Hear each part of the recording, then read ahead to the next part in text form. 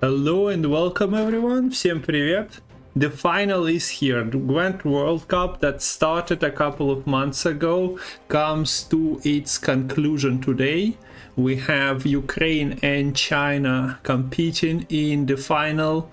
You can see the semi-final playoff bracket basically. Ukraine beat United Kingdom 2-1. China has beat Citizens of Russia 2-0, so they compete in the final. And one team needs to win 2 series. We have 3 players representing each.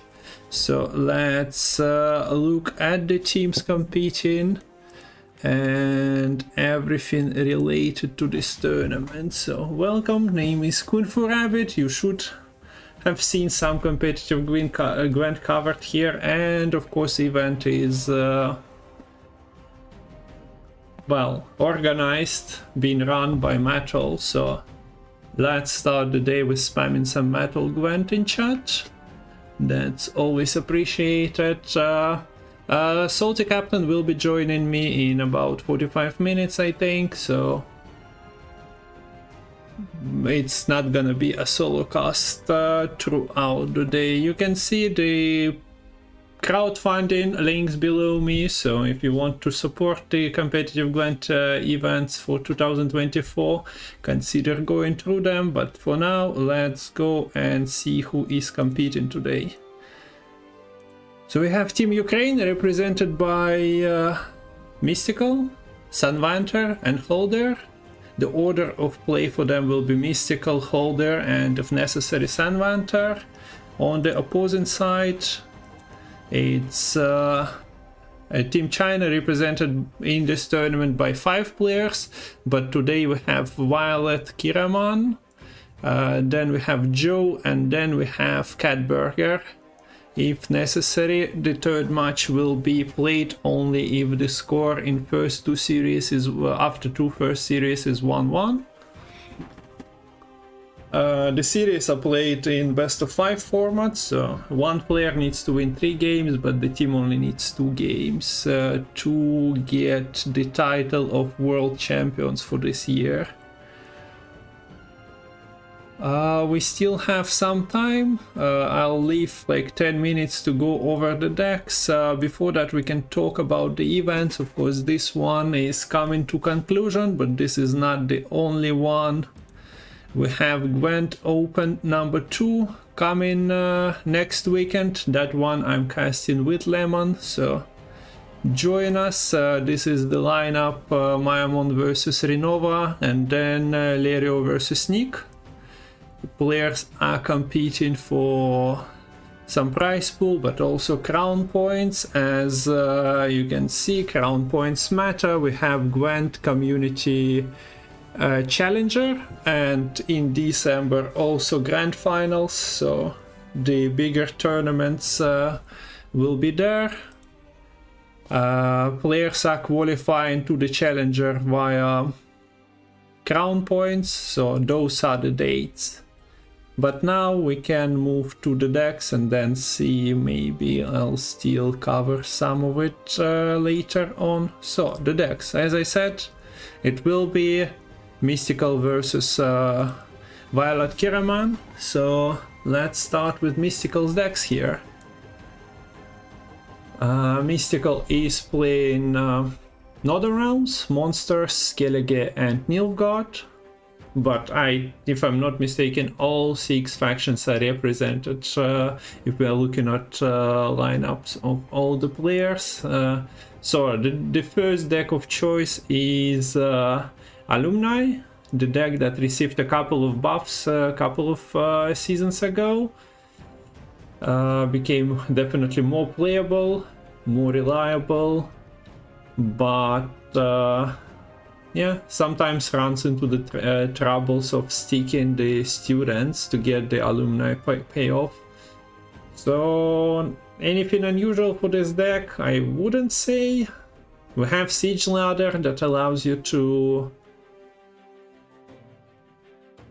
dodge the movement by, for example, square tile opponents, but yeah, That's just one little tech card. Rune Words at 5 provision, Alumni at 5 power is the driving for. The Alumni, of course, is the payoff of this deck. So we'll see how this fares. In the semi-final, we witnessed that if your opponent has no answer to Defender and Letitia, it just gets out of hand pretty fast. So next deck is Araha Swarm. Araha Swarm is Tatterwing. We'll see other versions of the deck later today. But yeah, Mistikal is opting for Tatterwing with double Laradoran, a card that is a Swarm payoff instead of being a card that finds its place in Wild Hunt decks. So what else do we have here? One Drowner as a movement tech card. Of course, all the Swarm organics are there, a little bit of Frost. And since you are swarming, Serquan finds decent value most of the time. If you have something big to hit on enemy side of the board. And two big finishers, Tatterwing, Morwood, ending up at like 20 and 25 points.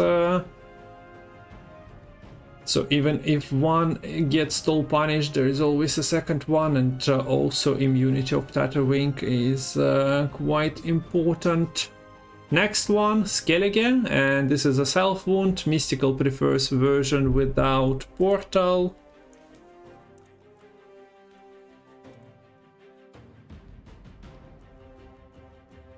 What else is there? The all regular self-wound cards are here.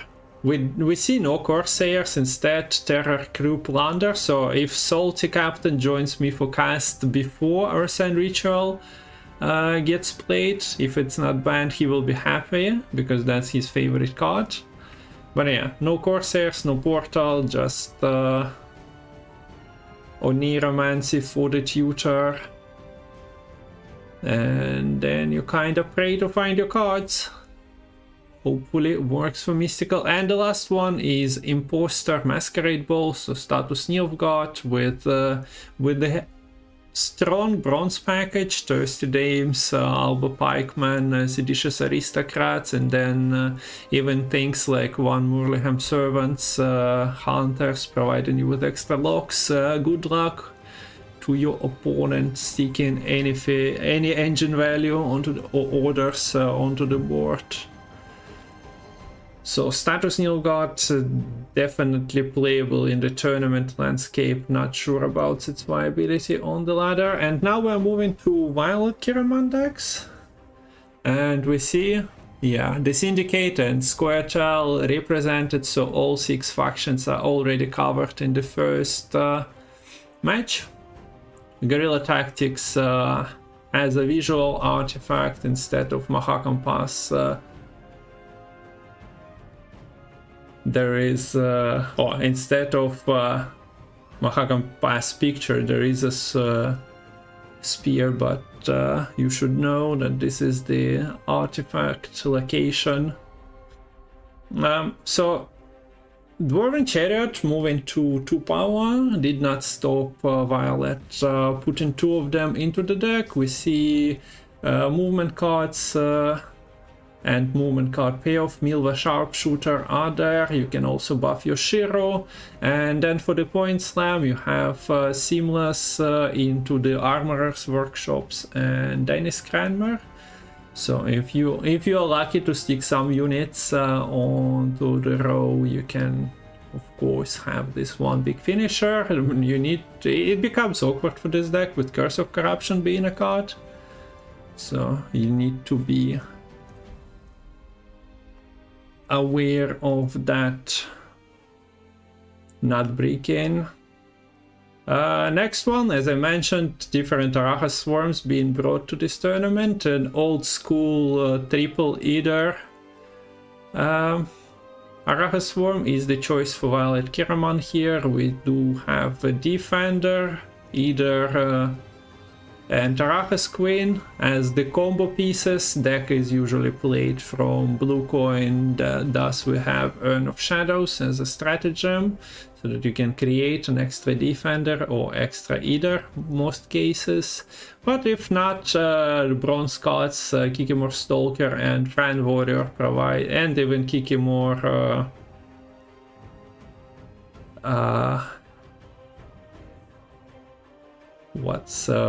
Kikimor Warrior, right? Coming from the Hive Mind, all valid targets. You have a Glusty Warp for Swarm payoff, so if you ping your enemy units to 1 power and spawn some of your own, that's a big finisher in combination with Friend Warriors. Next, we have Earth and Ritual. Self-Wound Mirror is on the books, slightly different version. We can check, the Dreamweaver account is different. We also see Violet is playing Soulblood Priest Epidemic here, so some cards are shuffled between two decks, but the idea is the same, and the top side of the deck is 1-to-1. And the last one is Pirate's Cove. Pirate's Cove ganks. With a couple of card flexes here. We do see Tunnel Drill being added. We don't see a Purify card here, and Kalkstein was a consideration. And also, instead of Failed Experiment, we have Mutated Hounds. So that in the mirrors it's less awkward to put a poisoned unit. Putting poisoned unit on your side of the board is, yeah, sometimes difficult. So instead, Mutated Hounds for an extra poison. Although, yeah, there is of course only one Fish Tech Trafficker. So those are the decks. Double Earth and Ritual, double but different Arachas Swarm list. Syndicate, Nilfgaard, Squirtle, and Tenar represented here. Hope you are enjoying the Gwent nowadays, and yeah, having some competition is always nice. Thus, if you want to see more competition, you can always support Metal's doing. We had crowdfunding for World Cup running.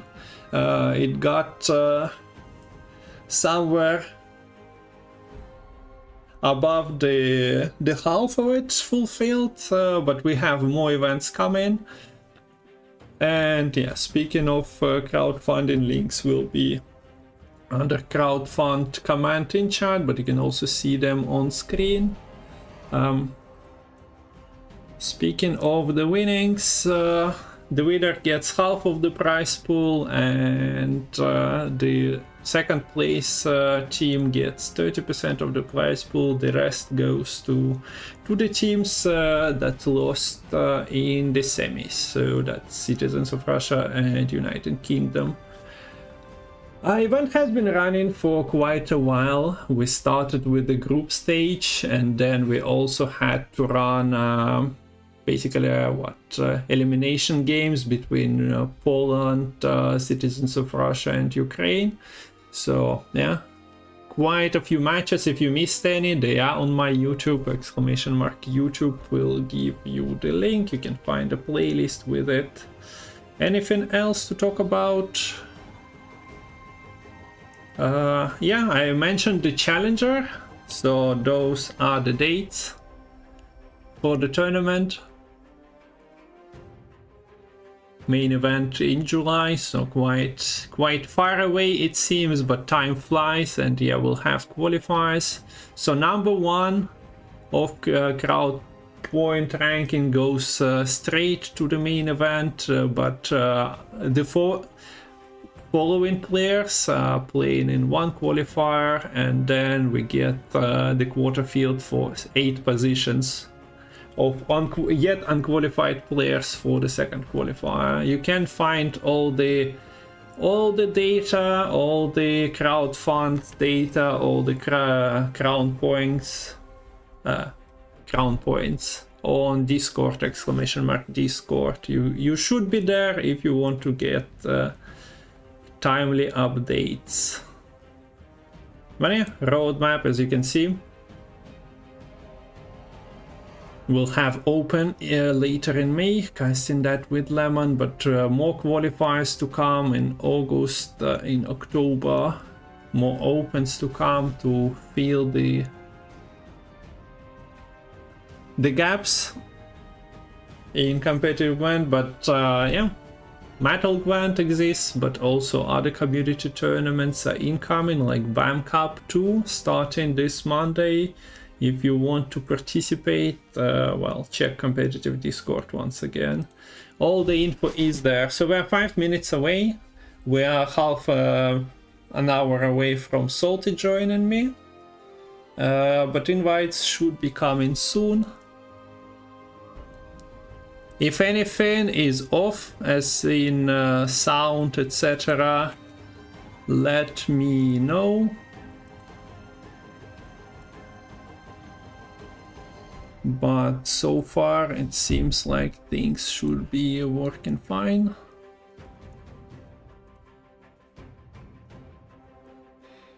Update the command as well, so that people interested can check the decks on their own.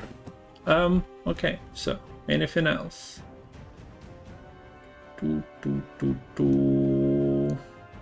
We can also look at the event happening later today. We might be hosting after the conclusion of World Cup, but yeah, the start is 4:30, so it's up for the teams to play faster and also limited to 2 games. But on Moshcraft channel with Lemon, they are casting Be Charitable event. So if you want to see more Gwent today, I think Kawe, Karim, Dozen among the players competing should be a good one as well. So that's a small shootout. I'll leave you for a couple of minutes with the decks of Mistikal, and then we return and get into the game. So be right back.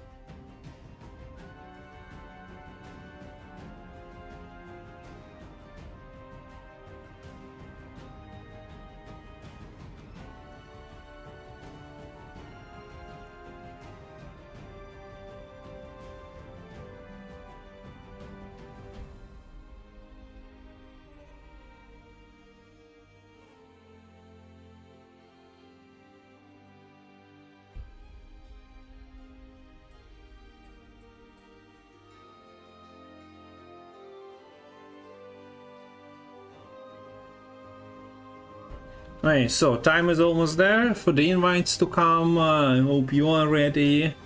I hope I am ready for what players are about to show us. I'm gonna keep an eye out for the chat. Also, hello YouTube.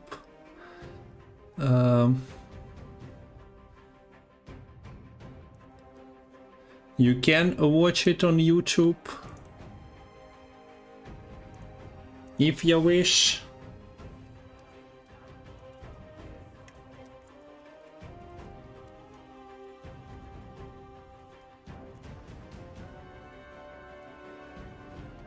Also, you can just go there and drop a like for increased visibility. Thank you, thank you.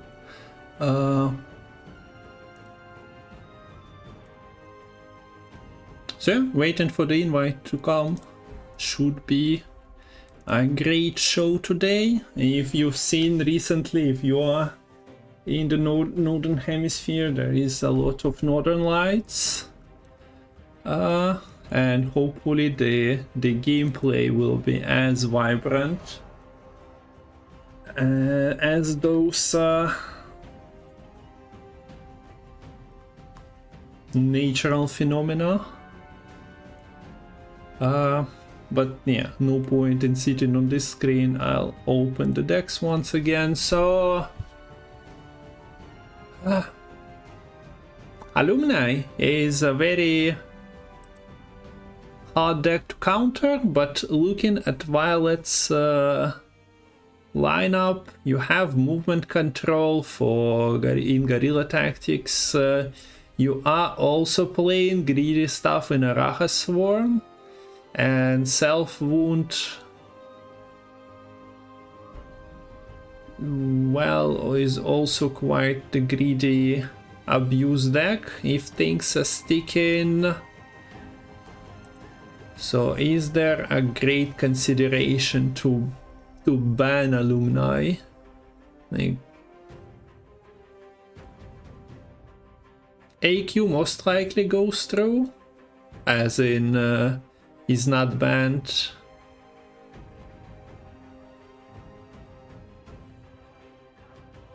Sign, how much control can you amass? Not that much if your things are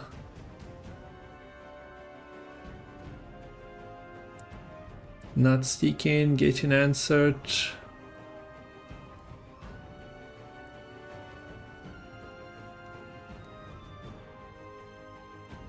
This Pirate's Cove version is not running Purify, Poisons instead, which makes going through Defender, getting Letitia also a problem.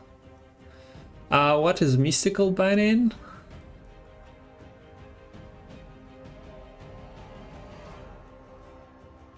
I think players will agree to let the Earthen Ritual through on both sides, so...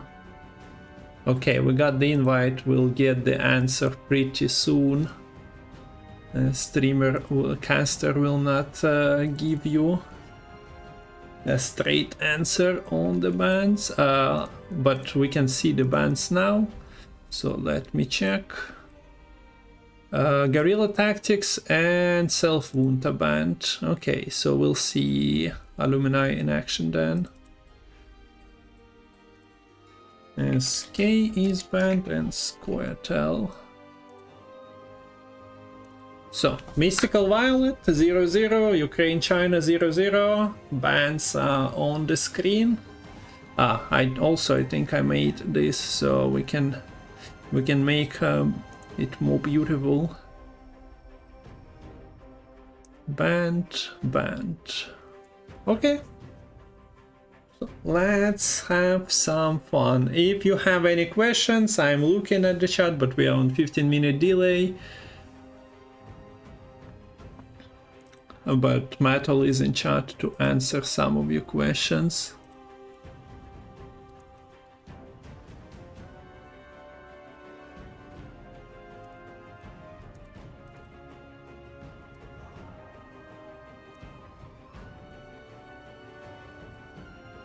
So the card spinning simulator.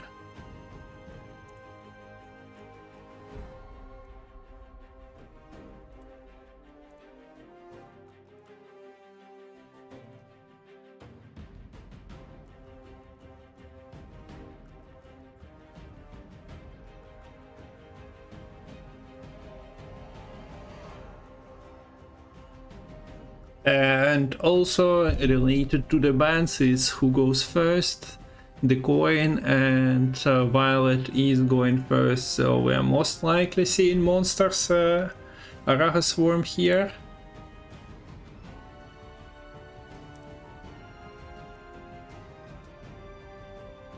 This is almost the end, but this is not a deciding series, so we are definitely getting at least one more after. So ideally Violet takes Araha Swarm on blue, but maybe this is not the first choice to go in with Araha Swarm immediately. If you expect your opponent to play something into it, you can just change it and queue something different. What was the stratagem for Syndicate? Crystal Skull, okay.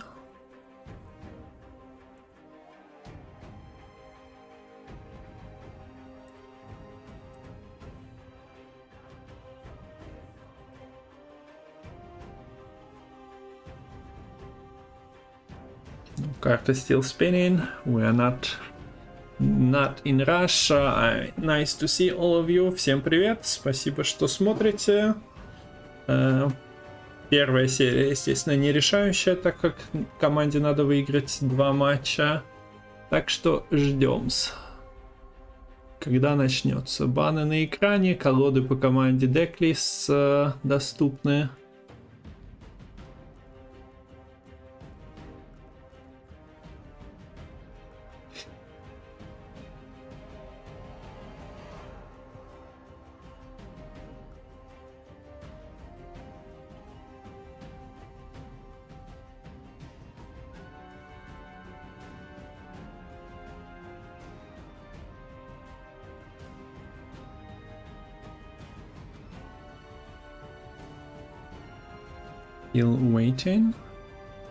Still waiting,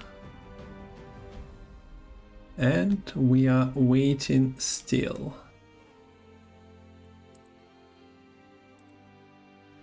We didn't go anywhere, we're still on the card spinning.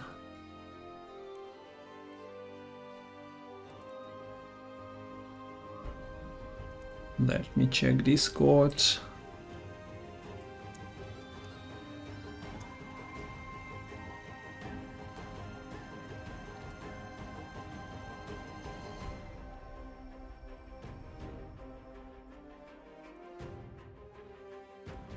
So maybe the queuing decisions. Yeah, Mistikal also confirms that the card is spinning, so we'll just have to wait for the player to accept, or maybe we'll have to wait for 10 minutes. It happened before, it's not a new one where you have to wait for the full duration.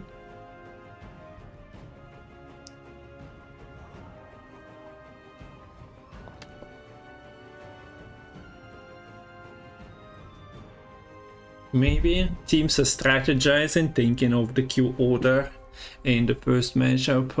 Maybe somebody needs a bit more time.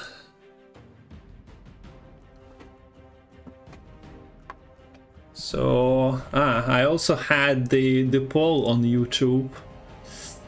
It's not really representative as it's just a small fraction of Gwent viewers, but I guess I can show it while the spinning simulator continues.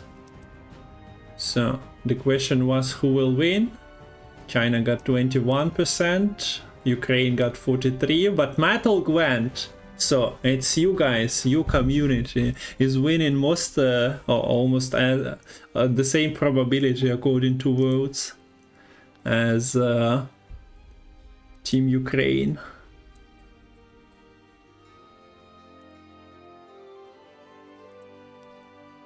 Okay, so Mistikal selected the deck, means that Violet might be decided, or maybe we got the platform misbehaving. Hopefully in 3 minutes it just automatically clicks and puts us into the game. It's a good place to remind you once again. Look at this beautiful mountain. Just holding all the Gwent together.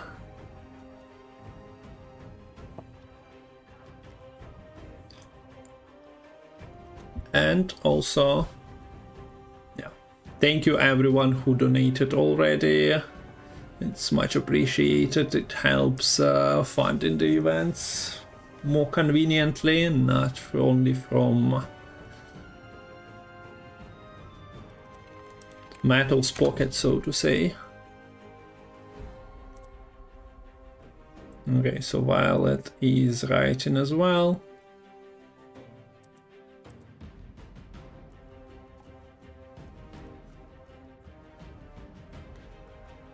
There were some issues and invitation was cancelled. Unlucky. So we'll have more time to wait. I'm gonna put you, while we are waiting, I'll just mute myself for a bit and put the bracket on.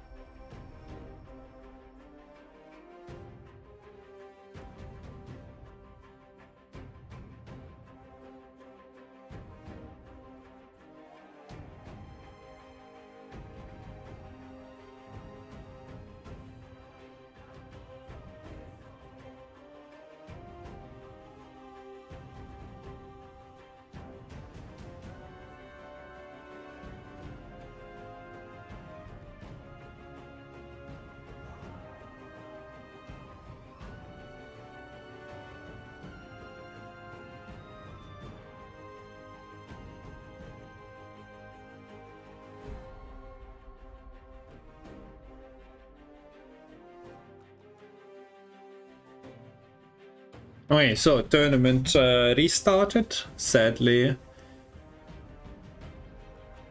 we got... Oh. Thank you for resub, Kawe.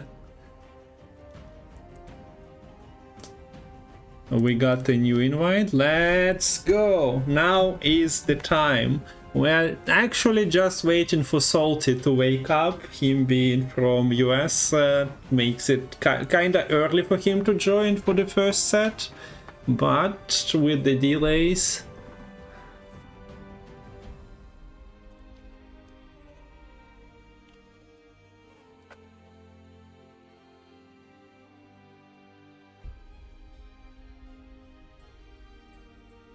why is Scott still speeding? Okay.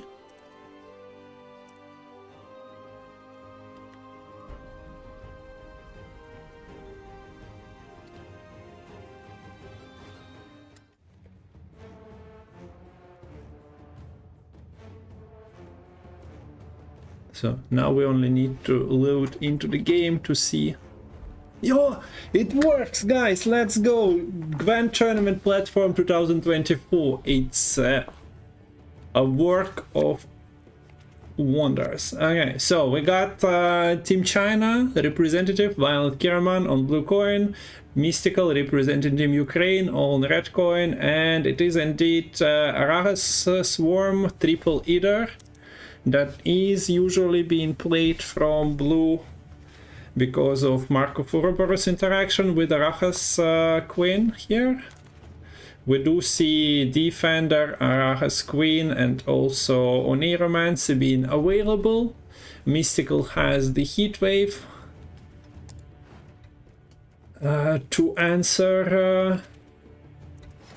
Well, the Defender, no Purify, although is there even a Purify? No Purify, but if you are purifying this quite often, it just becomes the target. Yeah, we do see the favorite interaction, Defender into Heatwave.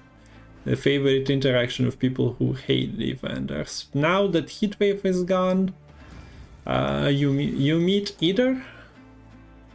And not much you can do about it in the current situation. So we do see Mistikal starting to swarm his side of the board, has a couple of organics, has Lara Doran from hand, no Frost card outside of Gales available, and you'd want to leave it for later, but you have Royal Decree and double Naglfar crew.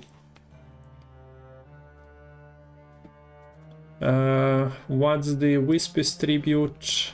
At the moment Hive Mind is there, also other organics, Morwood, Echo card, blocking guaranteed Naglfar into the Sharkan.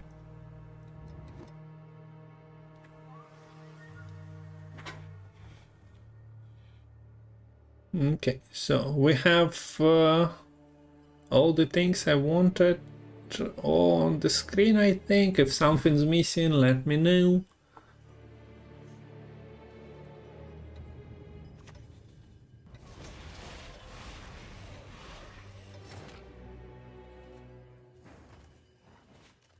There are no Andraga warriors available for Violet, which means that at the moment either and Arahus Queen are the targets for the Witch's Sabbath. You can, of course, theoretically maybe play the Hive Mind, get the Kiki 3-power unit that consumes consume a 12 with a 3, turning it into a 3. Not the most efficient play, but it does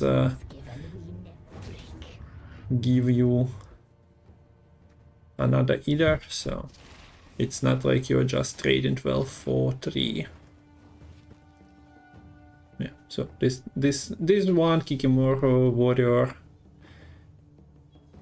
But you can also just bring Kara's queen.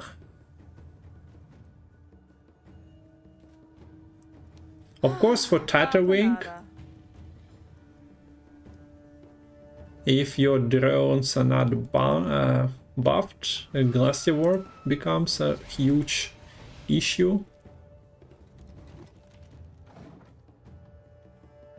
As yeah, all the organics, all the leader charges that you are using will be playing for negative points for you.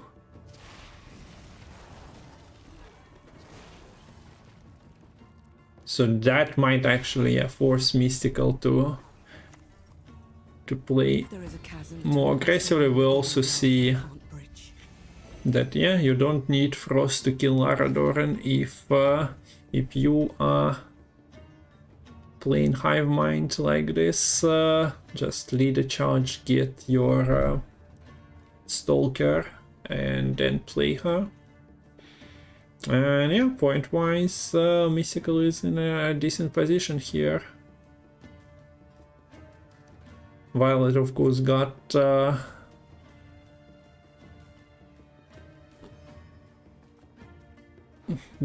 setup, but yeah, that will be not good enough in current situation. So more things, important things are getting played. Mistikal, of course, already burning through the Hive Mind. Now Violet starts to do the same.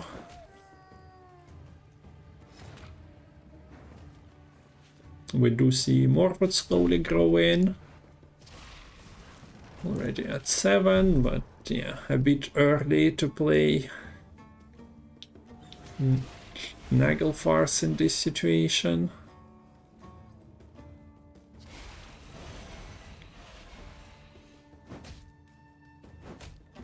So it's there should be only one Stalker on Stalker action.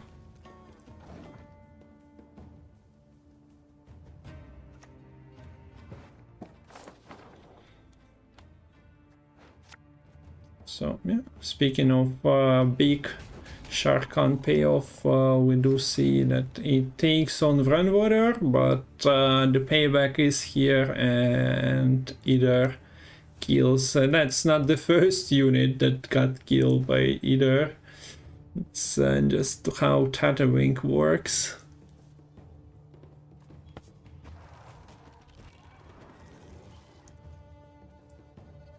Sniping all those 1 power units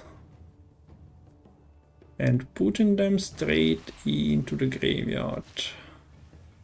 So yeah, expensive stuff left in Mistikal's hand. You are only left with 2 big units. If Gales is played into Laradoran.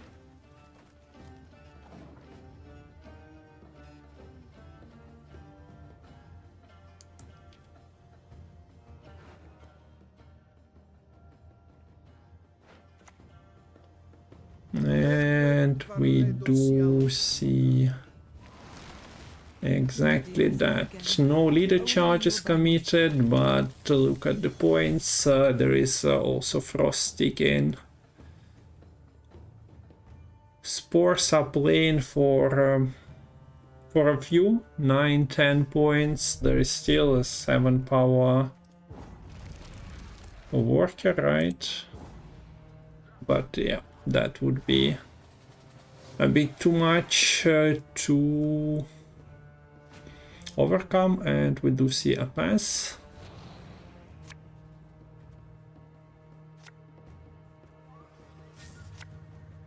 Now Laradoran gone. Morphoth is a wee bit small at the moment.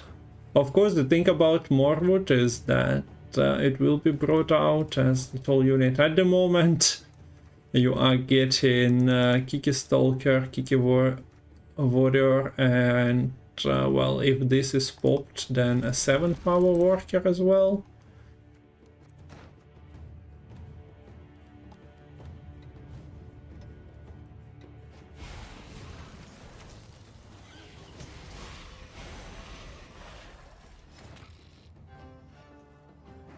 So we see Mistikal not taking it into a long round. Decides to push here, has well, when he drops 25, there is no COC and spores are not doing much. So he got himself into a great position either in a short round 3 or here. And here we have the Sabbath committed, so Mistikal gets a new toy to play with, the Kikimor Stalker, but it's hard to attack enemies with a higher power than you are. So will take a while for the Stalker to get there.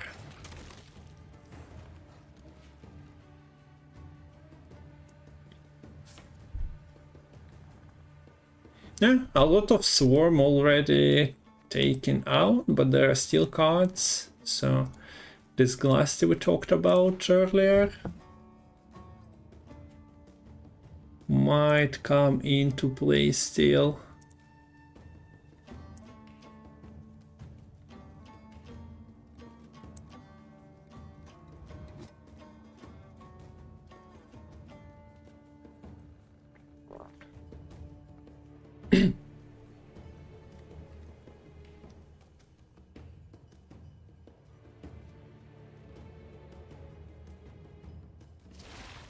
Karajas Queen getting consumed, and another copy of Either is here.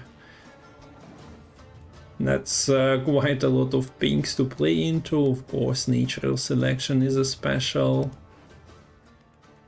and Frost is a special as well, if Mistikal decides to burn that and guarantee himself the draw on more wood.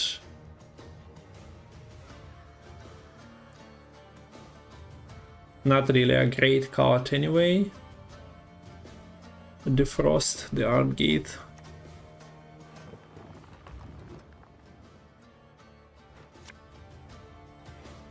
Plus there is a Kiki more worker problem for Violet, but he's far ahead now. So losing 7 points might be not that catastrophic.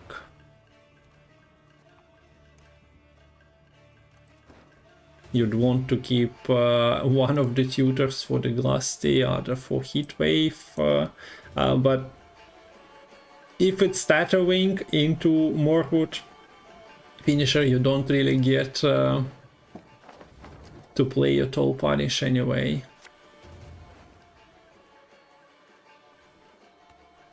Well, that's a Squirrel taking out the last chapter of Hivemind.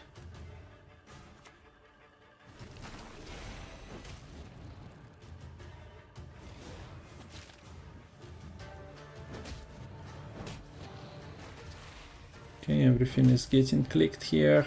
Minimized value of and yeah, we do get the kill on the worker.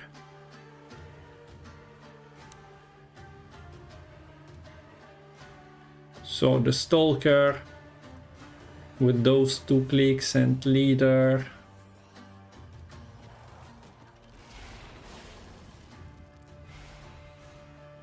and getting you somewhere. We'll still get -4 here.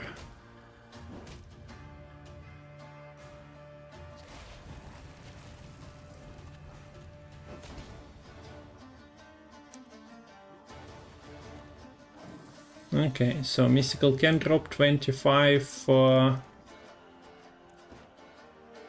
but Glasty should be enough for Violet. I'm not sure if anything else is. And then it leaves Mistikal with only 1 good card in round 3 that he can play as a finisher, of course.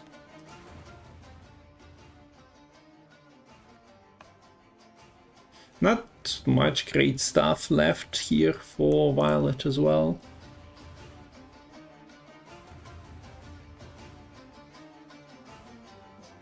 Is it a worthy trade? Considering Violet still has 4 leader charges. Not much sword though. Well, deemed to be unnecessary to trade the golds here.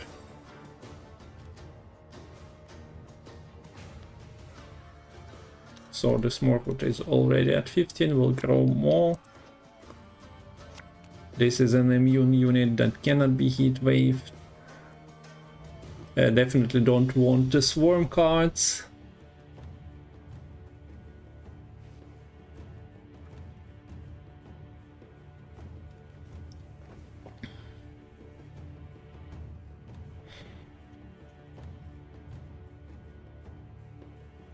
And yeah, considering you are most likely not getting a heatwave target,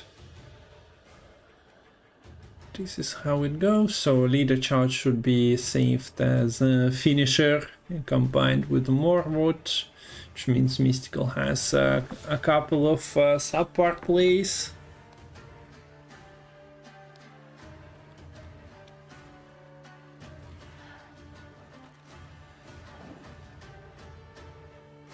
Also not the greatest synergy between the Frost and Drowner. But you can always drop Tatawing beforehand.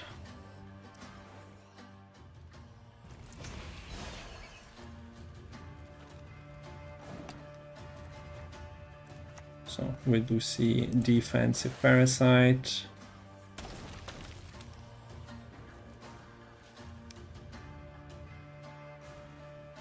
No control left for Mistikal.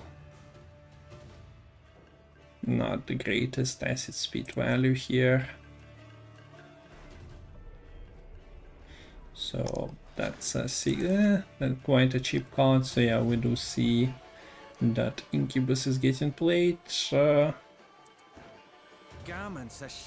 Another one created for the Glusty Warp on the board.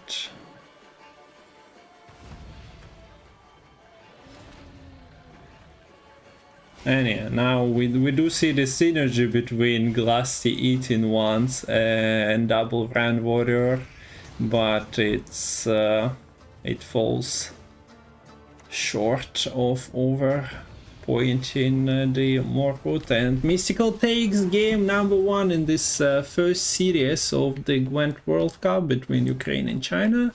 We are watching final. And Mistikal is ahead. This is best of 5, so player needs to win 3.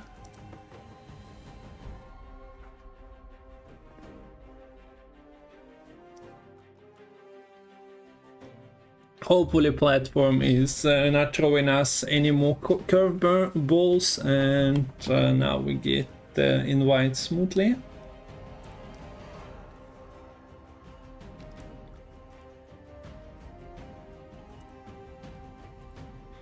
At least it arrives on time, on schedule.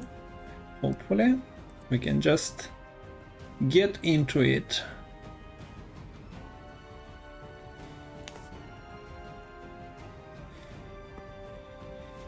So now I kinda need to remember the band screens. Now Arachas Swarm is a victorious deck for Mistikal. He has Masquerade Ball and the Shield Wall Alumni. As 2 decks, we might see an R here, cute from blue. For Violet, all 3 decks still available. They're going pick me. Doubt we'll see monsters at the moment for Team China. Between Self Wound and the Cove. I think in the past months we've seen both cute from blue and red occasionally.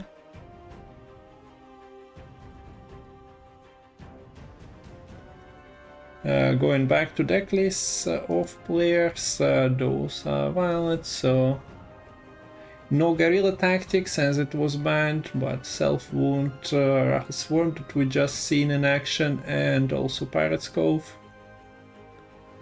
And we get into game number 2, so ideally it should be Shield Wall for Mistikal against, well, maybe self-wound. But he opts for the Masquerade Ball here, maybe reading what his opponent will be taking.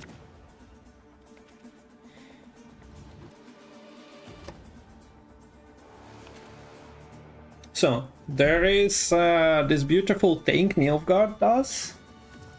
It's called Lock-in. There is a couple of locks. There is a servant. There is Philippe. There is Artfane in hand, and okay, Mistikal decides to mulligan it. Might need it early on. Also finds a lock. Finding one means that you can find another. We will also see the Peller. Also, the Imposter is alright here. You can just target one of the units. They are 7 power, 6 power with armor, 9. So you are getting a decent value, and then you get a lock on a unit as well. So yeah, might be not the best time for the Skerriga here. Violet is running deck with a single Dream, and of course Mistikal being a devotion deck, he cannot find this heat wave for location. And speaking of location, it card troll that flies out immediately. So Violet is definitely interested in setting up some control options here. Gets some cheap damage from raiders, gets card troll the clash value. Also see that thirsty dames are not really thirsty for battle as of now. They just prefer staying in the shadows, keeping themselves in deck.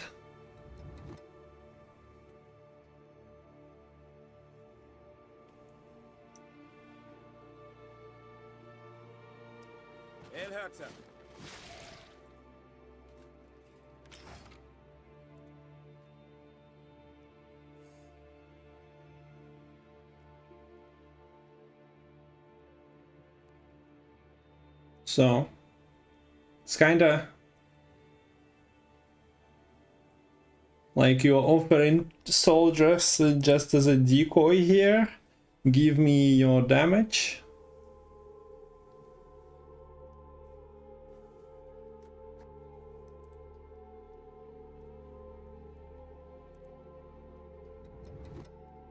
Will Violet take the bait? Let's take the measure of your manhood. Yeah, we do see that Knut is getting committed here already with a couple of leader charges. And location clash. Of course, even if you don't know that there are not thirsty dames, you still want to win round 1. And removing the bleed engines is a good beginning.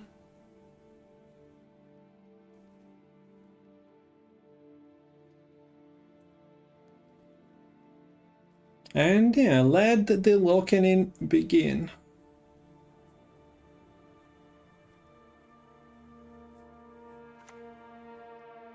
Considering the presence of double servant, there is always a consideration to purify the lock, but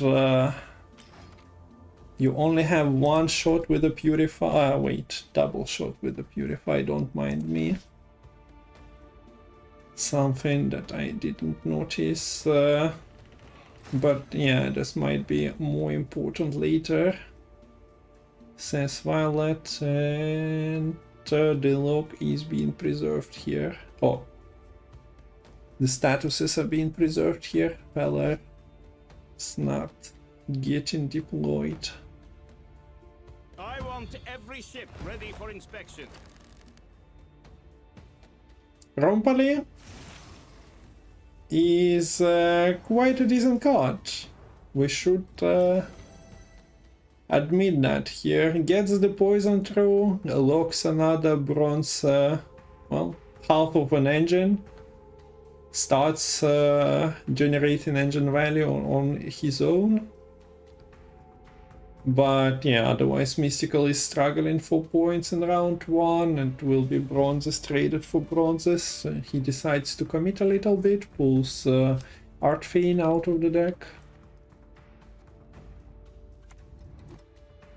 I value adventures only independence can provide.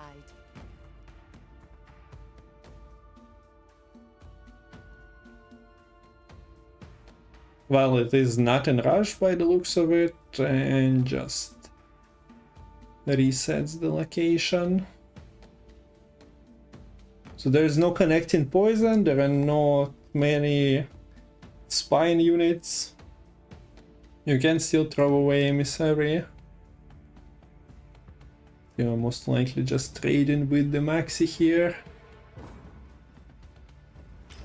And Mistikal takes the pass.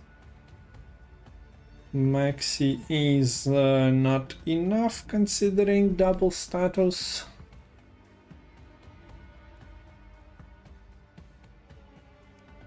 And the Rompali value.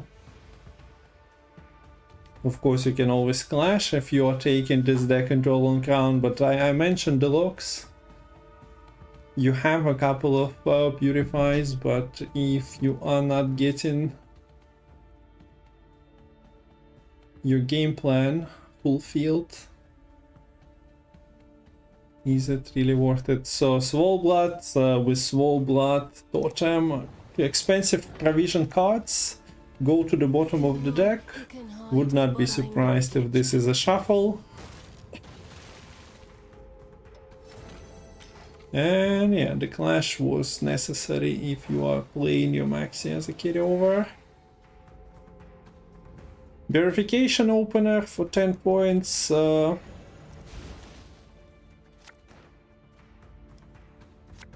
Might force Mistikal to, if he wants to take it in one, commit something bigger. At the moment, look at those bronzes though. Bronze, bronze, bronze, bronze, bronze, bronze, bronze, and then a tutor for golds.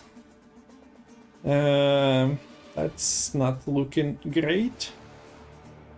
Okay, Amir of course represents another draw, but yeah, Roderick is between 5 golds now.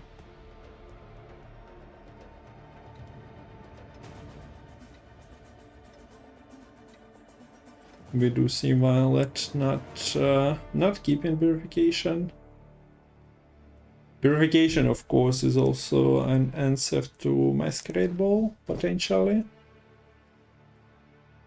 If you believe that your cards are actually worth poisoning, maybe they're just worth locking.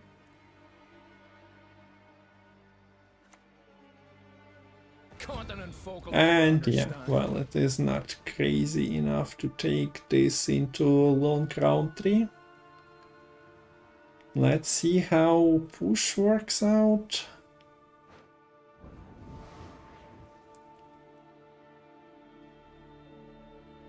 Down with tyranny. Yes, that's the right shout.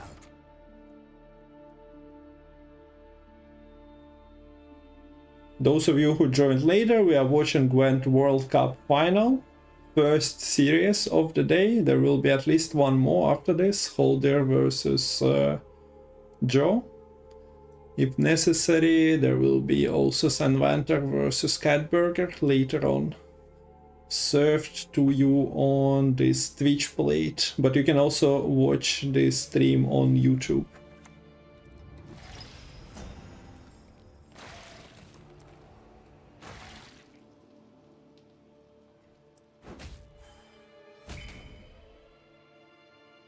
Not often you see offensive. Okay, get me out of here. Diviner and Coup.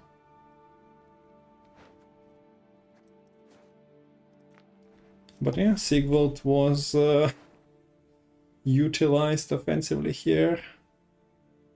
Quite unusual. There is but one punishment for traitors. A superb specimen, truly. So after seeing Coup on top, Mistikal keeps it and draws it with Emir. That's a nice utility of Artfane. Now you also have Roderick that you can coup and potentially get Joachim and coup that instead. Options are opening up.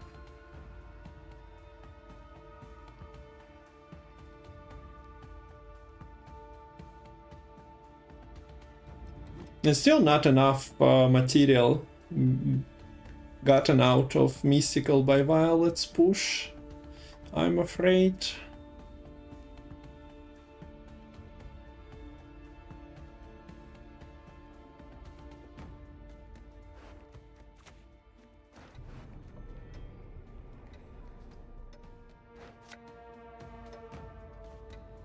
Okay, so we got Knut's rope. Cursed are the meek, we say. But that looked like a calculated move.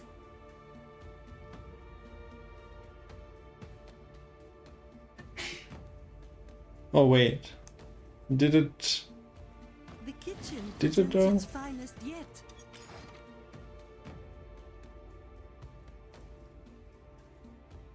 If this is a heatwave target, for example, if that was the plan. I don't know. It's hard to call like this. Maybe there was a slight miscalculation with the bleed giving another extra point on to the Thursday game.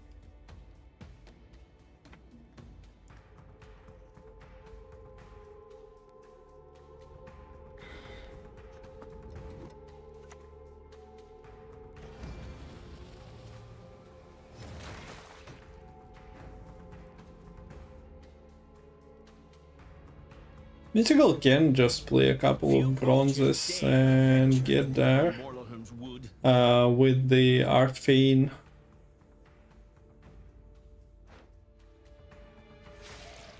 Refresh and the bleeds being on Violet's side of the board. It doesn't even require that.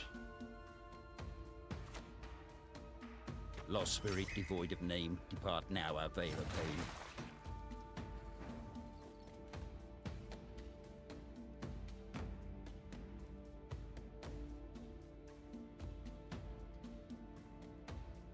I don't know. The round is definitely shortening, step by step.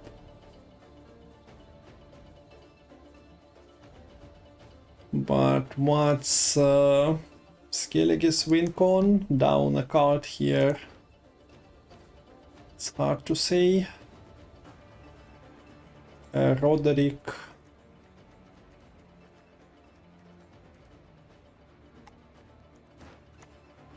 Doesn't really have a nice poison connect here. Show me what flows in your veins. But what is also lacking is a power to stay ahead. We do see Violet committing Swole Blood. We do see a leader charge as well. So a couple of extra explosions. Is this enough? There is leader for, well, 9 plus statuses. Yeah, this should be enough. But that's Roderick out. This is Masquerade Bull and Joachim. Joachim is Is it? enough to get there with the leader, right? There is also bleeding, the thirsty dame. Yeah.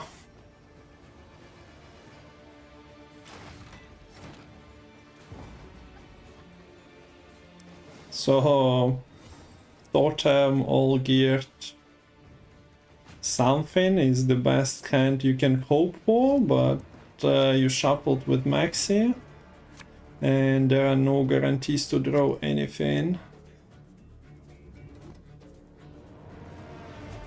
Okay.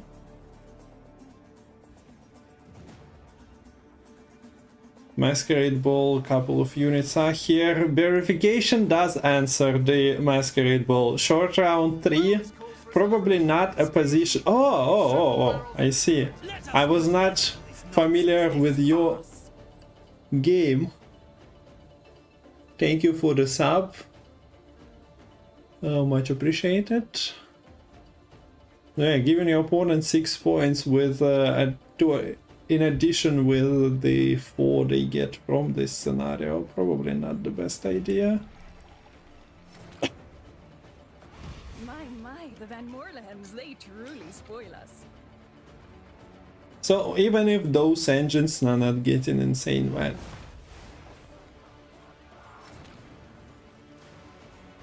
they're still getting something. He's up to something. We ought to be up to something too. And this something is, well, points. And extra units coming, and the poison connect. Death holds no And while it barely gets there,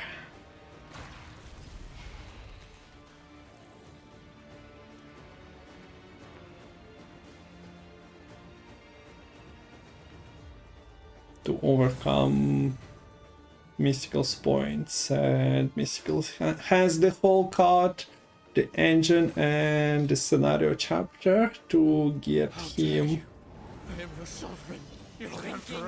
well, more than double points Violet has at the moment. So huge swing, short round triggers for scenario, and also lack of good cards on Skellige's part.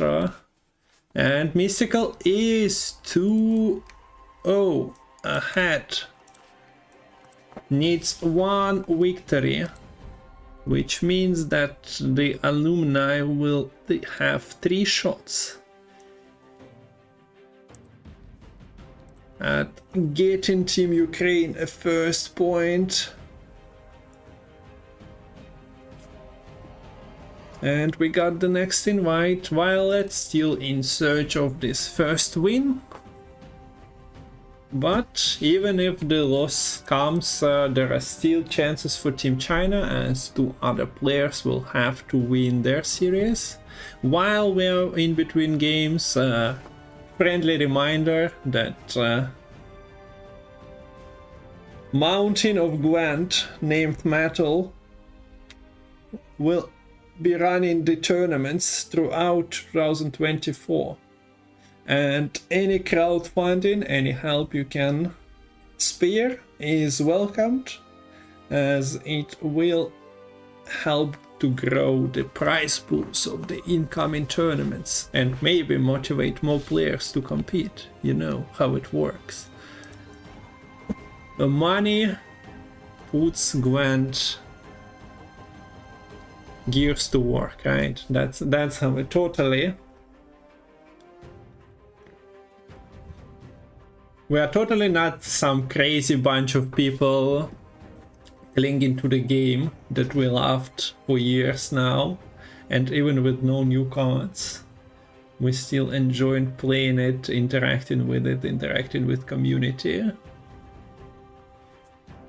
But yeah, it's always nice to see people queuing into the tournaments, into the streams, new streamers occasionally appearing.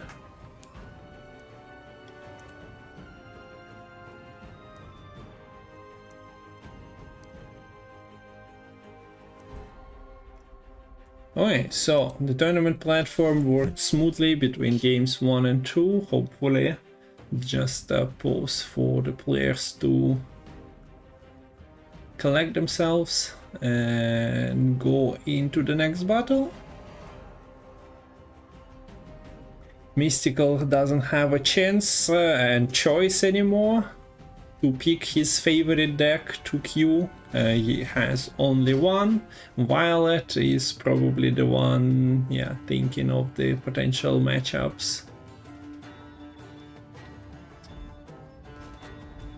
Series only give points to the winner, so it doesn't matter if you won 3-1, 3-2 or 3-0, but you still want to get on the score sheet, so to say. So Violet is quite interested in winning here.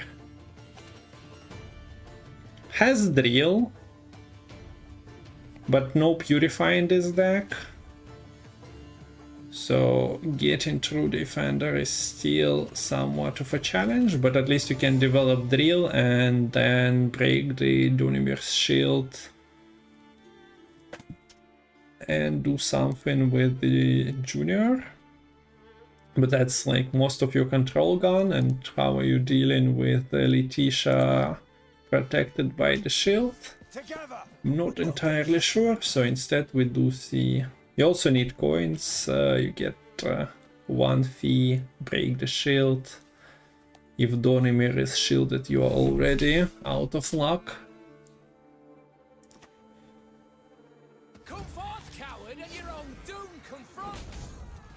Instead we have a different opening, the tags development from Violet into the Unsays, saying no. He is not afraid of dueling two fighters at once, but I guess he has a horse with him, so that's making it easier.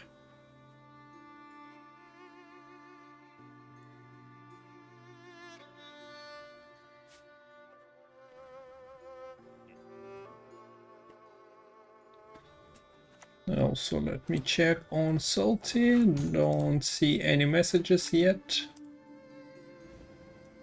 With dignity. Gestures smooth yet restrained. Just to be sure. Slow, ain't ya?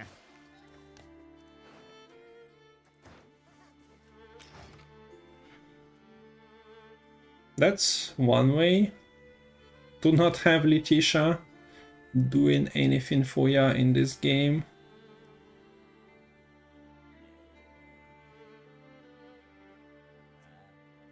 So she was just the sacrificial mage. The day is nigh when all shall behold my beauty.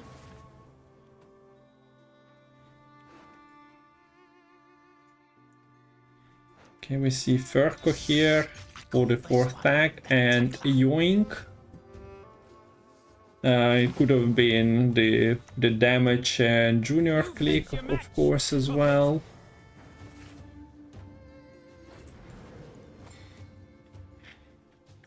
Another coin, and Violet is just running straight to graduation here with all the students.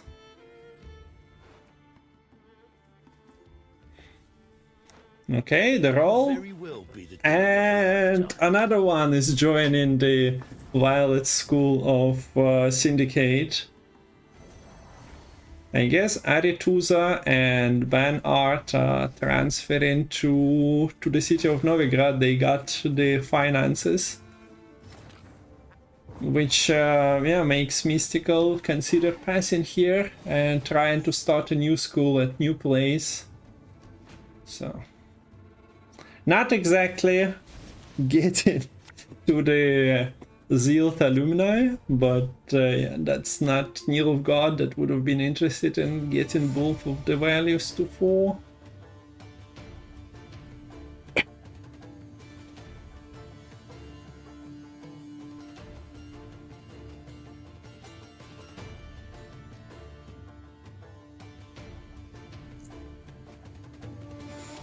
Tags are here, as well as a couple of heavy hitters in terms of golds. No Novigrad.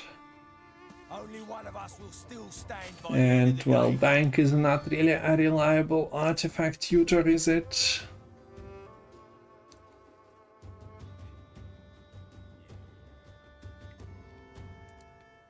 More students are possible from the chapter, from the rune words, of course. Yeah, we do see both students coming here, coming with the shield as well.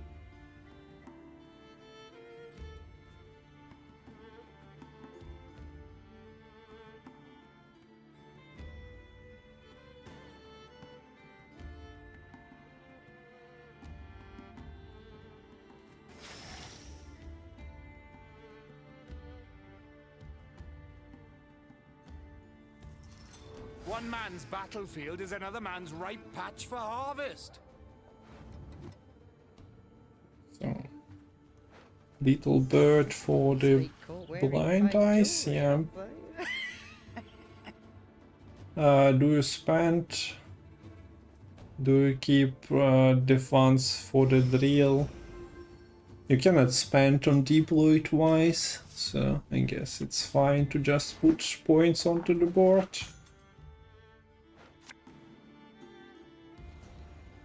Rubbish in, rubbish out, they say. Pass and forget. Not I. You can bring down the boosted units with Bloody Good Friends, but it also is a poison target if we are seeing all in from Violet here.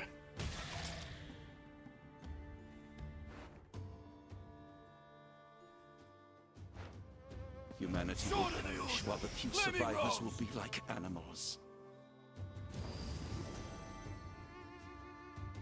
So yeah, setting up potential drill kill.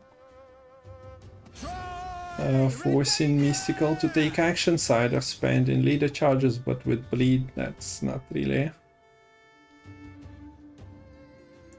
a very efficient shield. It does boost it to 5 power though. But yeah, finally defenders time to shine. Mistikal decided to keep it and just hope for Violet to not have an answer. Also forces a removal and gives you options with the students, but Violet was in a possession of all the strings in round 1, so that gambit didn't work out really.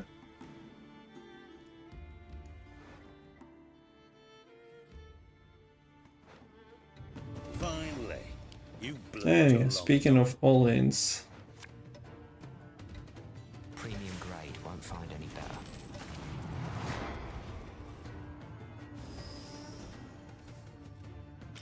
it's a few points. Didn't go for the poisons on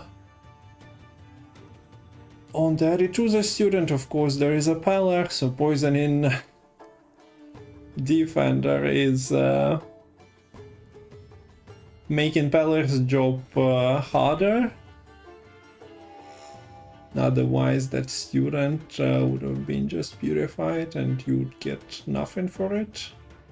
Here at least you eliminate the defender if it gets purified, and Bernard student will not shoot if you drill it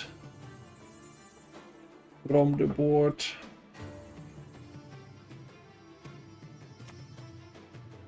Living souls in your wake shall ne'er deign forget Okay, your sin. so yeah, force is another leader commitment, so good poison. Achieving something plus, well, you cannot kill it, but yeah, Bloody Good Friends once again can remove shields, can remove boosts.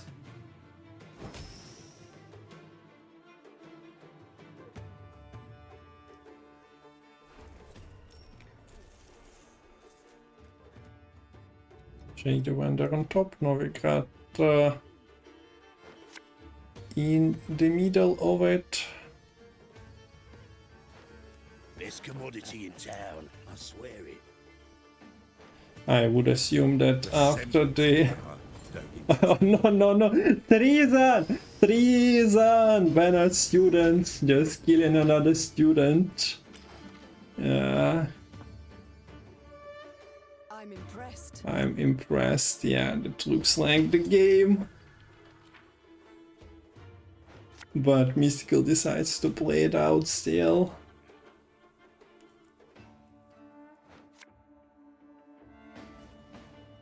Well, it's war. Severed limbs, blood, and guts.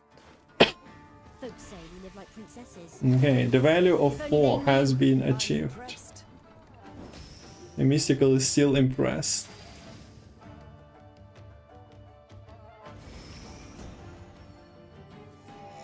No, yeah, there are just not enough points there, mostly. Although, wait. Nah, I should, especially with those rolls, there are not enough points.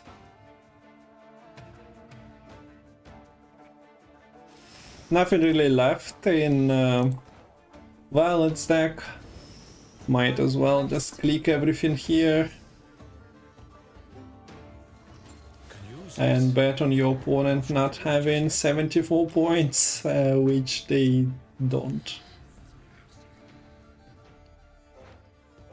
So, Team China gets first point in this series, but Mistikal is still closer. Well, apparently to getting crazy, self-pinging, and all, but yeah, he still has a couple of games giving him a chance of bringing Team Ukraine first point and the lead in this Gwent World Cup final. Great job with pulling all the strings by Violet.Kiramman, and first win, Syndicate.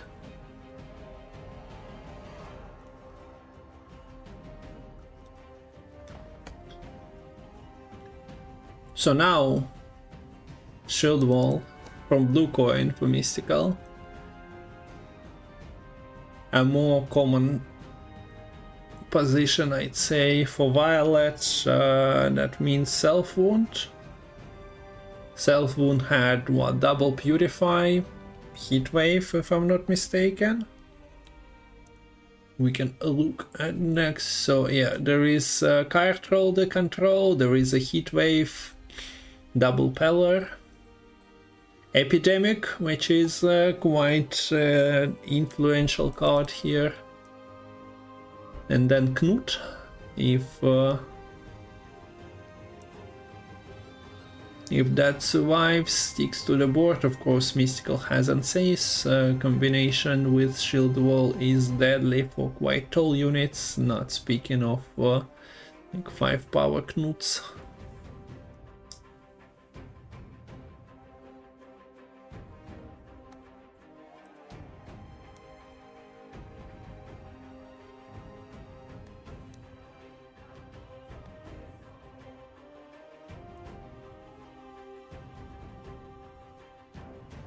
So yeah, this is Mistikal's decks, and the card is spinning. This is the final. Well, the bracket is as simple as the final, consisting of 2 teams competing. You can see their semi-final results, but looking at it, we are getting into game number 4. And yeah, the Self Wound from red coin makes more sense to queue than the Arachas Worm. So, we were speaking about Violet having a choice of deck to queue from red and blue, but in reality, the only question was what would be queued in the previous game.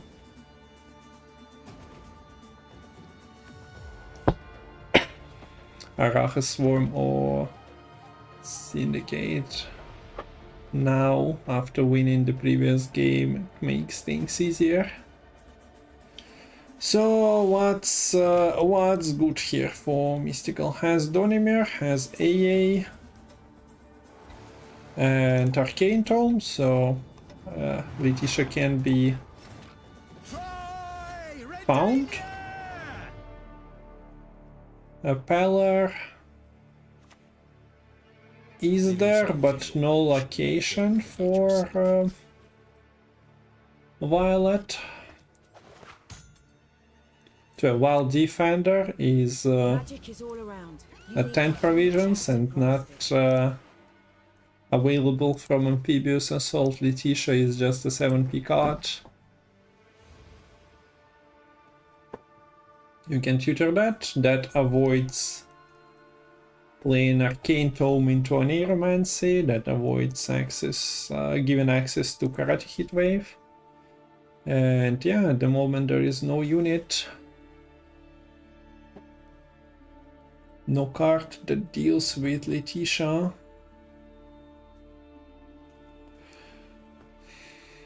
So having Peller is nice and all, but there is no continuation.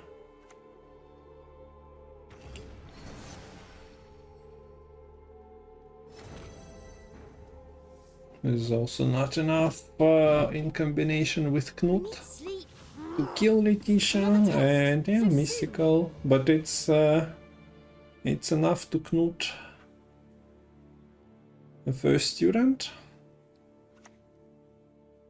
I kneel to Svalblood and Svalblood alone. So one gun, but more to come. Do we see, like, you cannot play Oniro and say kill Knut and just give your opponent Heat Wave on Letitia, can you? Like, this is the downside of Arcane Tome. Yes?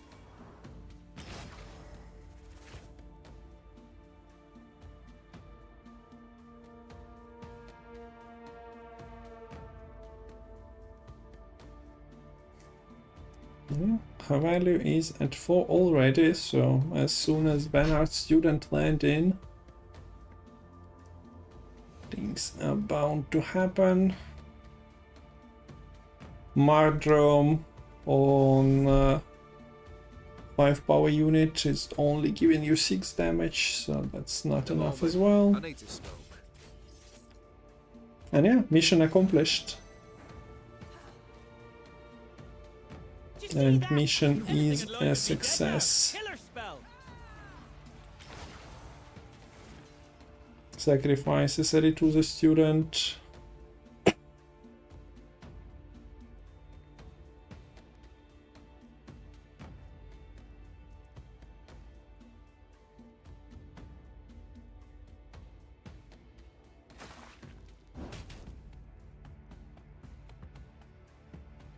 To get a better value on the alumni. So yeah, this is true. Zeal will be achieved. Winning round 1 from this position.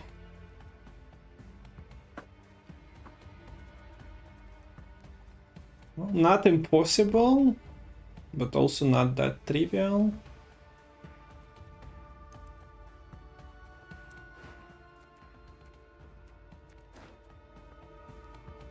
Oh, not that cheap.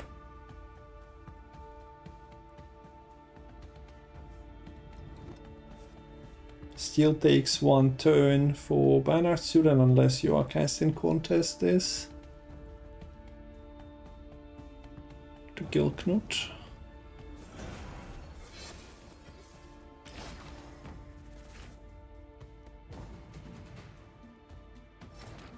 And Violet takes a pass instead of playing Ship Martrom, feeling that at least here I'm getting a card.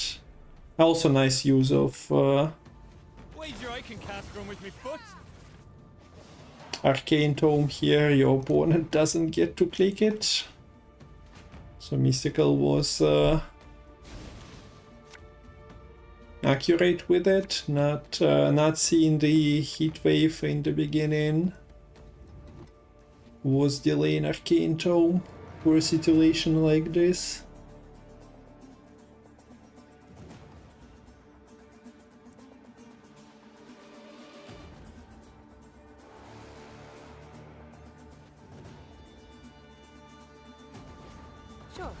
Be glad to. The day is nigh when all shall behold my beauty.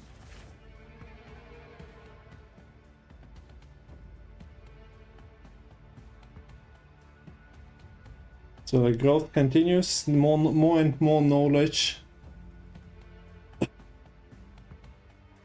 is being accumulated to the students to pass to the alumni. We also seen Mistikal thin out another student out of the deck, so that practice makes perfect is hitting those. Sorcery is a sword with no hilt. No alumni here. Rubbish in, rubbish out, they say. Pass and forget. Not I. And Neuromancy is a very cool card to have. If you can.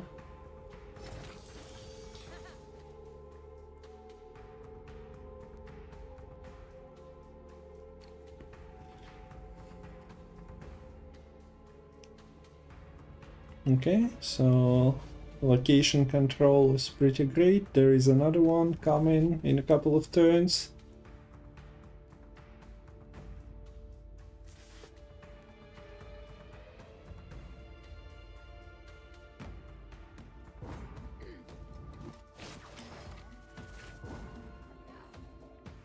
-2. I'm now at 7-7. You still have Gerhardt and Says.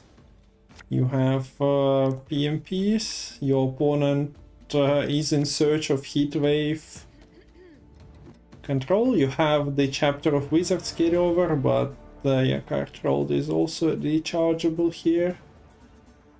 Okay, what's the situation for Misty?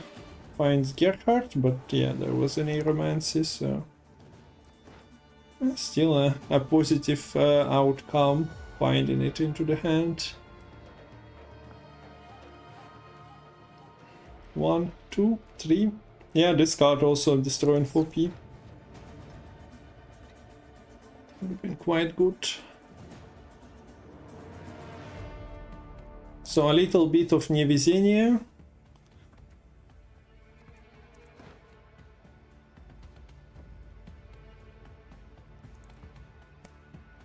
From Violet, but My home is wherever the road takes me. I mean, yeah, that's the deck, that's what we pointed out. Finding those cards earlier would have been quite nice. Their numbers are plenty, but we shall prevail.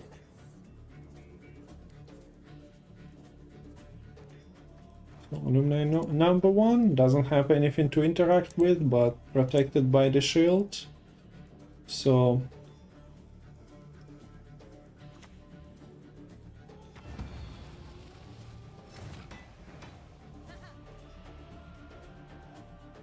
not much you can do with it. This only breaks shield after the pass and other stuff. Sigrifa's right. I suppose you could have Knut break it, clash. Knut is dying to any of the alumni played later though.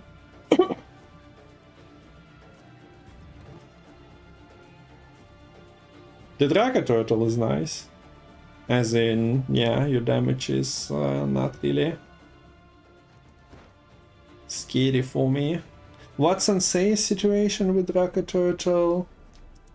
There is one leader charge only, but you can buff it, and yeah, this is what we are seeing here. Off it goes.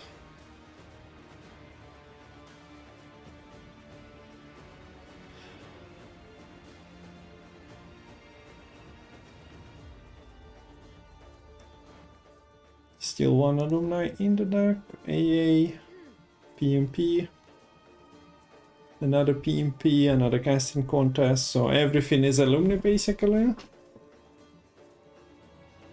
This as well.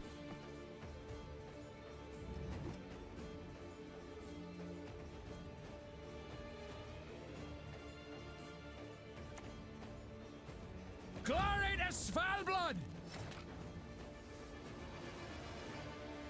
So this is Glory to Svalbard versus Glory to Alumni and Educational System for mages.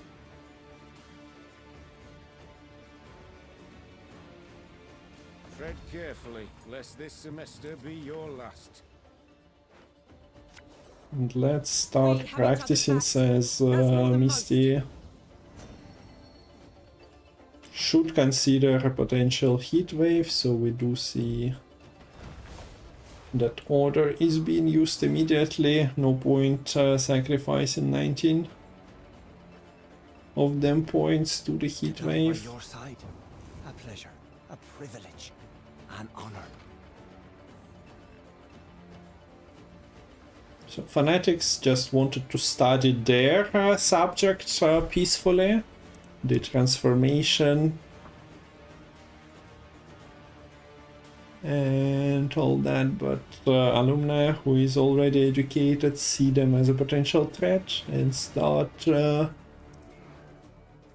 removing it,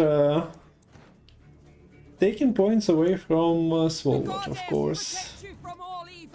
Do we even see Svalbard? We do.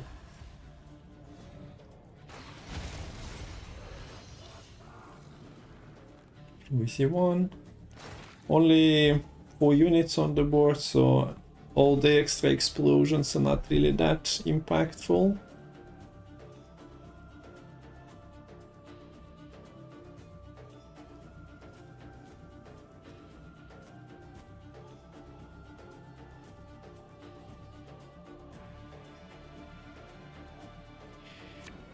Not enough damage to finish off the Svalbard.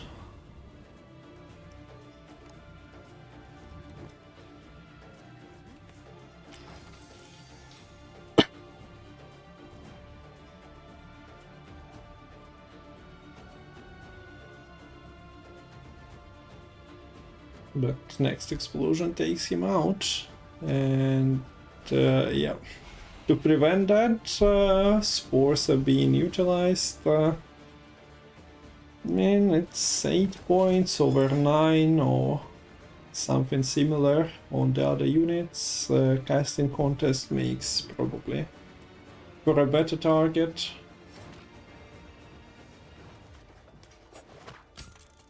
So speaking of alumni, another one incoming.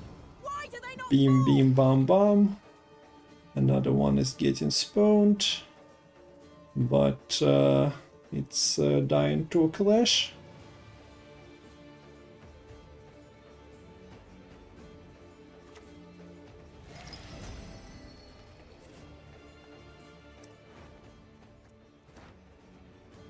No really answer for this Sigvald available.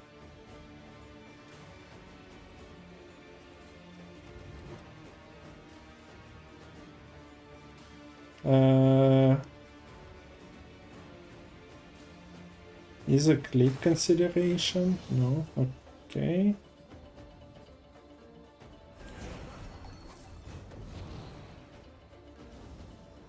Apparently I misread the situation. Yeah, the Sigvald clashing with the tallest unit will be just a preferable outcome by a couple of points. Yeah, 18 versus what was here, 12. So, points.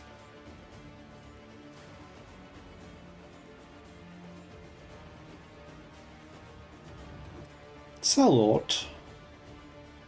1 martyrdom, leader charges, all going to the Sigvald totem click. Well, can go anywhere. The fanatic is 2 points, bleeding is 2 points.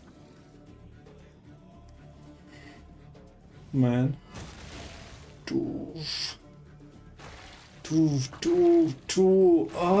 And here we have it. Sigvald strats winning. They do not care about education. Me strong. Me resist bleed, says Svalbard Sigvald combo, and yeah. We have ourselves a decider.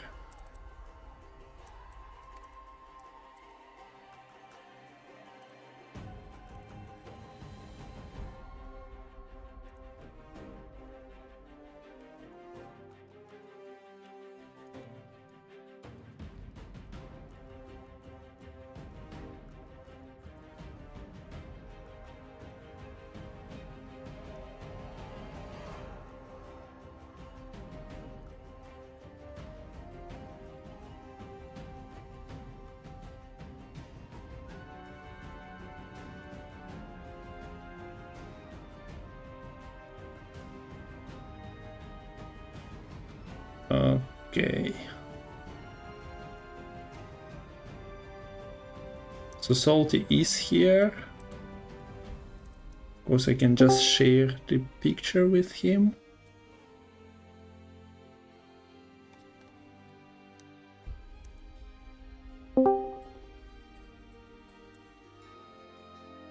Hello, hello. Hey, greeting in the morning, friend. Morning to you. And, hope you got your beauty sleep in. Oh, I'm as well rested as anyone could possibly ask to be on a Saturday, and I hope chat's doing well.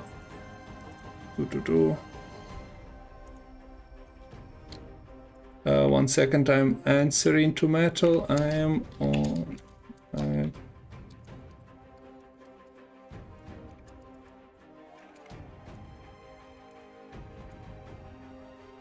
Alternatively, over the Metal, we can also just screen share for one game.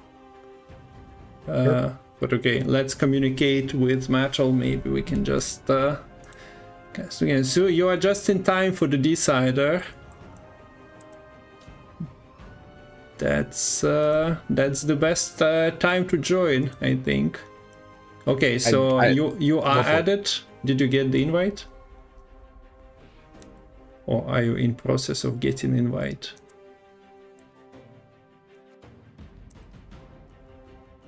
You should be in now. But Metal is not sure if it will work. Yeah, it doesn't appear that I'm gonna receive the in-game invite because the game already started. Yeah, but I didn't accept yet, so let's wait maybe 15 seconds, otherwise we'll just screen share. Sure. Screen share means that, well, I add your webcam to the next game so that I'm not missing too much. Okay, so I'm accepting the invite. Let's see. Salty. Okay, yeah, it put me into the game immediately, so I guess it doesn't really allow to add on the go. So you should see the picture now. Hopefully it works. And I was going to say, you said that we'll worry about adding my video in on the next one, correct? Yeah, the webcam will go next series. Perfect. Okay, so we are in the decider between Ukraine and China. Score between teams is 0-0. Score in the series between Mistikal and Violet is 2-2. And yeah, we got ourselves an additional firepower in Salty Captain. Nice to have you here. It's great to be here. Thanks for having me, Rabbit. And chat, I know that we're on delay, but it's great to... it will be great to talk to all of you here presently. Yeah, so Arachas Swarm failed one time for Violet.Kiramman, but gets another shot from Preferred Coin. We see either Defender and Access in form of 2 tutors, so the game plan is a go. The answer is, can insectoids stop the education? We just seen the brute force of Skellige overcoming the power of knowledge. And now with this list, it's going to be interesting because Violet's version of this list runs in the mid-range, runs a little bit more control than some of the other lists with Acid Spit and Parasite. So it really, it's going to have some answers, but it's not until the damage engines get set up. It's not very efficient against shields. So it should give Mistikal some level of chance here to be able to get some value out of setting up the students, and so we'll see exactly what Violet's going to be able to do to stop all that carryover. Yeah. Oh, that's a nasty roll to have. Yeah, that's not great. Yeah, missing the melee student. You don't really want to use Arcane Tome against Arachas Swarm, considering the amount of organics, and well, if they miss tutors as well. And yeah, we see that Mistikal didn't have access to Defender, decided... This is second Letitia just getting sacrificed. So far, not the greatest day for her. And yeah, another questionable role there. Yeah, just like in the previous game with mages, Mistikal just really not rolling well on these rune words, and that's putting him in a really bad spot, because at this point, I mean, it's unless something really dramatic happens, Violet is not just going to win the round here, but also has done all of the setup work that they've wanted to do, while also denying any student carryover whatsoever to this point. Yeah, and we see that Mistikal is trying to keep some leader charges for the later rounds, but well, the organic cards. This student is immediately going to die as well. It's not a great situation for Mistikal here.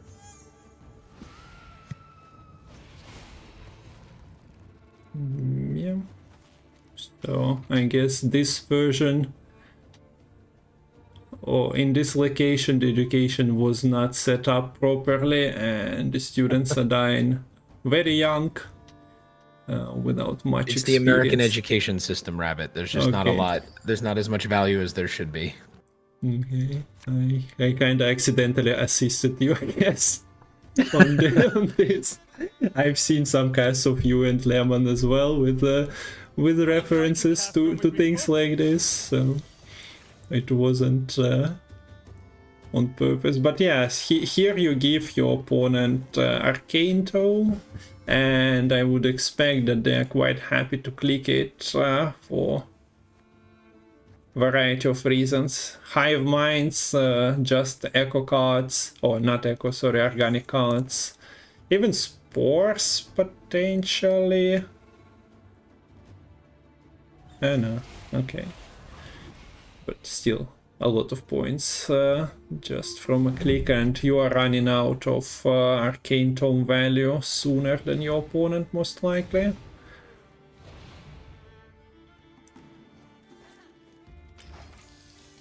Yeah, we see again a sizable point gap here already, but with obviously Violet's not going anywhere.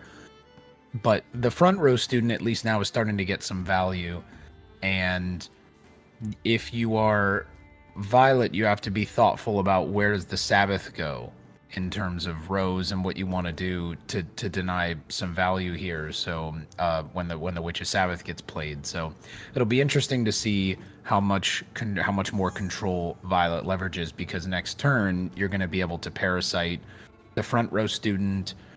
You've got a lot of different options here for control. It's going to kind of depend on if Mistikal really wants to keep trying to drive here. Yeah.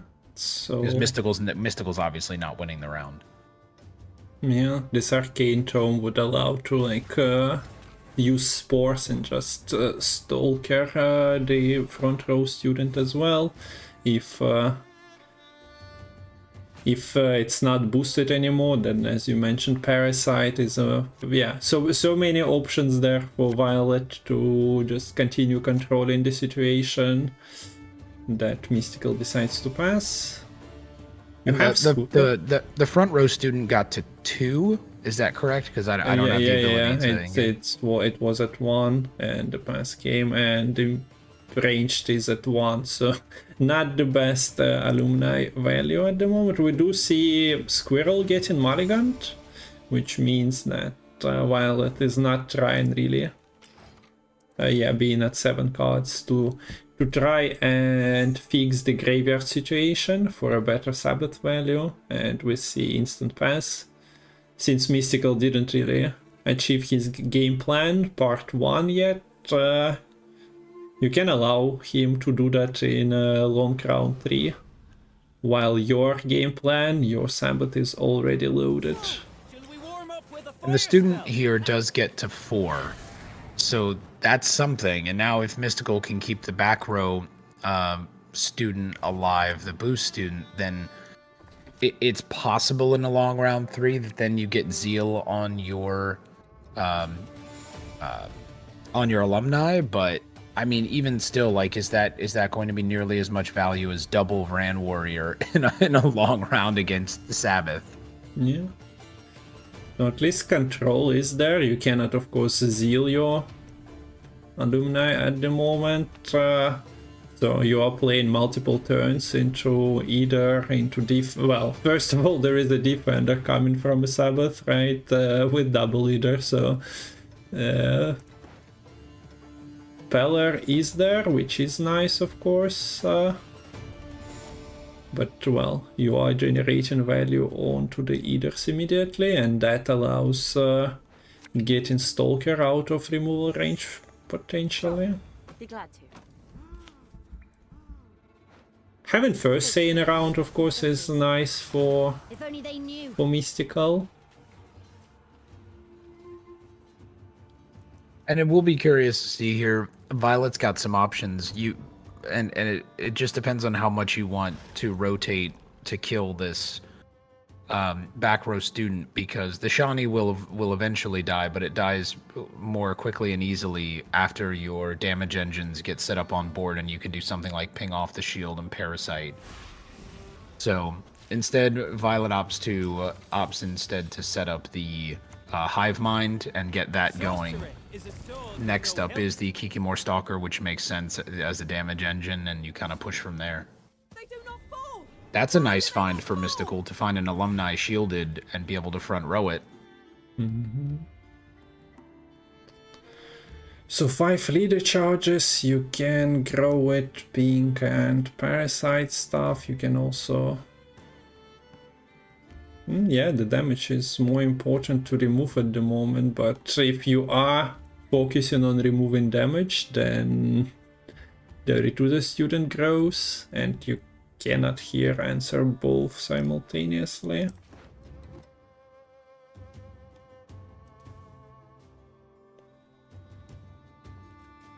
Yeah, it's an interesting spot for Violet here, because the Sabbath will... the Sabbath will also trigger the Hive Mind, which puts the damage on the board, but you're only drawing right now the 2 units. And one of them is an alumni that if you go either row is going to get some decent value for opponent. So it'll be interesting to see how long Violet waits for the Sabbath. Another damage engine alumni comes out on board. I was super excited to see the dry pass from Violet into round 3, because I'm curious about who wins a long round in between 2 decks that really like for long rounds.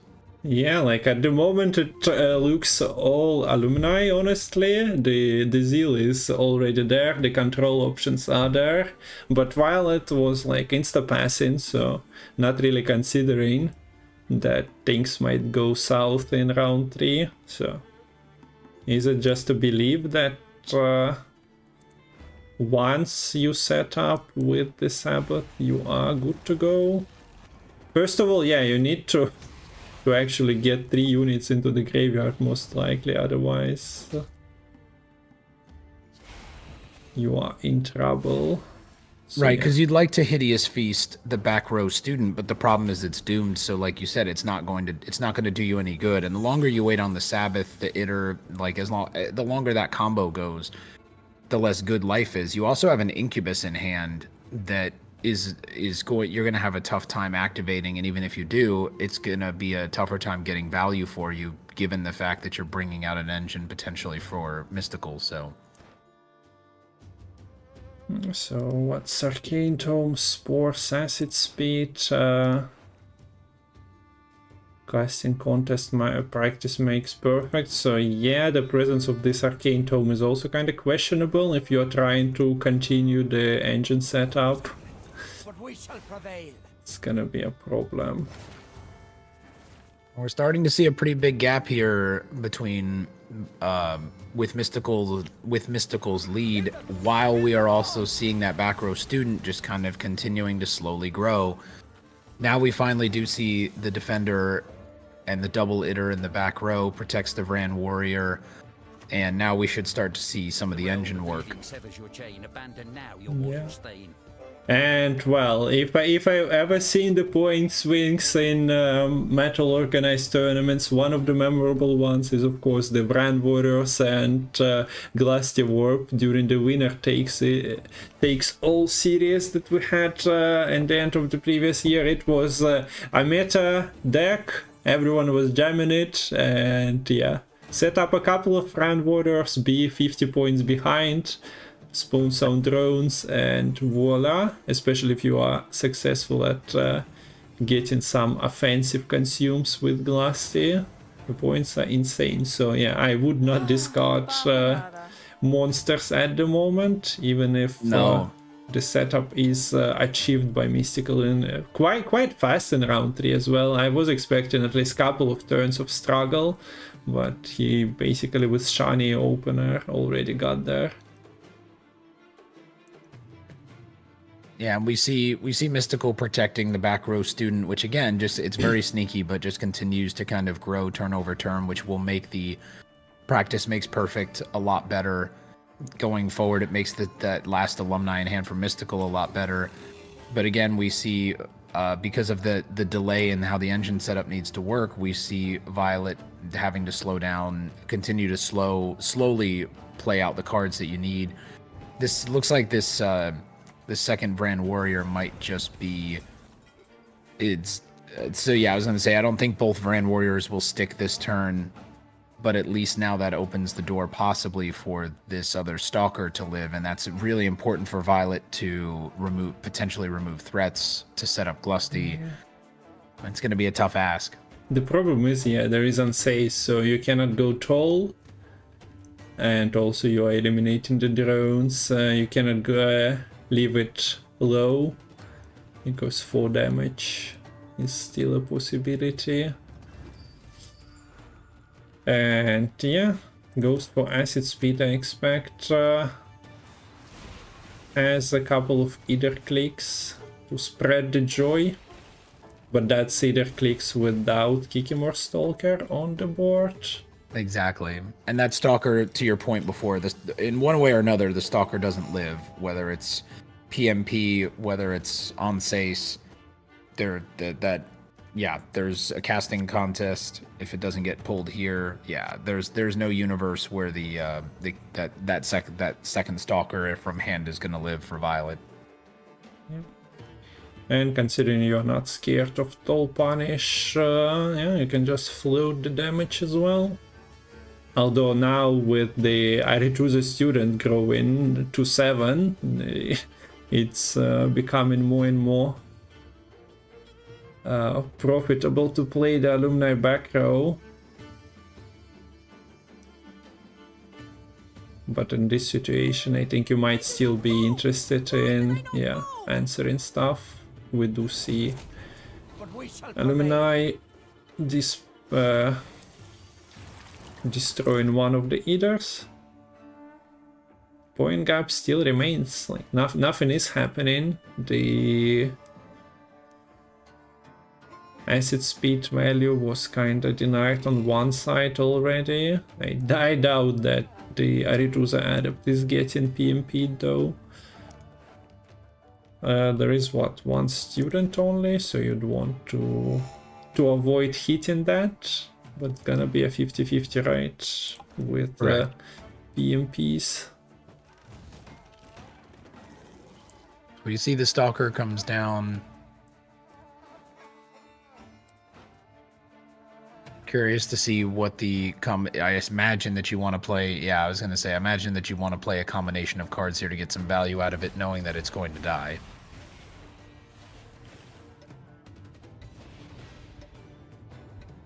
Yeah, this rope won't do it. Yeah, no, and Violet does rope. Presumably, you wanted to kill the back row student, but that took a little bit too long there in the decision-making process. Yeah, this deck, unlike Alumni, where you plan and you click and it's usually like, oh, yeah, I get the big value. The question is how you queue your special cards. This requires all that thinking, plus actually good APM and clicking, yeah. So while Mistikal can spend most of his turn just strategizing and thinking how much of damage you float and what do you do with it. And then just utilizing the plan. If you spend same amount of time on the monsters, you are in for a bad time.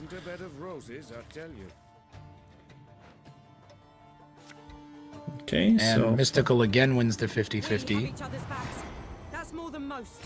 And opens up a huge point lead that keeps that back row Aretusa student just continuing to grow and get massive value. It's now going to play for the 9 points on the back row alumni, plus its own at least 10 to 11, depending on how long Mistikal holds the charge on that. So the Shani really did the work there to be able to get that student out and be able to get that zeal value for the alumni.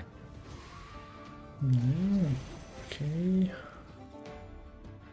So now you're not really dealing with the Aretusa student.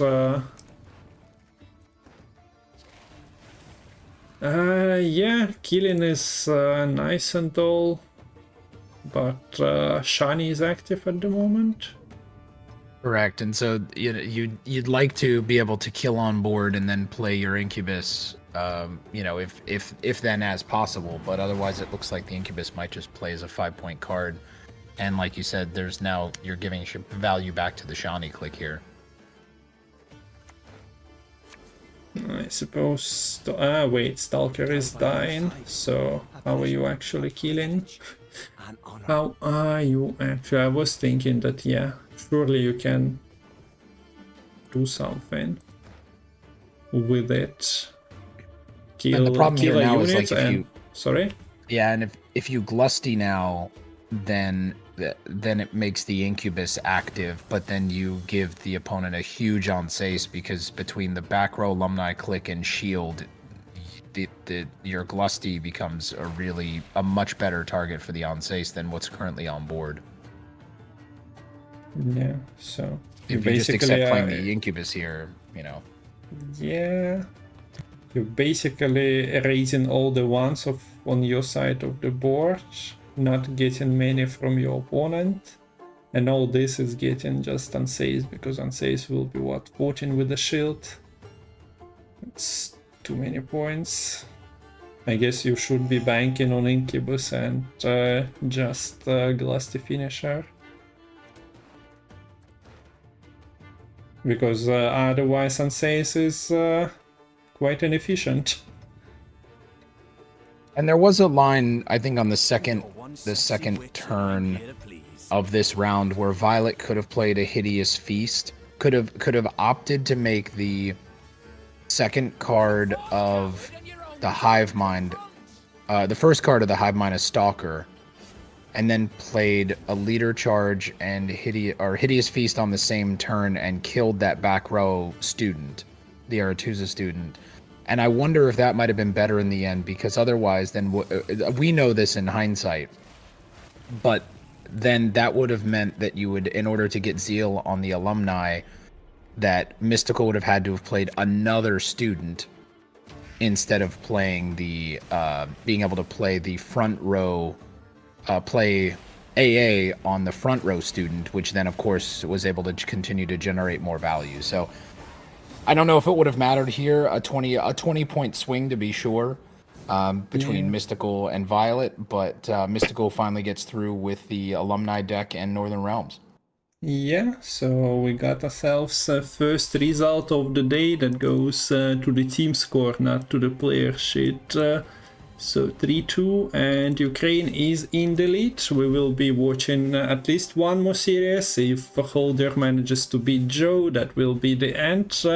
And Ukraine's victory. If Joe wins, then we are waiting for series number 3 between Sanvanter and Catburger. So GG's to both players, while that found lines to come back from 0-2, but in the end Mistikal try after try, yeah, actually punished this pass. Violet basically was one run on the board short of winning with the Glusty finisher. I feel like it would be close, but yeah, we witnessed the inefficient unsave. So this is series number 1. Now Salty will have well, we'll add the webcam, but before I need a small break. Of course. We are getting into the decks. Where is the bandcast? So we got Mistikal. I didn't update it to winning this, and Violet also won with the, not this though. So yeah, this is the final screen. Mistikal, congratulations. Violet has teammates to rely on now. Okay, so let's take a small break and return and look at Joe's and Sanvanter's Holdyr's decks. Sounds great. We'll see you then. Back.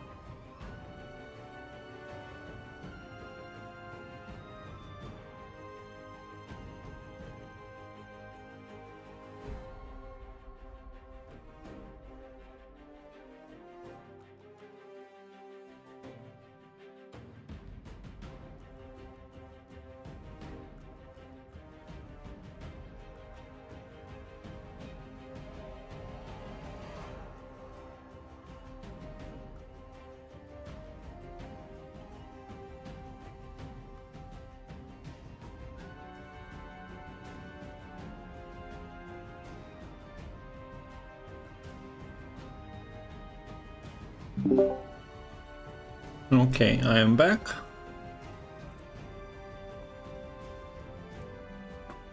Ooh, see.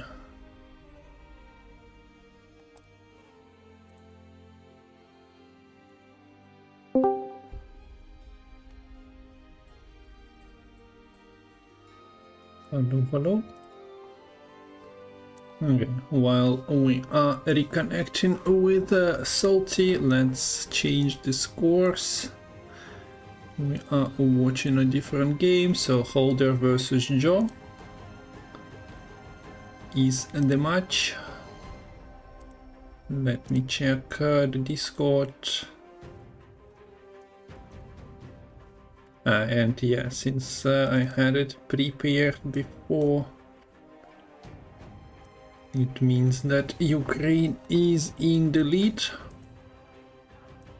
We have a few minutes, so I'll start the deck coverage. Hopefully Salty will join us in a moment. So Violet, Mistikal are done. Now Holdyr, and once again we see Alumni. Similar deck. We can check. There are a couple of different cards by the looks of it. Necromancy is being played on mystical spot. There is no Nero in Holdyr's list. So yeah. Okay, let's go. So this is Shieldwall Alumni, same game plan, but with Eastred added to the deck. Then we have Araha Swarm, Tatterwing. Mistikal was playing that as well, if I'm not mistaken, so that might be 1-to-1 deck. Earth and Ritual Self-Wound also was played by Mistikal. Terror Crew Plunder must be a happy moment for Salty here, as this is one of his favorite cards. And the last deck is Holdyr's Special. Okay, welcome. Welcome back, friend. Okay, so now I can put your camera on if you wish to share that. Okay. Perfect. Need to pop it out. So big. How did it grow so big? So I started talking about the decks, but didn't cover Holdyr's decks to the end yet. Okay, let me check the camera if it's yeah, it's big. I'll have to cut it to more or less same format, I guess. This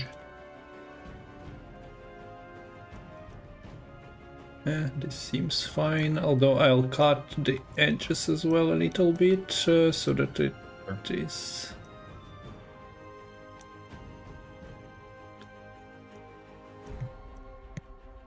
Alright, we are set, so back to the deck lists. Excellent. So the last deck of Holdyr is Double Cross Henry, and this is like his specialty. He started World Cup with this deck, if I'm not mistaken, against Mayamon, and continued playing it every round. It's so funny because anyone in the Gwent community who regularly watches Twitch streams knows that Gabane has essentially just become a Henry deck streamer who occasionally plays other decks. So it's nice to also see Henry in competitive play as well. Yeah, I think the best score on the ladder at the moment, or maybe not the best, but a great score on the ladder achieved by Kerpeten with Henry, but Shoop version as well. So yeah, people seem to like the card quite a lot. It makes for memorable games, certainly. Sometimes he backfires, but it's yeah, opening up few cards that we are not seeing put into the deck builder being played, at least thanks to Henry. And then I think it's also important to note that the two, like the Henry is, like you said, is fun and interesting, but two of the stars of the show here is one is the False Siri, particularly in a tournament setting. if you can target that your opponent is unlikely to have an answer for the false Siri, that's a huge amount of points. And then the Lydia. Lydia is really good in this meta because there's a lot of decks that want to play for value with a bronze card, a bronze special. And the Lydia gives you flexibility for control. It lets you hurt your opponent's plans with putting a special in their graveyard. So yeah, I'm hoping that this doesn't get banned and that we get a chance to see a look at this in play. Yeah. So that's Holdyr's lineup, and for Joe we see Royal Inspiration Knights. I think Chinese players brought all three of them Knights to semi-final. Now we see a bit of deviations from the plan, and yeah, different decks are being featured. Royal Inspiration Knights is quite regular. Place artifact compression over spores, so you have that extra lock control and also toll punish if necessary. What? Margarita is there for another lock, and then the regular suspects, and yeah, since there is no Geralt nor Regis, the Heatwave is being played instead. Like you said, Rabbit, this is pretty straightforward. It also makes sense for almost the last 2 years we've seen players continue to take, since the Royal Inspiration and Knights reworks, we've seen players bring Knights to tournaments because from Blue Coin it's over the top and can be very point slam abusive. So with building value for the Erendite, it's got so many things to answer, and so you almost, as the opponent, you almost don't focus your energy on, say, a Vandergrift, so the opponent just gets 6 points of carryover. You don't have the option a lot of times to squirrel the Erendite, and the opponent ends up with a 13-15 point Erendite. So yeah, it will be interesting to see how this, if there's any kind of way that this deck is able to be, how the matchups line up, to see if this deck has any challenges from Blue Coin. Yeah, okay, so the next deck is Guerrilla Tactics, but we got invites and also ban sins, and Guerrilla Tactics is banned, so we are not stopping on this. The next deck is quite straightforward, Self-Wound. We've seen it in Holdyr's lineup as well, so nothing spicy there, I think. Epidemic is being run by Team China, so alumni matchup might be. And the last deck is, Quad Joachim. I'm happy to see Cantarella featured in not entirely clowny way, as it's happening on ladder most of the times, but actually for the win. Okay, so accepting invites and updating the bans. Perfect. And what was I was going to say the bans for Holdyr is the Guerrilla Tech. Holdyr is not playing his alumni deck. I guess after seeing the struggles of Violet.Kiramman, Joe decided that he doesn't want the same experience. And so we are likely to see Henry, which makes my heart very happy. Yeah, unless...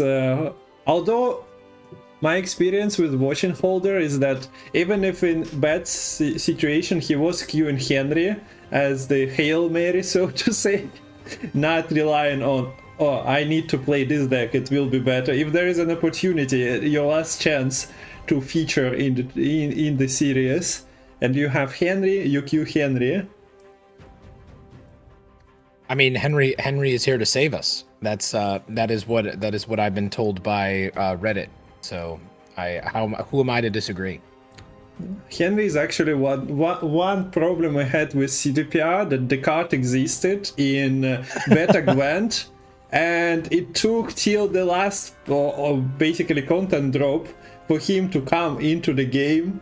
Like, the card was there, but for some reason he was slow to come into the homecoming Gwent, and only basically fit into the Gwentfinity Gwent instead. Well, we are happy to welcome him. Yeah. I've clicked the acceptance through the in-game client, and it says that they're still getting ready. Opponent is still getting ready, so all good on my end.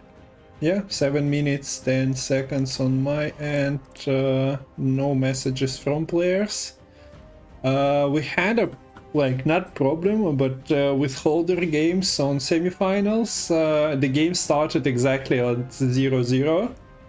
0-0, so for some reason timer was running out. Not sure how Interesting. How persistent this issue is. Of course, players are allowed to like they take their time to bans, and but it might be the platform side. We had some bugged accounts before. Yeah, I'm sure Metal's on top of it, but yeah, it does. I would be surprised if this was one of the players holding this up. So it might be like you said, a platform issue. Yeah.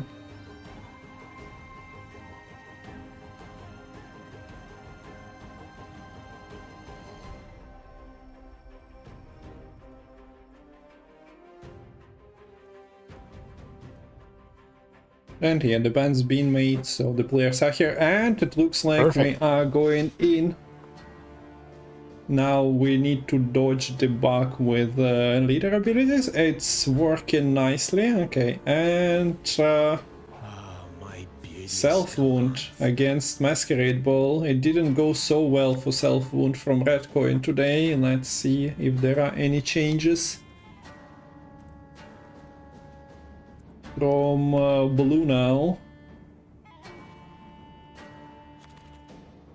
Okay, so did you get in? I am good. Yeah. I'm good to go as well. Nice. Then I don't need to screen share. So the issue of self-wound is that they have all those nice engines and they're all getting locked, and you can only feed so many pellers into your deck before it becomes detrimental to your deck building. Yeah, this is definitely going to be a tough matchup for Holdyr, because from both what you just said and of course also that the solutions that Joe has are exactly the thing that are the biggest problem for Holdyr. Okay, so quite slow start here. Squirrel coming is not really that influential. Of course you can get the coup squirreled, but honestly that's probably a bit too late into the round to consider keeping it.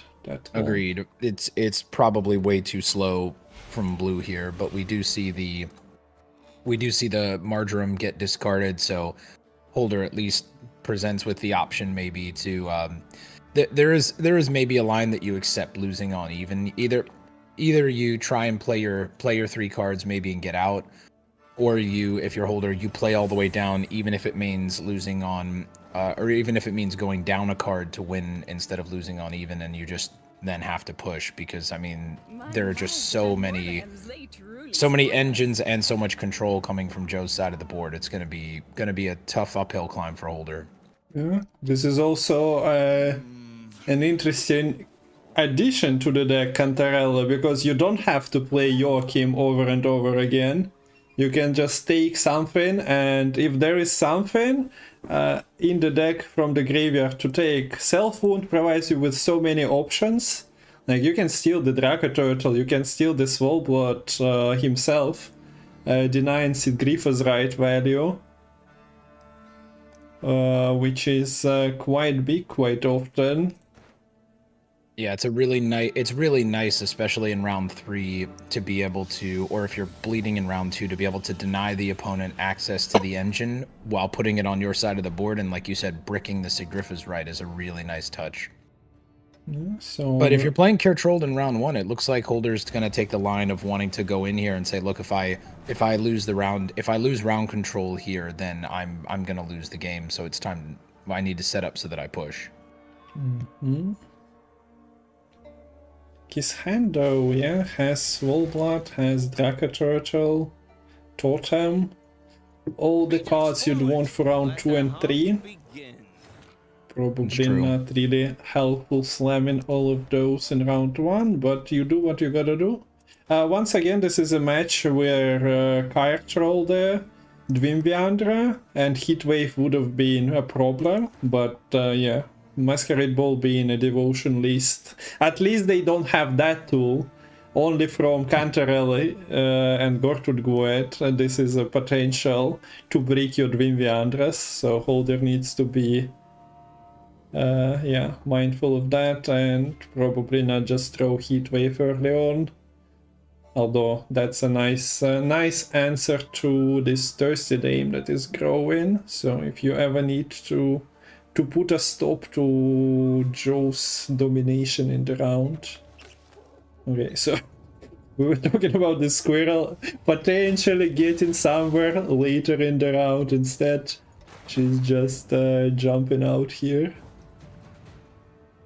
Yeah, which makes sense if you're willing to spend the care troll order click this round, then the squirrel there made sense because you can follow it up with the bearification if you need to. If Joe had kept pressing, but Joe opts instead to either defend the bleed or to take the long round, depending on what Holdyr draws and hence wants to do. Makes a ton of sense because being able to be reflexive if you're Joe gives you a lot of strength here. Joe also had an interesting hand where, of course, you don't want to pull out you don't want to play a gold and you don't want to play a gold aristocrat from hand and pull out the Ardfane location. So it round one can be a little bit tricky with this list. But you mentioned it a minute ago. I'm interested about the Gorthric Evade Cantarella interaction and to see how that ends up getting Joe value.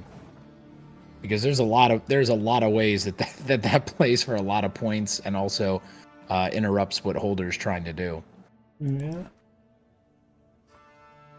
But yeah, I don't think Holdyr is crazy enough to take this aristocrat deck into a long round. You will be sitting with your board full of engines, all of them locked, and your opponent just keeps slamming them. Instead, we do see a card roll the reset here. And Joe is not really trying to save anything. Goes for Masquerade Ball here. Also, I hope you are happy to see the Terror Crew Plunderer. I remember. I am the greatest card in Gwent. Yeah, I remember you getting excited every time seeing this and playing it on your streams as well. So, ma'am, you missed it. I am in fact a child, and I do get overly excited by simple things. And the Terror Crew Plunderer, as the best card and second best premium card in Gwent, is one of them. Yeah. So, yeah, Joe decided that Masquerade Ball being a 14p card is nice and all to sacrifice, even if your opponent had a pass on 7. Like, he's happy seeing that if offer is accepted by Holdyr, but Holdyr is aware of the situation. Yep. Holdyr knows better. And very smart from Holdyr to essentially play low to the ground and hold the heat wave. A lesser player would have maybe snap heat waved if the plan was to bleed this round, but Holdyr plays low to the ground, doesn't give up a lot of value, says that things like the additional 4-point bodies for the Fangs of the Empire, the 4 points of removal from a poison, not as impactful as being able to heat wave something like a Rosa and Edna, something like another Thirsty Dame. So very, very good play from Holdyr to set himself up for success here. He's also playing Gutting Slash, card just played for like 20 points at 4 provisions. Finding that first Thirsty Dame or second Thirsty Dame, there is already 2 of them. So nice addition. Not the card you really can set up properly in the self wound, but at the same time, well, it's 4 provisions, so it's basically free to put into your deck, and if it finds value 1 in 3, 4 games, you are happy. Well, I'm a simple man, so I'm happy no matter what happens, but the Terror Crew Plunderer here gets played, which now has made my heart full, and no matter what happens with the rest of today's Gwent, I will be a happy panda. That's nice. I know you're beaming with joy for me. Yeah. It's the same like casting Maddox games with Lemon. He's also getting... But yeah, you're probably getting the short end of the stick because Maddox was happening before the nerfs quite often. The Terror Crew Plunderer, unless it's created from somewhere, is rarely featured in the decks. So you should start campaigning more and more for making it even more insane number-wise in the balance councils. You know, it's funny you say that. It never dawned on me that I should do that. Really, not even that I should do that. Anyway, I will bookmark the Terror Crew Plunderer for right now, even though I don't want to at all. And we'll jump back into, we continue to see Holdyr here pushing. This is a Rosa and Edna spawn from Joe.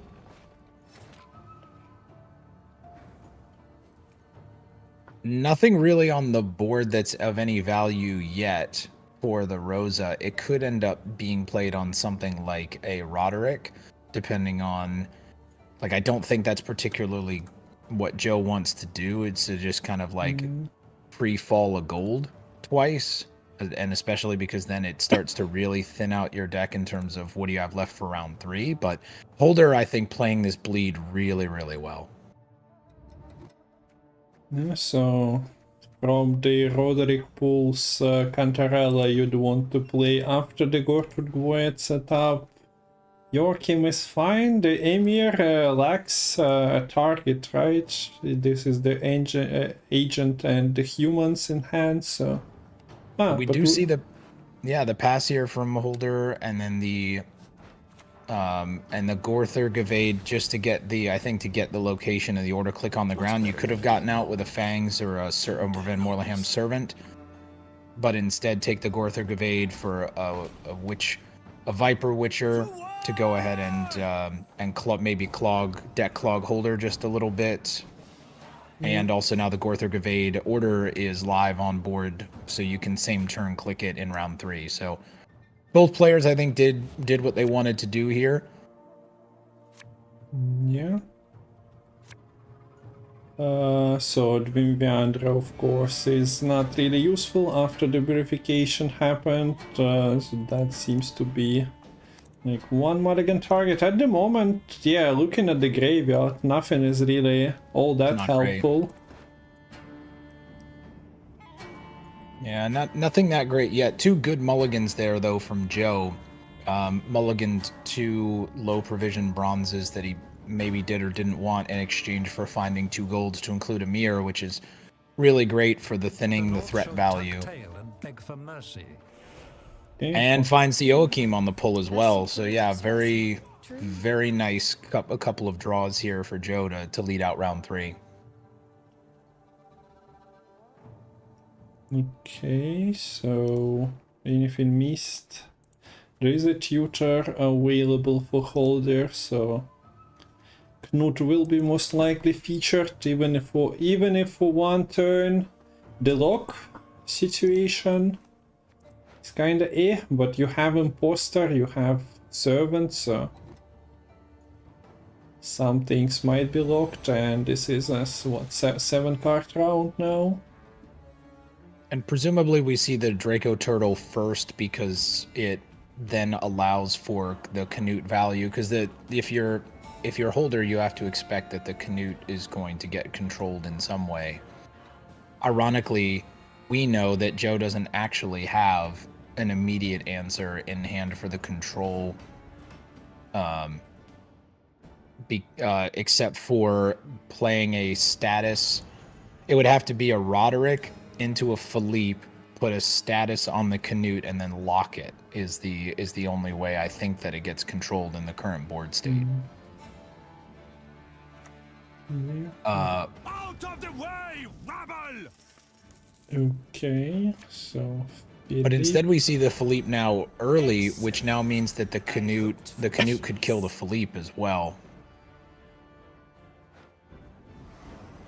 But Wait. this is probably Wait. fine if you're Joe, because if there's now 3 engines on the board, really two engines you're concerned about if you're Holder, and now the problem is that yes, the Canute can kill one of those engines, but now the Van Morleham servant can move the lock onto the Canute, and we know that there isn't a access to then the Peller. You can't, because since both the Peller and the Canute are in deck, you're only going to get one or the other if you're Holder. Yeah. Wait, Knut is dealing 4 damage at the moment, right? So... Say again? Knut is only doing 4 damage at the moment, right? Yeah, now that the Draco Turtle's been locked, so and you didn't get a chance to small blood click it. Philippe is fine, maybe spending a leader charge would have been nice there.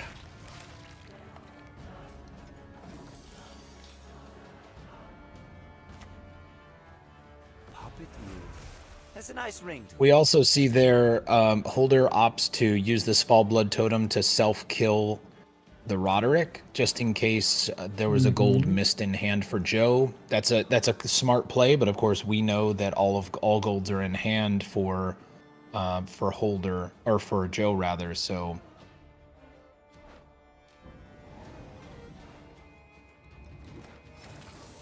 yeah.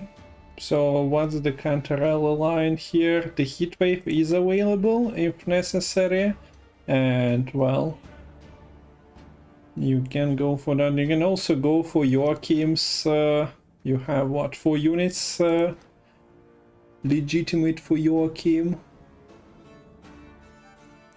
Just go tall, but that plays into spores, and is it really good? You have things like Fangs of the Empire that connects with the poison if necessary, but yeah, we'll see what Holder does here. And you had actually mentioned this before about the leader, because now, for example, if you use the imposter leader on the Sigvald, it's another card that is not a Sigdrifa's right target. So right now there really isn't a good Sigdrifa's right target at all in the graveyard for Holder, and that's exactly how Joe wants it. So just as I say that, Sigvald gets killed and becomes a good Sigdrifa's right target. I thought he was just going to leave the lock on the board. I guess with Peller being somewhere there, considered that, but opted for killing it instead. It's not like... well... I guess you can steal that, but is it really good?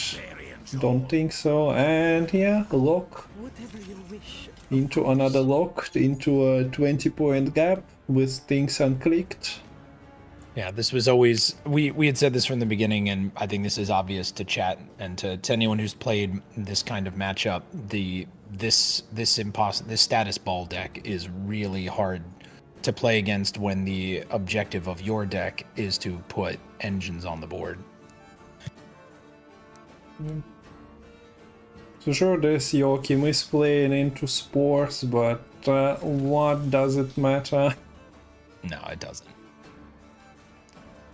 You do if you're Holder. This is probably the point of maximum value for the Svalblood, given how few units are on your side of the board. So yeah, we do see that happen now, and we should see the leader a lot of... Oh, okay. I thought we were going to see leader clicks here to continue getting Svalblood value, but I think it's Holder is a little bit too far. Like, you can convert those on the Draco Turtle. Draco Turtle is in graveyard now, right? Yeah. But there are only 4 units for you to damage as well. And you're also damaging this, like, into the spores value denied a little bit. So, decided not to. And Cantarella. And this is also nice for Joe because, as you were just pointing out, you're putting more units on Holder's side of the board, making this Svalblood worse. And now Svalbard is locked, and then you have justification for stealing the spice, and yeah, Holder finally had enough. Not Holdyr really. Holdyr says this game is stupid and everything is rigged. Yeah, not really good time for self-wound into the Masquerade Ball, so nice read on players who brought Masquerade Ball expecting self-wound. So I need to update the score. We don't have the ban screen because that takes time to set up. So this is Joe's first point. And this is a nice start for Team China. They need to win 2 series in a row. And yeah, game by game you are getting there. Of course, Mistikal was in a pretty nice position, 2-0 up in the series. Took him still 3 extra games to get there, so we might be watching for Gwent for like 4 more hours. You never know how the series go.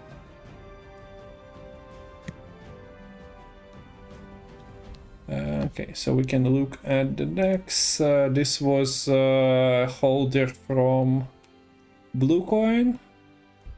Now goes for red.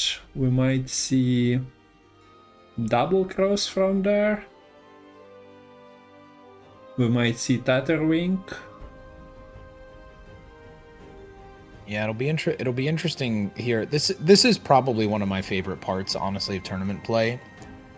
Is the game within a game when it comes to strategizing what decks to take where, because even when you say it's incredibly obvious, for example, to take something like Knights on Blue Coin, there can be, depending on the matchups, really great value in catching the opponent flat-footed by playing a deck from a coin that they didn't expect, or playing a deck in a position where you didn't expect it, because, you know, of course everyone is trying to line up where does the opponent not have answers for me, where do I have answers for the opponent.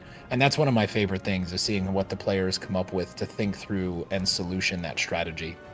Yeah, if it works out somehow and you are playing the the staple of Blue Coin, for example, the Araha Swarm triple either, and you're taking it from Red Coin, but somehow your opponent has no answer to your game plan, yeah, it's a bet you are risking, like you're not having the Urn of Ouroboros, or some decks that require perfect combo and play Curse Scroll. If they're getting cute from Red Coin, they're risking their consistency, but at the same time, yeah, if the matchup is seeming favorable, why not risk it? So, 100%. Happy Saturday.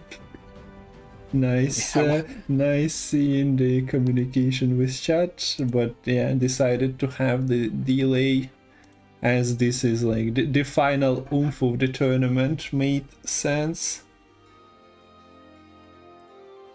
to put some delay on. But yeah, sorry, I've totally forgot that even though we are in the future, that I can communicate in the present via chat. So it just dawned on me, because like you said, I forgot about how delays work. So it's been so long since we've done a delay. Yeah, we had them on open, but that was quite a while ago. Speaking of open, of course, we'll have that on May 18th, so next Saturday. Nice, and Lemon will be joining for the cast. We'll have the bracket as well, so Mayamon versus Renova and Nick versus Lerio. Hoping for some extra spice in the deck building department. Maybe somebody has some secret deck, or maybe a good old deck that nobody's seen, like Renova qualified to this with Rent-Free Soldiers, if I'm not mistaken, Imprisonment leader choice as well, so nobody was really playing that deck anymore, and she managed to get through the top 32 qualifiers, so hopefully some spice from Mayamon Lerio as well. And Nick might surprise us, you never know. Even if he's is jamming Warriors quite often on his stream, sometimes he's playing on meme decks. Maybe he'll find some lineup decisions to take. Yeah, and I think to your point, you're more likely to find some spice when it comes to tournament play, because you can isolate matchups a little more easily as opposed to having to freewheel it in on ladder. So we do. Speaking of which, we do see here Joe opts to take. So not the spiciest decisions when it comes to the matchups. Fairly straightforward. Joe opts to take Northern Realms, Royal Inspiration Knights on blue coin, and Holdyr takes what is generally more of a red coin deck in Henry. So we are going to get to see Henry, which is really great, and we'll get to see that matchup here now. Yeah, there are some nice Henry pulls in Northern Realms. Some pretty questionable, like Military and stuff that doesn't help you. So we'll see how it goes. You can also use Henry in two different ways. You can just play him early and then cultivate your deck, sorted by provisions, but more often than not we see players hold Henry till the end and then provide your opponent with a poisoned pill of like a Fan into the hand or something that doesn't really synergize with the deck in any way. So let's see how it goes. Slow start with the bronzes here. From Holdyr, doesn't have to commit to anything yet.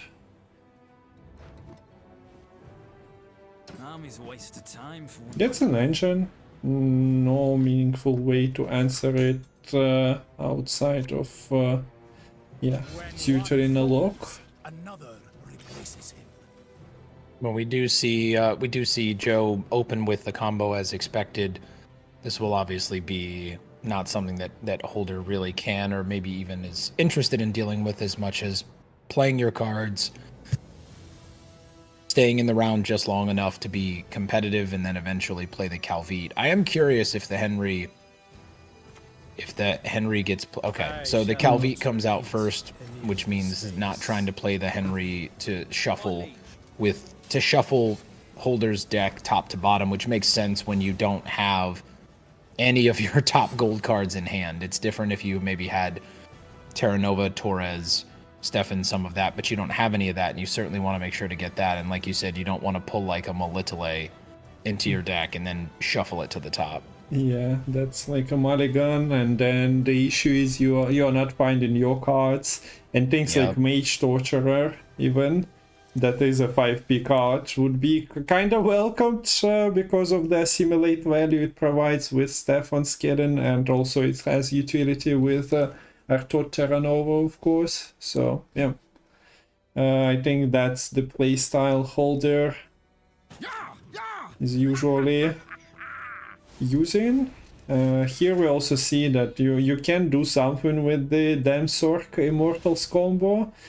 You can start yoinking the shield yourself, but for now goes for the shielded squire instead.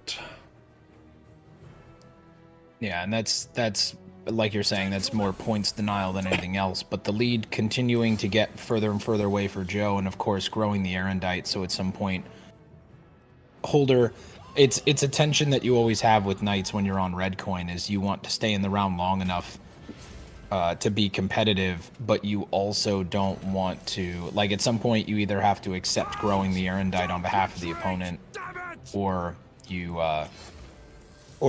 give up early and then the opponent gets a long round with a ton of value. So we'll see how much more Holdyr wants to shorten the upcoming rounds by continuing to play in here. The hand got better with the Torres now, for sure, off of the Magni Division draw after setting it up with the Calvite. So it does give Holdyr reach, which is nice if you're Holdyr. Yeah, that's not infinite reach, but quite good considering the 4p cards in the deck in abundance, or at least, yeah, 3 of them. So yeah, with no Vilgefortz in hand, not that you want to use Vilgefortz in round 1 when it's your only true tall punish, but Yeah, Holder staying just close enough here, I think, to make it so that the Torres play could be a thing. But we are now down to 4 cards. We are getting into the part of the round one where both players need to decide what they're willing to commit. Holder here, I don't even think could do it in 2 without leader. Looking at the hand, so an interesting decision point for Holder. Henry's how many points? 6, 6, 6, 21, right? You have an engine. Yeah. Is this the pass? Like you cannot bluff, but you can choose to lose 1 extra card down, and we do see. Well, at the moment, yeah, I was counting if he can get ahead, but. Of course, with Torres, he can easily catch up in 2. Just a peek. That is all I need.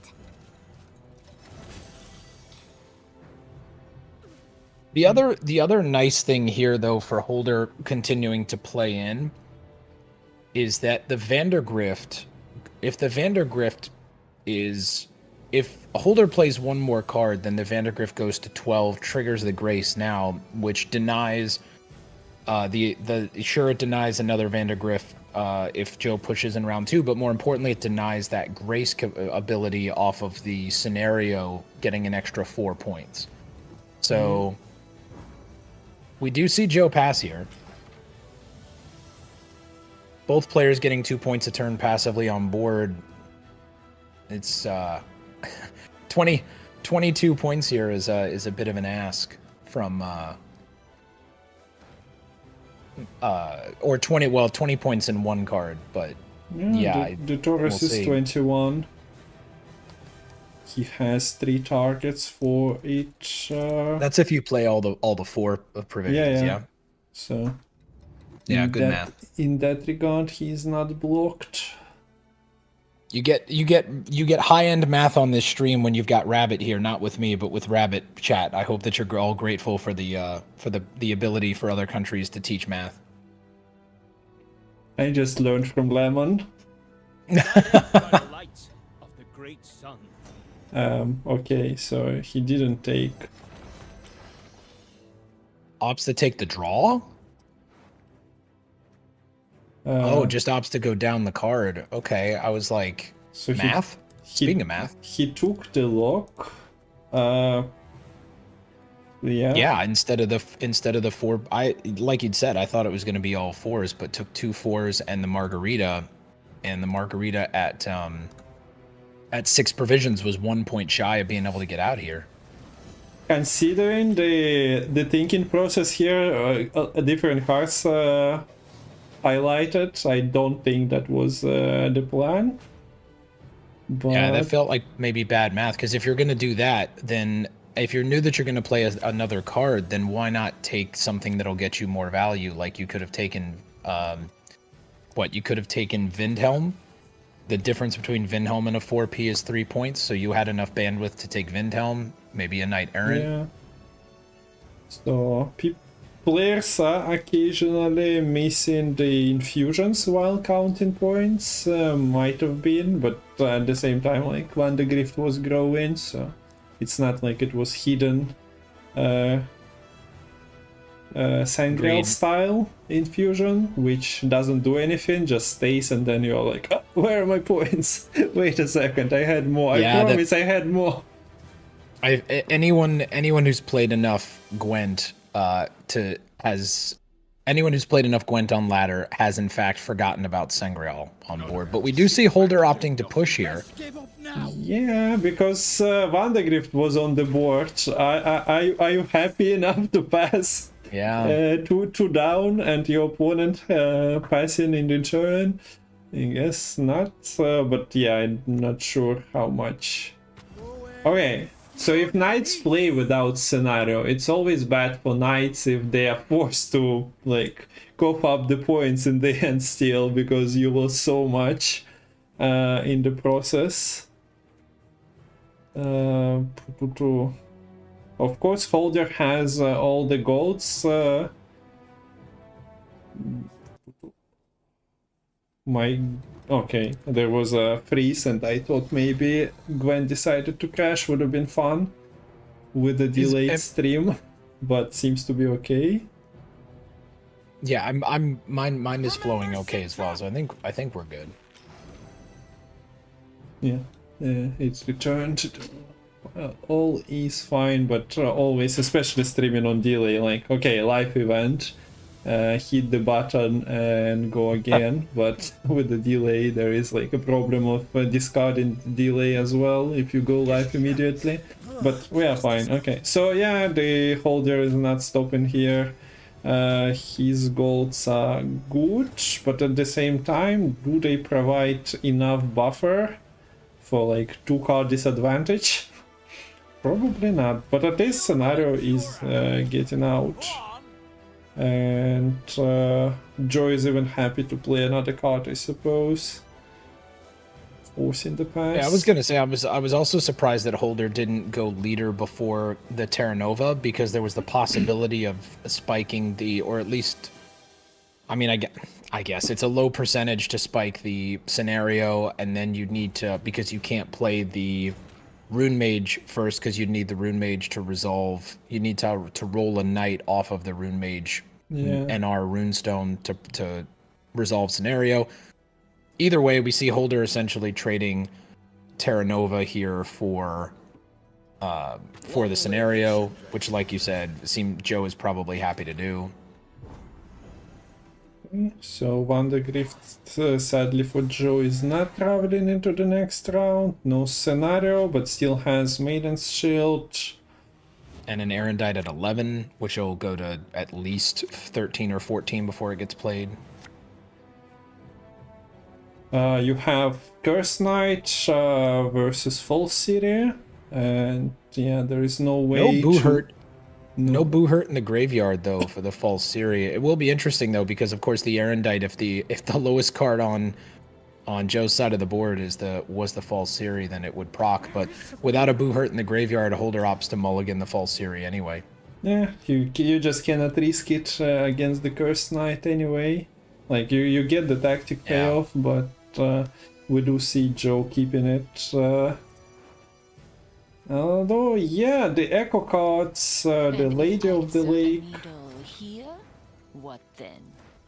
Kinda not the perfect draws. So yeah, like you said, you don't get the Lady of the Lake, so you don't get the extra 3 points there. Also, you'd like to not have to use the AA. In a perfect world, you don't use the AA on the Maiden Shield because you want to trigger something else's grace, but now you have to. We would imagine that this immediately gets probably Vilgefortzed. Yeah, unless you click leader and heat wave. Might have been consideration. Also, Peller is a much better pool than Knight Errant. Yeah, that's a nice pull off of the Vilgefortz for Holdyr to, like you said, not see an engine.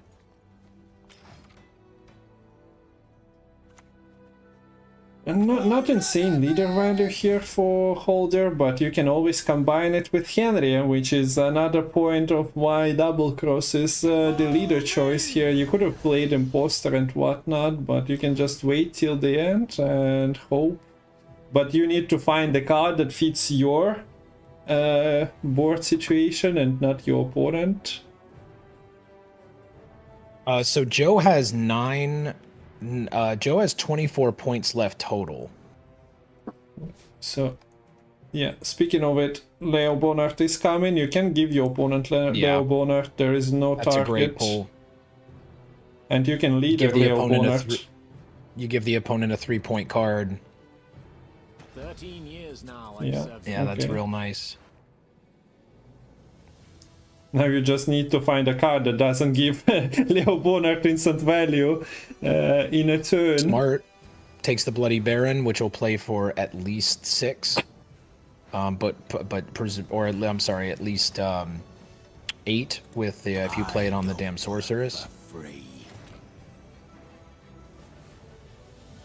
So still 15 So now a 3-point card a 6 and a 3-point card in hand with a 3-point leader, and yes, this Erendite is gonna get to 17 probably, but it's gonna be much closer than I expected, if I'm honest.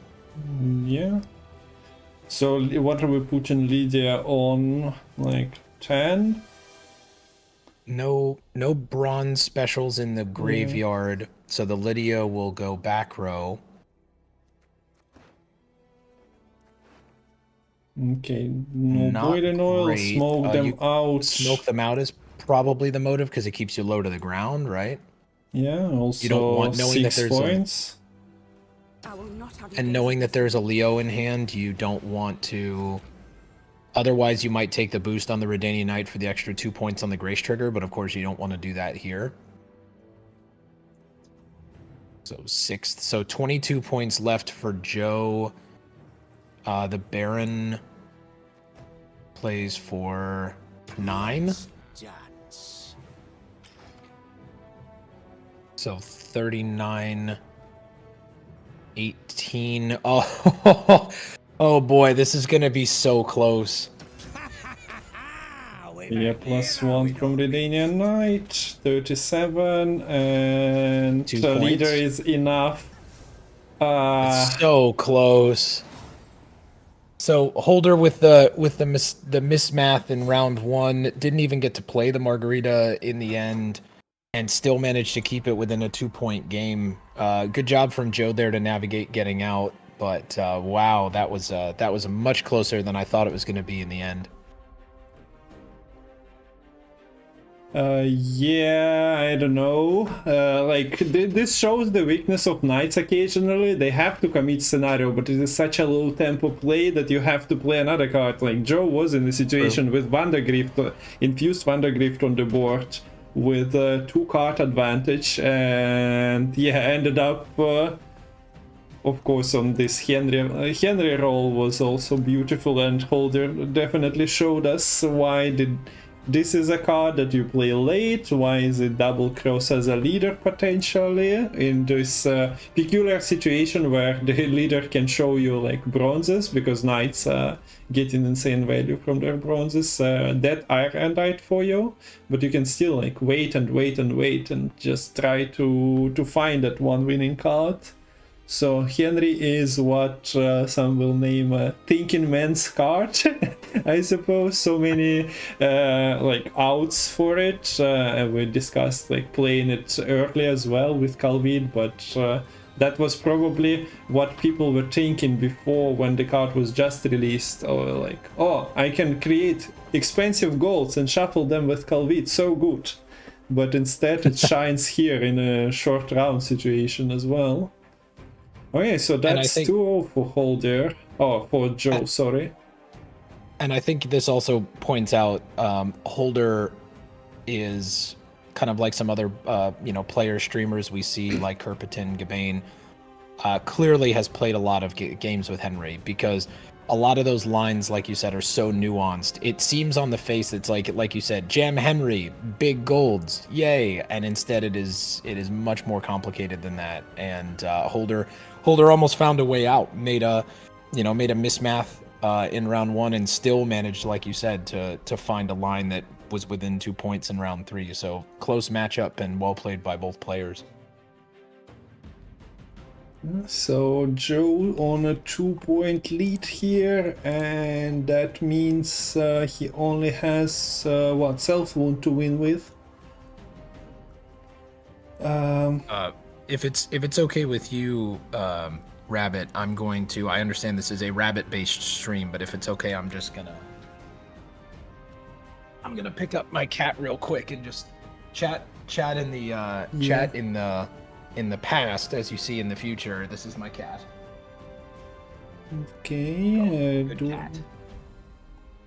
Nice. There, I've had a Catterday sighting, Rabbit, and I'm back to being your casting companion. Yeah, that's a nice short cat break. And took us straight into the game number 3 of this match between Holdyr and Joe. And yeah, Henry from Blue Coin now. I mentioned Holdyr always gives Henry extra shot if there is a possibility, which I'm thankful for, because yeah, this makes every game a little bit special with the rolls. Self-wound from Joe, what we were talking about. I think Chinese players opted to play only one Gwynviandra in the deck, so yeah. I think that's correct. If that becomes relevant, which is probably not really.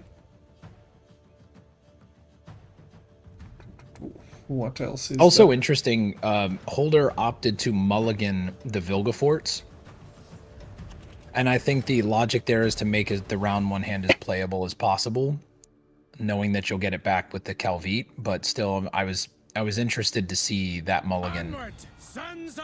Yeah, sometimes he is your get out of round or get round one win card.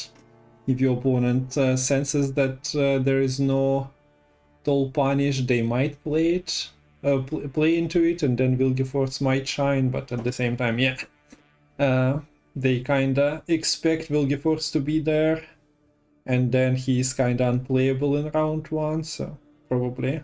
I know that you know that I have this card and you play around this card and I'll mulligan it so that you play it, but I don't have this weight of Vilgefortz in my hand at the moment. And in round 3 it should find value because of Draco Turtle and Sigvald and just how they work. Agreed. And we see both players doing the deck setup from round 1.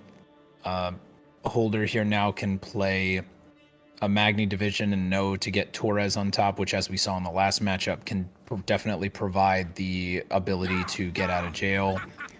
If you need that big top-end tempo from Torres, but we know that Joe has a Spores in hand, and that Spores really would love to, like I was saying, that Spores would love to keep round 1 competitive instead of playing on the Torres. Yeah. The players, are you in the channel with players? As soon as you mention the card, they go, oh, I have to play this one. I have to play this one. Yeah, I have to mess with the caster. The caster said this. It's time to go. I love it. Yeah. We do see the Obsidian Mirror there just played as a flat 6, which is good. A lot of times it doesn't get nearly even that much value, except in very niche situations. So Holdyr's probably happy to play a 6 for 4 into this board state, and now we see a Diplo that at most will play for 6. It should be richer even without the adrenaline. Yeah, no synergies with the alchemy cards, not really. Okay, so Joe gets to play the Maxi for carryover. Doesn't have to commit anything other than a couple of 4 provisions to get out of the round. Conversely, Holdyr is also happy to not get pushed, not get excessively pushed here, and we'll see if Holdyr even opts to take a mulligan here. Yeah, and looks like if they were selling this at discount in the supermarket, I think it will sell out like in seconds. Like, look at this. Would you look at it? Okay, you are missing Vilgefortz, sure. But at the same time, just look at the quality. And if you're Holdyr, you probably can't afford to mulligan. I mean, you certainly can't afford to mulligan the Mage Torture because you didn't play round 1 Torres, so you need that in order to help activate your Terra Nova. Because otherwise, right now, Terra Nova doesn't have any targets, right? So... We see the Rune Mage, I think, played here just to generate the care. No, I was wrong. We see Torres come down. I was completely wrong. Yeah. I was sure that was going to be a Rune Mage and then out, but I was mistaken. Not the worst card to have if you are seeing Svolblood played into the round. I guess there's not much random damage going on with the Berserker out. Okay, so Holdyr is jamming here. We also see that the Vigo opted to play for a Duchess Informant and not for a Mage Torturer. So that's That's interesting then that this Mage Torture then has to be held back and can't get assimilate value and hence needs to be held back to be able to activate the Terra Nova. And also the Lydia should get some decent value here with things like a Spores in the graveyard for either Spores in the graveyard or for trying to roll damage for Holdyr. So that'll be an interesting thing to watch as well. Yeah. You're not forced now, but if you're just generating points, even Markdom is kind of not bad. Yep. From Lydia, since you got the ship already. Oh, are we gonna see a random Kingslayer? Are we gonna see a YOLO on the Kingslayer? It's not the right choice, but are we gonna see it anyway? Like the Purify should be better, and Purify is being taken. Okay. Yeah. Okay. Responsible gaming. Responsible gaming.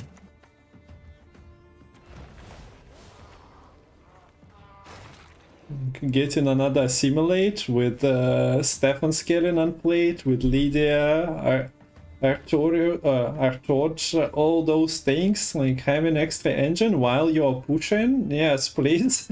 Random Kingslayer, deleting, I don't know, Epidemic from your opponent's deck. Please no. It's not, to your point, it's not, it wouldn't have been the right choice, but it could have been a funny choice. Yeah. A decision point now here for Holdyr. Opts to leader. Was thinking about it, but instead decides to take the back row Lydia. So Mardrum is there. There is nothing in the graveyard to bring out. I'm sorry, the front row Lydia, apologies. Okay, Denies some of the Small Blood value.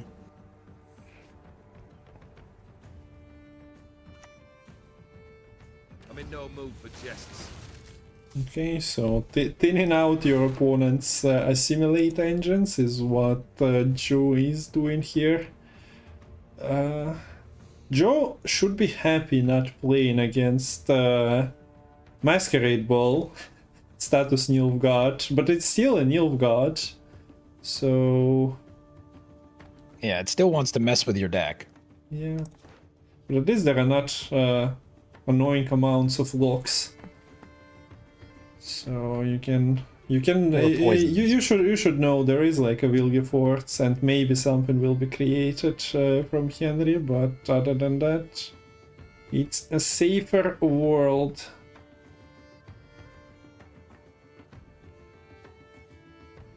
Again, another decision point here for Holdyr is how much more do I push? Joe's pretty happy here, I think, with the ability to play obviously anything from a Nero. The Bearification is live, so now we just see the Bearification, which is good. Joe could have played the Aneromancy here for something that was less points, but then of course it clogs a draw, and there are still 3 cards that you absolutely want to play in Joe's deck. Yeah, those Joe, cards however, being draws none of them. Peller, Armored Drakkar, and Epidemic. Were those 3 cards that he wanted to play? Probably not. Oh boy. Joe still doesn't find... Okay, Joe finds at least a Draco Turtle, but doesn't find any of the other gold, so it's either going to be Canute or Heatwave for Joe off that Aneromancy. Is not going to get both. Starting with the ship. Ship is probably a quite good Duchess's Informant target. Everyone has Yeah. their secrets. You'll get the value back on the Duchess Informant body when the Svalblood comes down. The Armored Drakkar is a great, like you're suggesting, a great way to say no to Svalblood. But Joe also knows that there isn't a Terra Nova. Terra Nova's not active yet.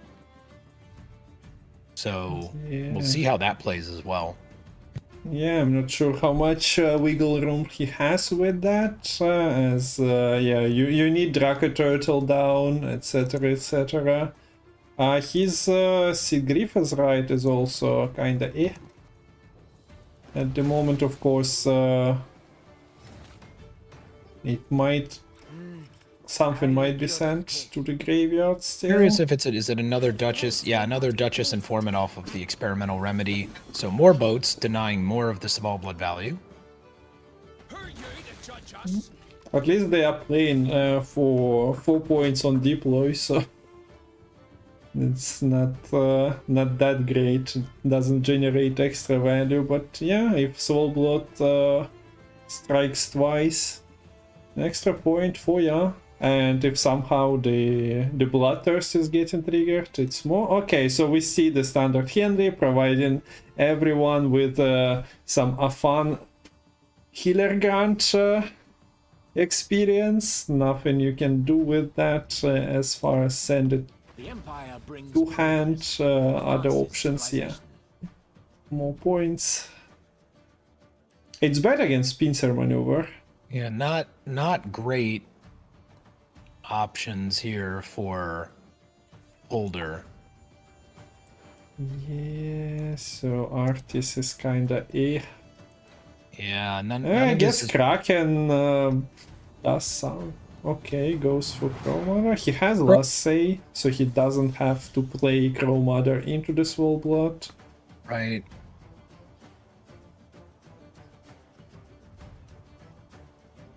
Interesting there. I thought he might take the Hewlin because there's 4 more humans in hand. But also Holdyr didn't get to do what he did last game, which is what you had called out, put a good card in your opponent's hand and then leader it. Instead opted to put a bad card in hand and just say it's better for me not to give you value, because a lot of those other cards play for value on the other side as well. Like, you certainly can't give the opponent, you know, Tourney Shalmar. Yeah. Okay, I mentioned the Kraken, but yeah, in this board state, Kraken doesn't do anything but provide Joe with points. So yeah, that wasn't great. And Birna Bran with gold hand is also not something you play. Yeah, I mean, the Henry did trade up between the value of the Crow Mother at 8 and the value of the Afon at 3, but not a joy in the end. So we'll see here.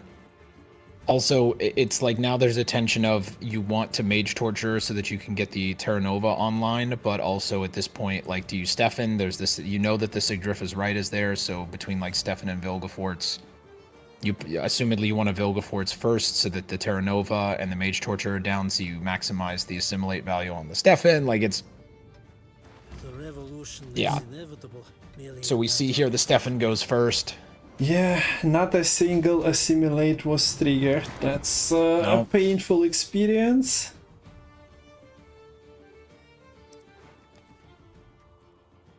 What's up with the leader? Griff is right for a 9 power Bear Reacher. Yeah, that's what it looks. That's what it would have looked like. Cursed are the meek, we say.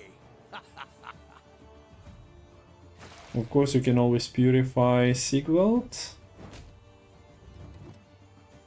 I think the Purify Sigvald is a good line if you also Vilgefortz the Canute, maybe. I mean, but there's still 5 Ursine Ritual Leader charges, which could go into either the Canute and then kill the Duchess Informant, could all go into the Draco Turtle. I mean, this is just the problem here for Holdyr is you just don't have enough control. Yeah, this Terra Nova. What were the options before this? I guess the Uncreate Warrior is not really the spiciest pick from when Artorius was played and Mage Torture was there. So Joyce was doing decent job of messing a little bit. Okay, we do see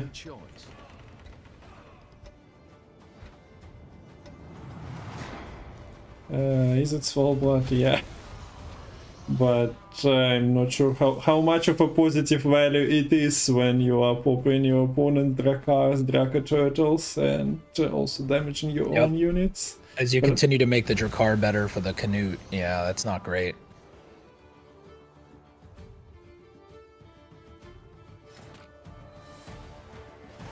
Yeah, and Holdyr says saw the hand and knows kind of where it's at, and and Holdyr taps there. So Okay. Joe again, kind of navigating this really well. And navigating to a 3-0 then. Putting the teams on equal footing and requiring the decider between Sanvanter. So Metal needs, so teammates need to wake up Sanvanter, I guess. Team China also needs to find a cat burger. And we are due to some spicy action, and the decider is what you want to see in the final. You discovered the cat sitting emote, yeah. I did, and I need to test it for myself. I need to know that this works. Yeah. Oh my, that is the greatest. Yeah, I was very happy when I seen it. Rabbit, that is the best. That is, I'm not exaggerating. People say things like best, greatest, favorite. That is the best emote I've ever seen. Yeah, somebody made it. Nice. Mine now. And yours as well. So congrats to Joe. Mine now. Yeah, congrats to Joe.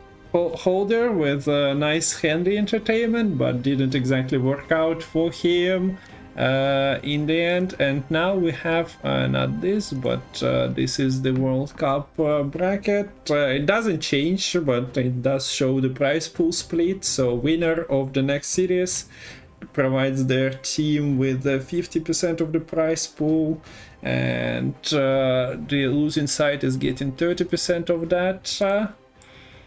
We are still crowdfunding metal events, so if you want to support Gwent Esports, you can always use the links on screen. But now we take a short break and go into series number 3 when metal says so. And players are ready, so yeah. Great, that sounds good on my end as well. And I just saw from Maytol a minute ago said that the next match will start in 15 minutes. Mm-hmm. So Rabbit, do you want to come back in, say, 10, and we'll look at the decks? Would you like a little more time? I probably would eat something, so a 10-minute break is sounding quite nice. So yeah, let's agree on that.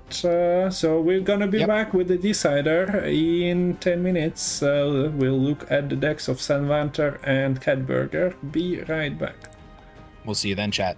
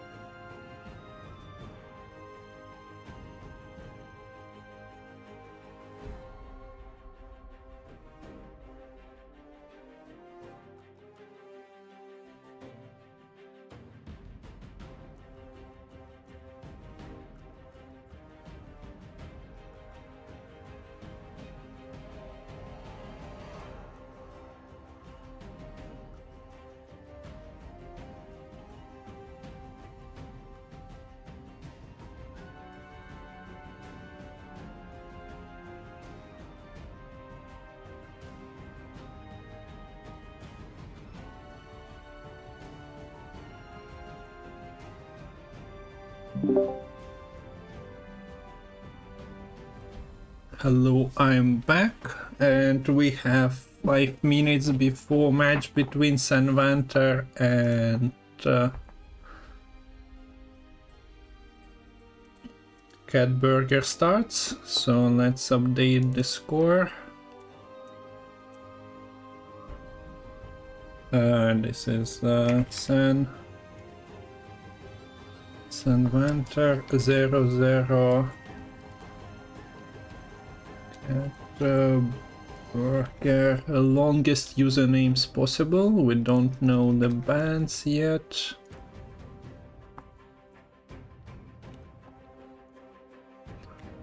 If this is gonna be blocking some important information, let me know, but for now, yeah, I'll put full player names on. So, the final of the final. Don't you love seeing that? The decider of the decider. The winning side gets 50% of the prize pool. The losing side gets 30% of the prize pool. The crowdfunding continues even after the World Cup because we have Gwent Challenger. Actually gonna show you the Challenger things. We have a tournament in July, and this is where crown points come into play. So you can check the crown points standings in Discord, !Discord, to get to competitive Gwent Discord. But yeah, bigger prize pool and not direct ladder qualification based on month of June, but instead we'll have qualifiers for people with crown points. Numero uno goes directly, others are qualifying. So this is the announcement, and now we can switch to the decks. And to the decks! Hey, yo, welcome back, Salty. Good to be here. Yeah, just opening the decks of Sanvanter now.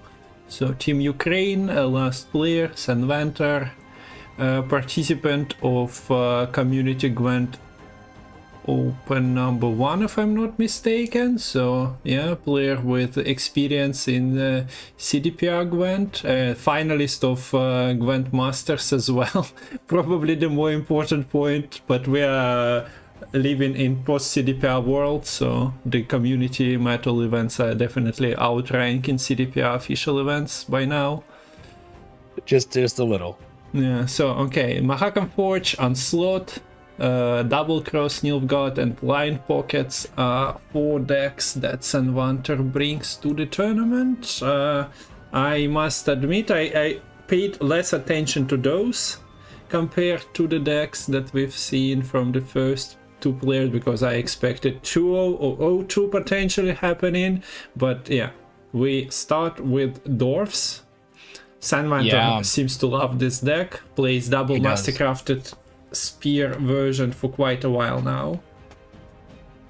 Yes, and it was interesting because he's been playing this for a while, like you said, and it's evolved a little bit. It started with 1 mastercrafted spear and a muzzle, now 2, and 2 backup plans to help add some control at the bottom. But again, in a tournament setting, this is great because if you can target an opponent that you know is going to struggle dealing with armored units, especially struggle with tempo, this could be a really good deck. Yeah. I think I've witnessed the Mitrafan's League final recently with Ugadai Kto and Archie both playing Mahakam Forge, and this felt like a weakest spot of the lineups they were playing, so we'll see how it performs today. Hopefully Mahakam will see a better outcome than in that final I mentioned. So moving on, this is Magic Compass Pirates. Magic Compass 11 provision cards. We see Sunset Wanderers here. This is like 2021 vibes or something. Yeah, opts for the Sunset Wander in the deck as opposed to spreading out those provisions in more across the top, either the top end or the mid range here. So, but yeah, this deck will play for a lot of value in the mid range. Obviously, a ton of tempo up front, especially in round 1. So this can be a really scary deck from red coin, especially because you just get out tempoed from the opponent while they're also building carryover. Yeah, playing double phrase blessing with the line for Otkel is also quite spicy. We'll have to pick up his tempo a little bit, as the bans should be happening quite soon. And now we see the Henry version with Shup and Radea. The probably, I'm not sure, more established. Both are kind of viable, but with Shup, Radea getting slight buffs recently, if I'm not mistaken, both of them got some notch. Yeah, that's consideration to build. Where version with Calvit, so you are still guaranteed to not see, or almost guaranteed to not see your bad cards that you are forced to play those soldiers. And sometimes those bad cards become your tech cards in certain matchups, so... Yeah. For sure. And then finally we see the Line Pockets list, which now plays the recently buffed Professor, and also, like you said, a kind of a throwback to 2021, plays Philippa Eilhart. So, yeah. Eilhart. Yeah, So Philippa okay, being... Philippa and Professor making comeback, it's nice. So this isn't a more, to me, this is a more interesting way to play lined pockets that doesn't, it doesn't crutch on Acherontia, and so this to me still plays the Ixora, which is still hard to remove, hard to deal with. So I actually like this, and I'm curious to see this get played. Okay, and we got the invites, but we can still go over Catburger, so we can accept. It usually takes a little bit, but yeah, Catburger is playing Renew and plays the River Hunters. Let's go. I am ready to witness River Hunters. Been a while, old friends. We almost didn't recognize you, but they are coming back with Idaran. No defender in that one. And looking at top end, it's specials and artifacts. And then Idaran comes. And then Idaran comes. Yeah, so next we have Guerrilla Tactics, Shiro version with Milva and movement. I think all 3 Chinese players took this version with maybe some adjustments. Earth and Ritual, Self-Wound we don't really have to talk about. It's more of the same that we witnessed today. And Pirate's Cove with a Purify. So something got replaced there. Other than that, that's a good call out, because as opposed to playing the double fist tech here, also plays the failed experiment in list, as opposed to trying to find it off of an Eventide Plunder. And otherwise, the only real difference from this, from what we've seen, is opting to play the Tunnel Drill in the mid range to help with control, and then a Kalkstein, which is always I mean, Purify is just always, like you said, a good choice in a tournament setting. Yeah, okay, we got the bans. Oh, I'm so sad we are not seeing old friends. They got banned. The Line Pockets list? Nah, the Line Pockets, but I meant River Hunters got banned, and Line Pockets out as well, so I was hoping to see Sam Manter's line pockets list, but like you said, so no NR for Cat Burglar and Sam Manter. We probably will see dwarves, but no line pockets. Yeah. And the players opt to lead out here as we get into game 1 of this deciding matchup for the Gwent World Cup. Sam Manter from Blue Coin takes Nilfgaard, a good old-fashioned Henry, and then we get to see Cat Burger playing the Scoia'tael Guerrilla Tactics list. Okay, so this is the last match of the day. It might end up with a ties and will go for long, but there are no more players to come and bail out the teams. Catburger, Sanvanter are the 2 responsible for the overall result of the Gwent World Cup, and we got something wrong with the queue, or a blue player forfeited. Maybe this is Sanvanter's. It looks like Sanvanter took the wrong list. I think. But didn't ask for a draw or anything, just forfeited. Like Yeah, you can but he's, usually communicate before and agree to pass 2 times and just restart. I didn't catch what he queued. We got the invite. Yeah, Samantha took, I think that's what it was that he took the wrong Nilfgaard list. Catburger is also replying, though. Catburger also doesn't know what's happening. Well, yeah, he doesn't. He didn't pay attention, maybe. I love that Catburger's Discord icon is literally actually a Catburger. Yeah.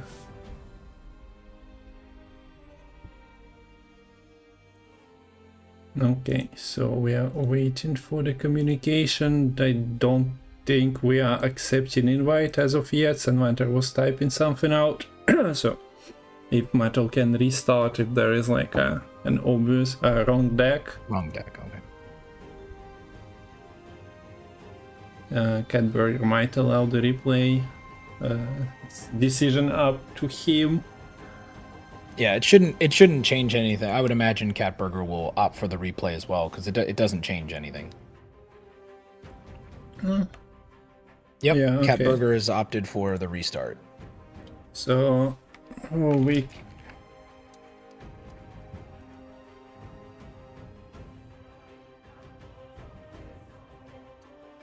Yeah, some good sporting there from Catburger. Catburger totally within their rights to take the win there, but instead opts for the restart. So love to see the positive sportsmanship.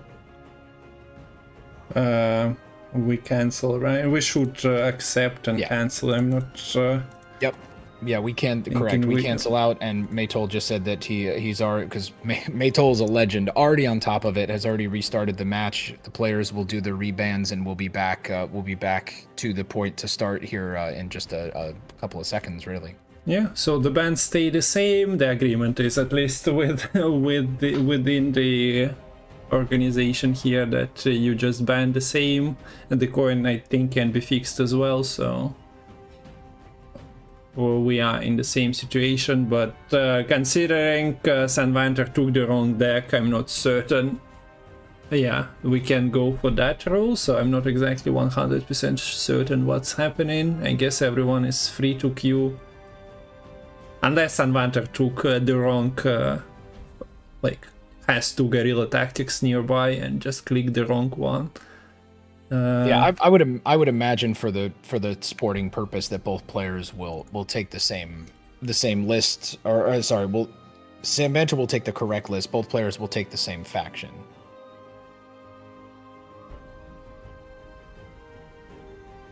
But Rabbit is doing diligence and investigating as Batman does. Yeah.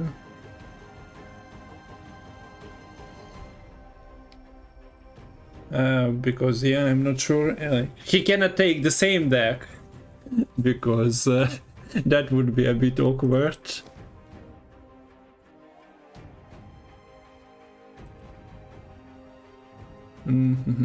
But okay, we are rolling with it. And we have an option to accept. Yeah.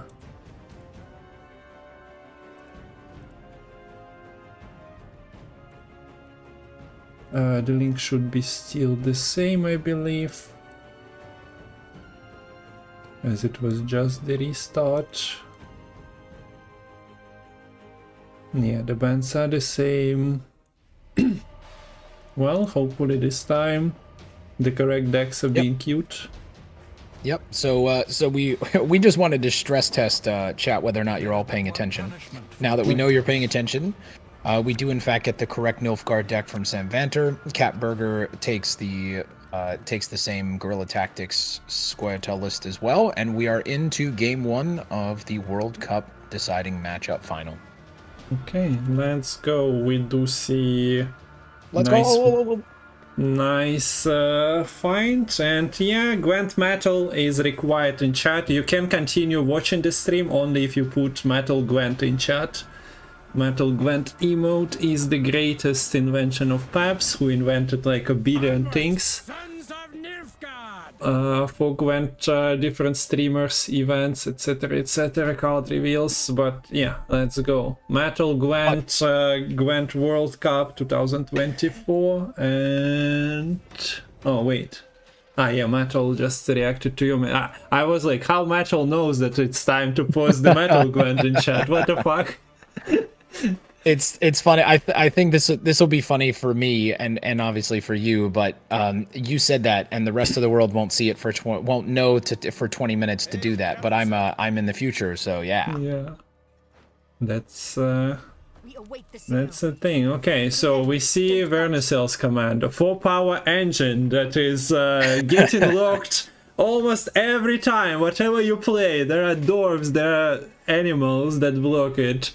And so here, yeah, Calvit is doing the deed of blocking his own engine. Not a good leader for the Empire. No, certainly not. Not the resistance is not faring well on behalf of Sanvanter yet, but we do see good. That does give fantastic value to the slave infantry. And again, this is a as a reminder for chat, this is a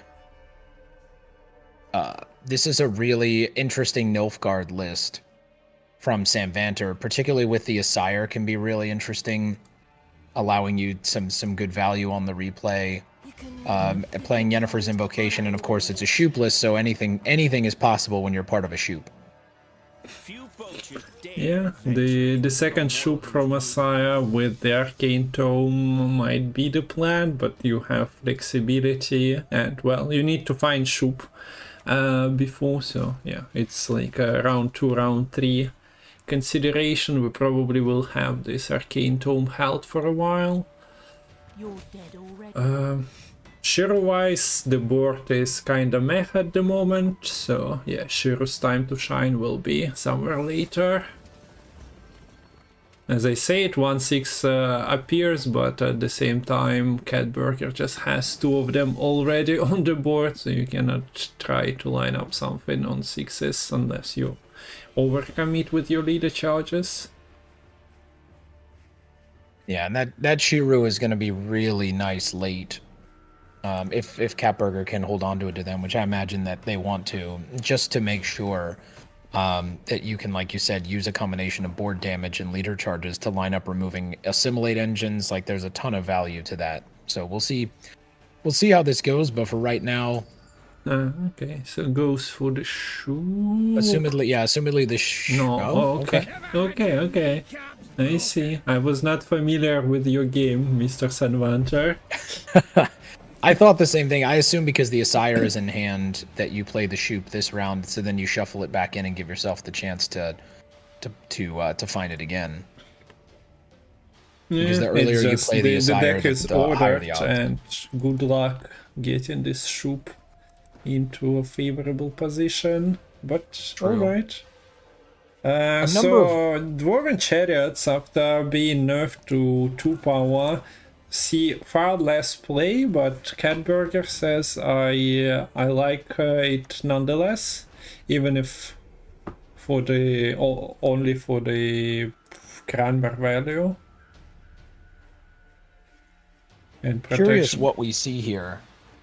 There's a lot of choices, and we see the Simla, so Catburger definitely pushing to win on even here, which makes sense because the Nilfgaard deck is weak from blue coin.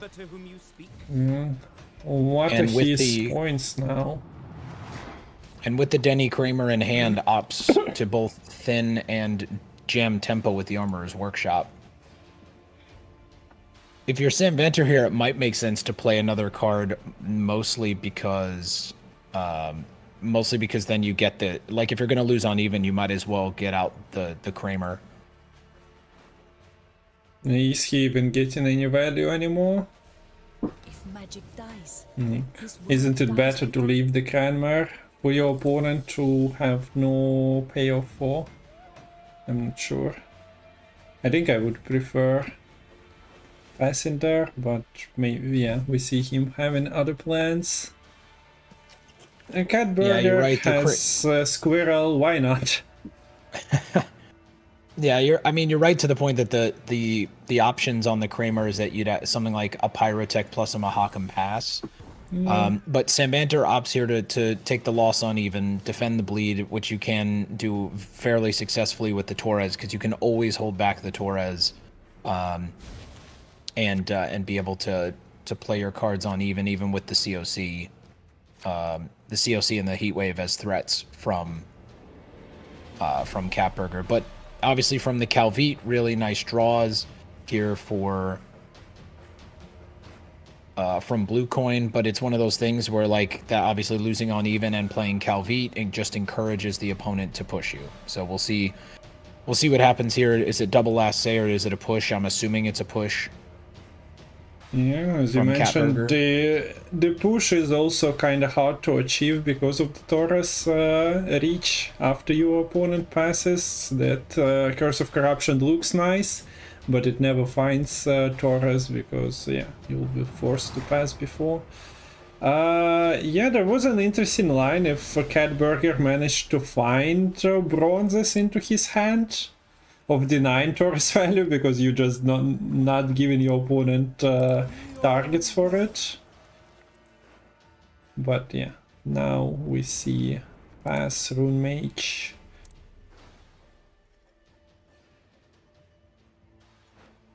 Naturally. Checking your opponent's top deck, you know that Heatwave is incoming.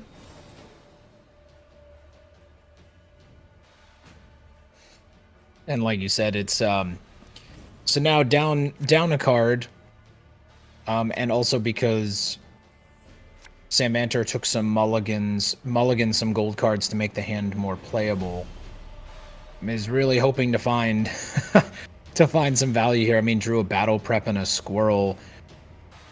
Just doesn't get lucky and find on the reshuffle the Lydia or the Redea again. So lacking both value and proactivity here is just not great for Sambanter.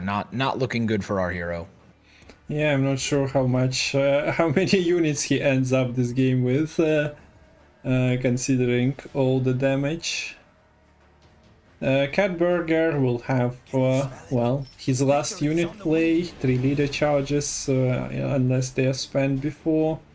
But yeah, between COC, Heatwave, the Rock Barrage. He did miss the Oniromancy, what a card. Man, every time I see that card in deck round 3, I'm like, what are we even doing with Oniromancy in the game? Yeah, and we see here so there will be some Kramer value. We see the Henry now. That smells of fun. Mano is risky because of Black Plan being a tactic. And Sanvanter's options are, well, Saskia has a lot of utility, although plays into the Shirus. At the moment, double 8 created on the board by Sanvanter, which already invites Shiru on 8s. You shall know the Emperor's fury! A hidden synergy we didn't expect to see is Afan's armor and Cranmer's interaction with armor. Extra point. It's true. Extra point where you don't expect it. And it does give you the option. It does give you that extra point, but also, yeah, it's the best. I think it's obviously it's the correct option because, like you said, you certainly don't want to put the Menno in there and then give the extra thinning or get the extra value from the tactic if it's still in deck. But I'm curious what gets played off of the abduction here. If you are Sambanter, there's a lot of good options here, but I'm also curious. I'd be curious to know the logic of the mulliganing the Yennefer's Invocation. Sambanter mulligan the Yenvo, and I just thought that, like, even if it plays for 4 points, seizing an enemy unit, I just imagined that there would be some value to being a bit uninteractive into a list that's playing a lot of control, but Yeah, but I suppose almost every other card is kinda a unit that plays onto the board, so you cannot really avoid it. True, and also presumably you also are gonna he needed some proactivity, because if you play the Torres to open, then it just gets clapped anyway.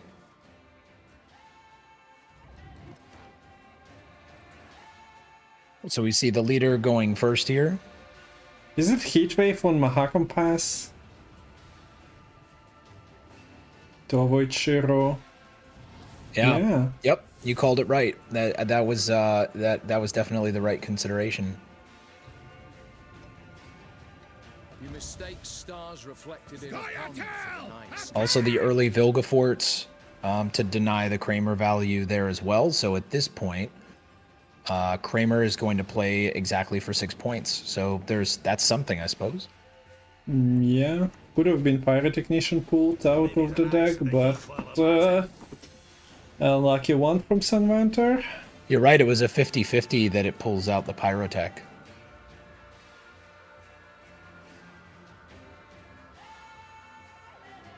So that's minus 3 points and minus 2 armor on it, so would have been more onto the Kramer. And the tricky thing about the abduction here is, like, the Vivian and the Rosa and stuff, sure they play, even the Menno. Yeah, they all play for points, but they're also mostly points on your own side of the board that get removed anyway. So you kind of want I have no idea. I'm curious to see what Samantha plays, because I have no idea what the right line, like what the most optimal line is with this abduction.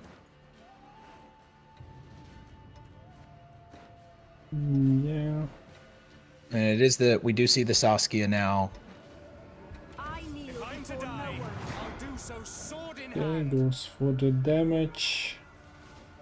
Of course, the Saskia will die here very easily to this Rock Barrage. Never have. Yeah. Milva is fine with that. Not a lot of positive points on Catburger's side of the board, which is good. Yeah, the question is, how do you dodge? So Shiro. 1, 2, 3, 4. Shiro, he can get Shiro to 8 with the Vitality Flask, right? Because of the double assay. Unless I miscounted now, but yeah, 2 cards down now for Sunvanter, so you can just get the 8s uninterrupted. Right, you can get the 8s in a turn. When the Torres goes to the Torres will, you have to assume if your Catburger go to 6 or 6 adjacent, 6 or 7 at some point. Okay, so it looks like he's going to be opting for the 8s.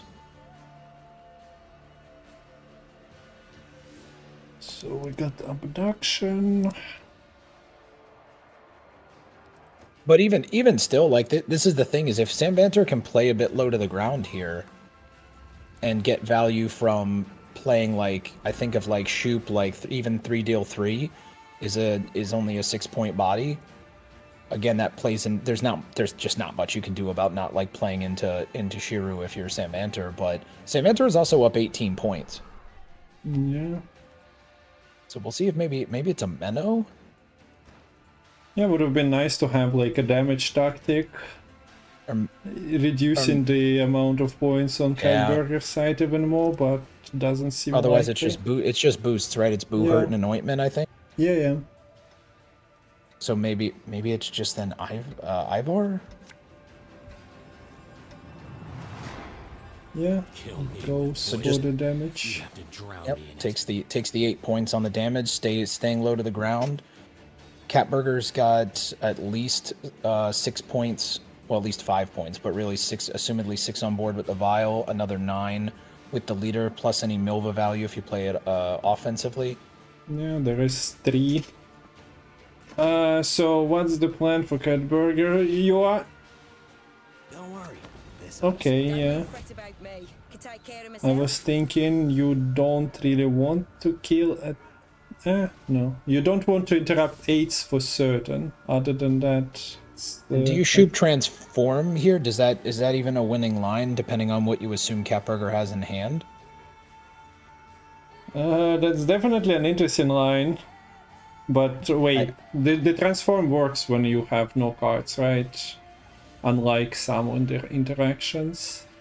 I've never done it. I forgot. I haven't seen it for like 3 months, so I don't remember. When Erland is not in the meta, you see less of it, and the knowledge fades. Yeah, I can't recall. Although I still thought that, like, the problem is that you know that 3 deal 3 plays right into 2 6s, or plays into a 6 and a 7, which will become 2 6s on Shiru in a whole bunch of ways. But 3 deal 3 is probably the lowest to the ground that you go. Okay, Opts instead to go with Knight. So the Knight gets COC'd. And then plus the Shiru, there's like 15 points. Yeah, that's just too much, considering there is still full leader. Yeah, and that's that. Yep. Yeah, the COC would be 10. The Shiru plays for 16 is 26, and that's, like you said, before the leader and the vitality. So close there. I think some draws. I think the bad draws on the third round mulligans did send Vanter in there for sure. Well, it started with losing on even and then going down a card, but especially then when you mulligan Radea and you mulligan Lydia, and then instead you find Squirrel and Battle Prep and a dead Van Morleham servant. It's certainly not doing you any favors. Well, that's the beauty of Shub deck. If it... I like the air quotes I can feel you putting around the word beauty. Yeah. You have a lot of stuff that occasionally plays for extra points, but on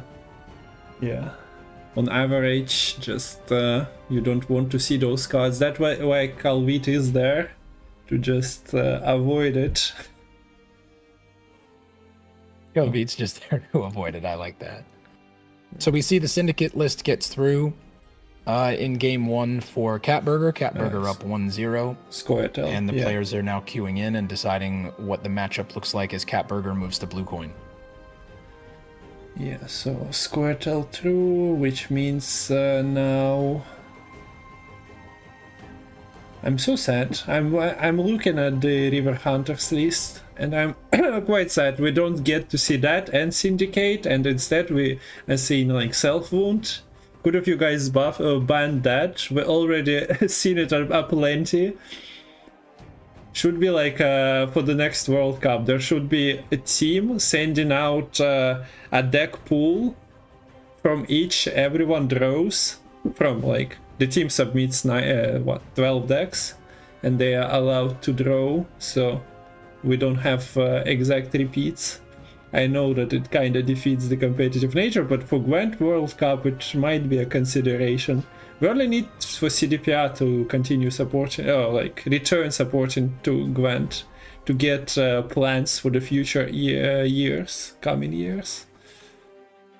Yeah, I think a lot of us continue to gently hold out hope, like in the back of our minds, that that maybe they end up, maybe Gwent ends up circling back and being a thing, but we'll see. I still hope, because it doesn't cost me anything to hope. So. Yeah, but I'm also not trying to sell this hope to anyone, because no. Yeah, that's a long shot, and they might just... You don't want to sell. You don't want to Elon Musk anybody a Cybertruck. You could sell me anything, Rabbit. I'd believe you. I trust you. We are selling people Cyber Gwent. Yes, and unlike a Cybertruck, Cyber Gwent will not cause you to lose a finger if you get your hand near the trunk. Yeah. You will, however, get poison to hell from Catburger if you're Sanvanter and you're not careful. As we are going to see at least once played Sanvanter's dwarf list, and that's coming from Red Coin, and Catburger taking Syndicate.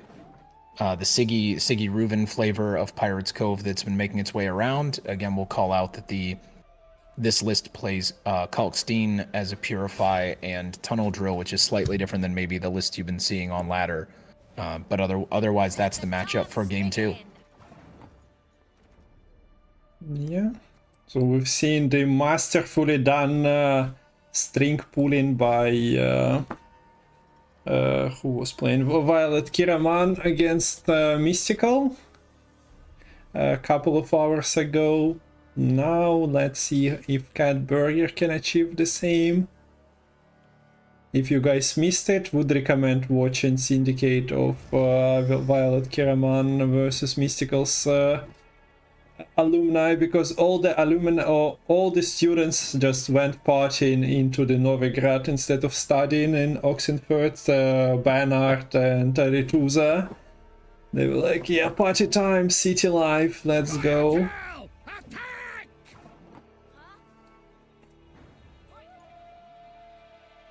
Okay, so there is a job for Drill. It's on the front row. It tries to be a skirmisher, but unless Catburger needs coins for something, yeah, it should be just a dead dwarf.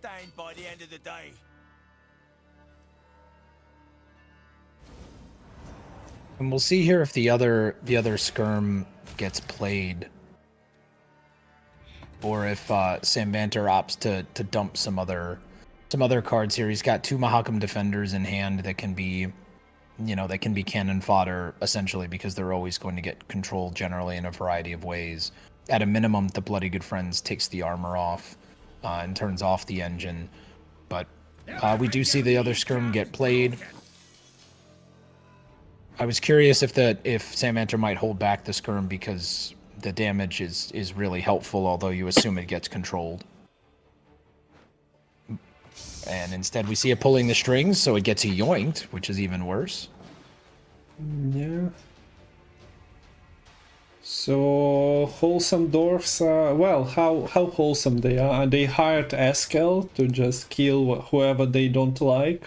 They are playing double spear, so they are armored not only by the commonly used axes, but also spears. So they're actually like war dwarfs. But yeah, and it is also interesting. It's interesting here that for all of the provisions Catburger has played so far, it's still a 1-card game, right? Sambanter is still within reach here. So this, if you're Sambanter, this has got to feel pretty good to that extent.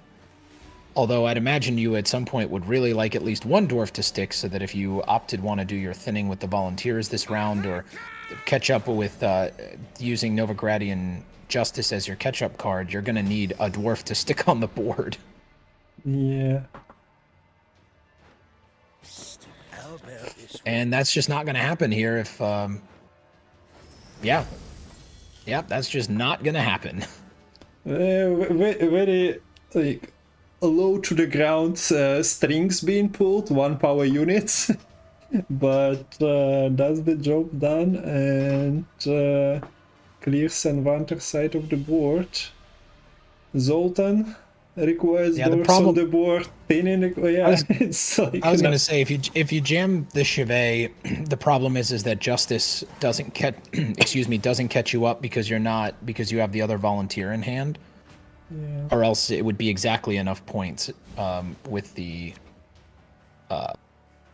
Crown Splitter spawn, with the Cleaver spawn, and then you'd pull both the dwarves. But either way, I think if you're Sambanter there, you're probably not mad about that round.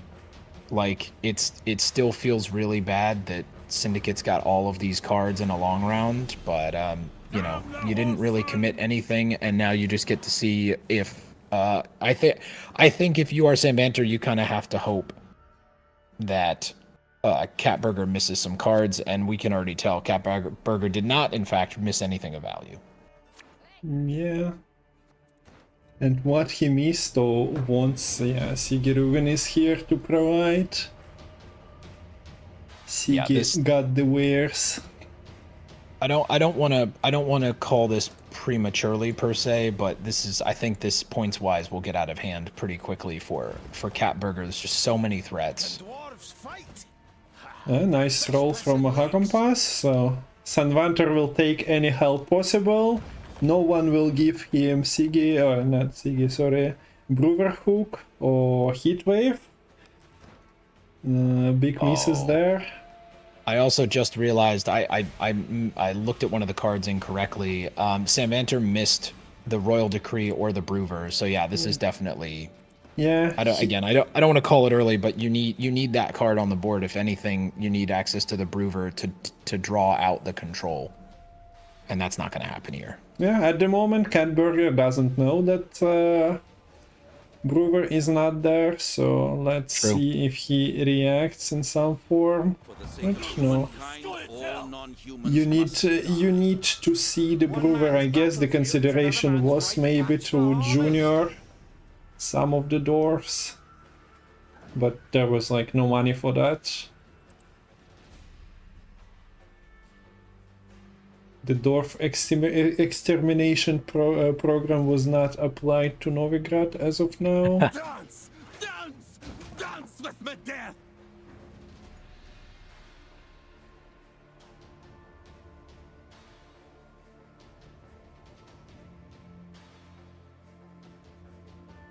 Yeah, there is the swarm, the 2 swarm payoff cards in hand for Samvanter, but you're just it doesn't matter to the extent that you're just not going to get value without you're not going to be able to trade to get the value of putting the Brewer on the board, and then of course the value of trading for the removal for it. So it's, but like you said, there might be something to say for the fact that Catburger doesn't know that, but I think Catburger is going to realize it fairly quickly. Assumedly, this little bird gets controlled with a spear, since the backup plan now won't work since the Novigrad click was played after. So the target for the backup plan would be the Blind Eye, right?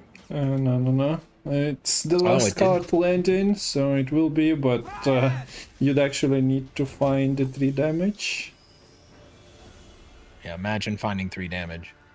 Also, the early Blind Eye tag coming from that Novigrad click is quite nice. And having the other little bird in hand, which is, other than a random pull on the Eventide Plunder, is the only other way in Catburger's deck to be able to boost a unit on board. So Catburger having both of those essentially denies controlling the little bird. Now there's 2 on board, so does removing one of them even matter? Yeah. And they are quite good at spending as well, but okay, decides to deny at least some spending.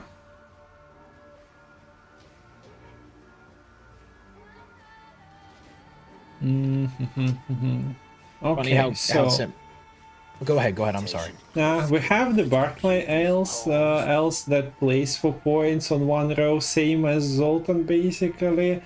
Zoltan himself, like, points are there, but we've seen Syndicate doing the points. It's not the same as many decks, just carefully putting like 10 points per turn onto the board. Syndicate goes, brr!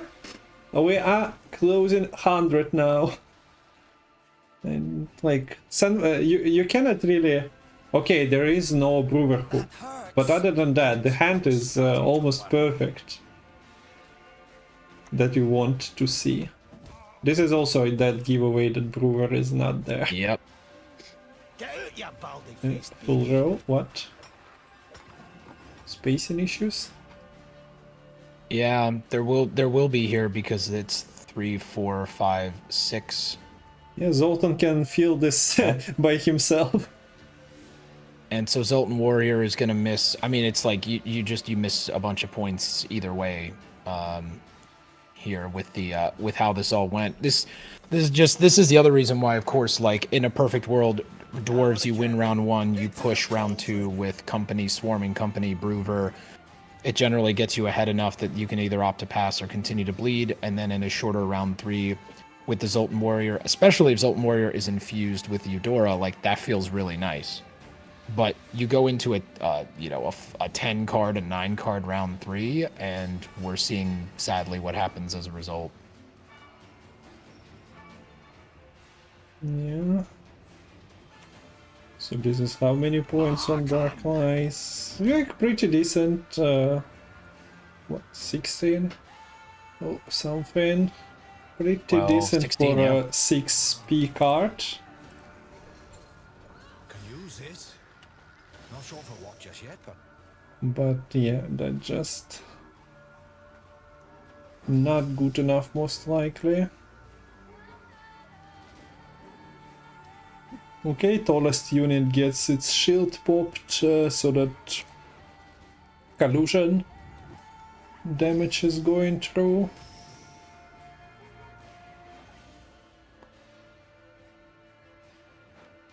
And now we see the Siggy. I couldn't give a shit. The anatomical changes slightly exceed my expectations. Why does it look close still? I don't understand. Yeah, sadly, I mean, this will still play for so there's 13 here, but the problem, like you said, is the spacing piece, and Catburger knows that now, so this will be the shady vendor, and then you hold the junior for the end, and ironically enough, if space were not an issue, Sambanter actually would have done really well here. Oh, okay, there is some space. I'm just kidding. We know things, and I used the backseating knowledge of seeing all the cards to know that. So the Zoltan at least will play for the damage in the Eudora. It's still not enough here. Yeah, the front row shady vendor would have also gotten out the gotten the coins back from and gotten out the King of Beggars. It would have been another 15, 17 points for the Syndicate player, and Catburger takes game 2. So okay. the no Broover there was pretty painful, but as you'd called out, maybe the issue more broadly was just the row space. Okay, so Catburger on one deck, and this is once again, if I'm not mistaken, the Earthsign Ritual. We've seen it aplenty today. When I mentioned before the series yesterday to you that the decks are quite in good variety, like we've seen different syndicates, but sadly those decks got banned, and we are witnessing a little bit too much of Earthsign Ritual. The deck has good matchups, but has a problem of finding its own cards in the correct order, in the correct rounds, so people are not banning it, despite the fact that deck is kinda decent. We've also seen quite a few players play Masquerade Ball today, so that just counters Self-Wound, and that is not getting banned. But yeah, players play what they have to play, and we are going into game number 3. Self-Wound versus Nilfgaard, we've seen in the previous series between Joe and Holdyr. Let's see if Sanvanter can find the lines.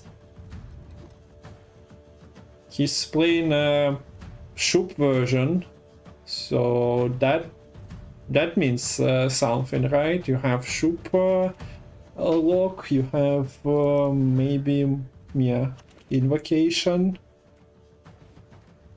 Don't remember if there was one before, but yeah, maybe some better lines can be found with the creates. Radea also has the lock.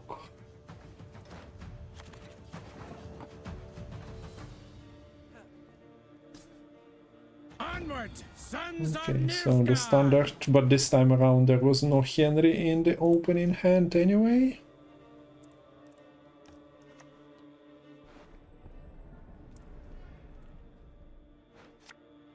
And we see that Catburger is establishing location early on. Not many things to control, honestly, in this Shoop list, but yeah, once the board... No, go ahead, I'm sorry. Yeah, but he wants the potential to control stuff, I guess, and slams quite an expensive location from Oniromancy already, without the support of Dwin Andras as well, which is kinda weird. If your round 1 doesn't go according to plan, you have two dead cards. I think exactly. I think for Catburger, it's you look at the you look at your hand and you realize that you know, if you want to make an effort at pushing here, that you're going to need to play in. But I'm looking at the hand. I'm kind of curious, like, you know, how do you expect to push? Oh, look at this Lydia. This Lydia. Primal savagery, dead blow with no particular setup. 13 for 8 is certainly not terrible. It's not, you know, you want to, in a perfect world, you play the Lydia when there's value on top against the assimilate and so on, but certainly not terrible. And looking at Catburger's hand, the squirrel on the Aneromancy here by Sam Vanter is actually pretty painful. Yeah, look at those golds from left to right. Okay, Max is there, but Drakaturtle, Knut, Sigvald, Salvat, Sigdriff is right. Yeah, good luck. Good luck. Fine. Yeah, now that like you pointed out, now that you've played the Kertrold and now the Svalblood Totem, it's not just the golds, but like the Dwim, like the Dwim could be a bricked card, which now without the Neuromancy makes it that much worse. The only other value that you've got in your hand that you really want is the Heat Wave. I mean, this is not a bad a huge, an absolutely huge massive obsidian mirror. Yeah, I just don't see how things 13 work for out. 4, broken. Like, at least Catburger is on red coin, but he started with committing expensive stuff, or semi-expensive stuff, and then started playing cheaper ones. And Vanter still has Slave Infantry for like 9 points. If you want to you could turn play off... it as a 9 on the Priest. You can play it for 8 immediately. Flipping one of the 4s and then playing the body of the infantry next to the priest and letting it tick for a net of 1 point per turn. I mean, this is looking like a good spot to be in without having to overcommit here if you're Sam Vanter. Do you say goodbye Ops to pass? I don't know. I'd probably send Arcane Tome your opponent's way as well. We definitely misinterpreted the situation. I was really surprised. I guess maybe if Sam Vanter puts Catburger on better hand value, then you say you certainly don't want to lose on even. But I mean, yeah, I don't know. Looking at that board state, if you're Sam Vanter, I'm surprised he didn't keep going there. I mean, I guess the servant is a dead card at only 4 points, but yeah, but there was like Wilgefort's catch-up mechanic invocation from Arcane Tome.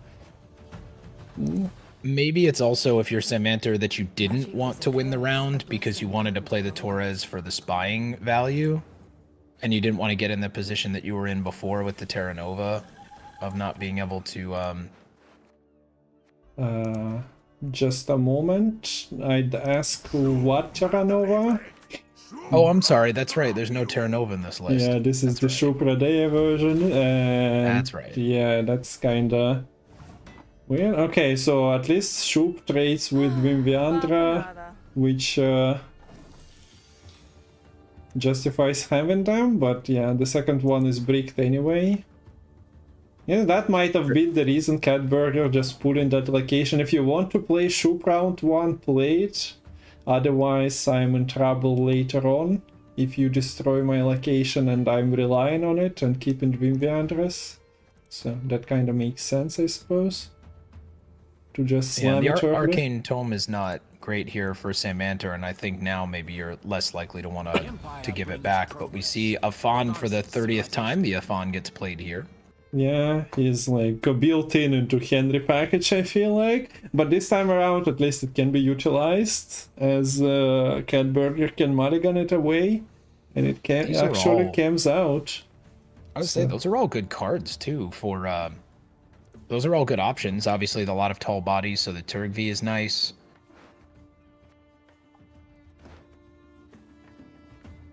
Could have also very easily been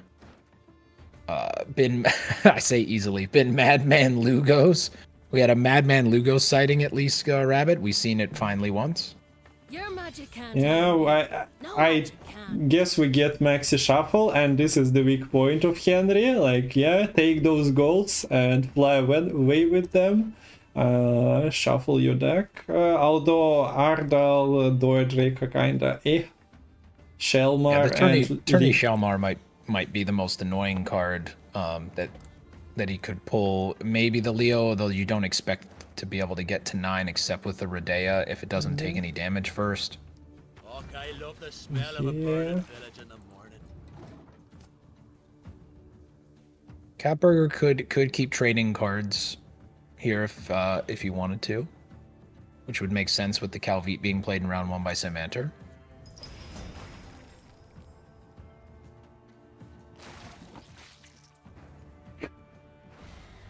Maxi getting extra damage for no reason. Feels bad. Okay, so Leo question is resolved. With Catburger, you maybe trade that, like, you could still afford to trade here if you wanted to, but instead opts out. So Catburger will be down a card going into round 3.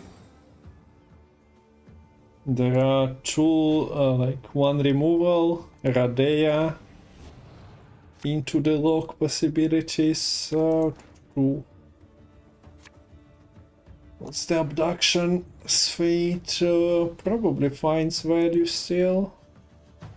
Yeah, you've got to imagine that Catburger is going to mulligan the Afon, so it certainly will never be a brick. Obviously, Afon is not good, but at least the abduction's not bricked. Artlong is of course expensive, but at the same time, yeah, the Doedric also is not really that great for Catburger, so your abduction should be finding some value. And it looks like the round 1 Squirrel of the Aneromancy really paying off here with 2 4Ps in hand for Catburger. And then with the, we're not sure, I'm not sure if the Maxi was a shuffle or a hold, but either way, adding extra units into deck, if it was a shuffle, makes the mulligans worse. If magic dies, this world dies with it. And we see the Yenvo go back in deck for Samvanter. Yeah. So Okay. that'll be really nice to play on the Arcane Tome, and of course you could play it last and not give the Tome back, which is really great too.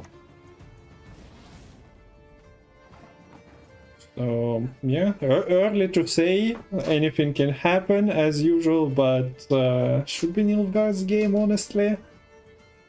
Yeah, this could be the first Henry win that we see. Yeah. Oh, please take Terra Crew Plunderer just for me. He doesn't know, he didn't have the information. Samandra took the correct card, but not the card I wanted. It's fine. Sigdrifa's right here is at least an 8. Mm-hmm. Okay. Opts to take the Sigvald, which makes sense looking at the hand in the face of the Svalblood. Also, you've got to feel really good knowing with that now this hand information, if you're Sam Manter, you know that you're in a good spot here. Yeah. Who are you to judge us? Greatsword is also a decent find since cards are getting row lock. damaged. Yep, and you know that you can now float and hold the lock because there's no Purify, which is good.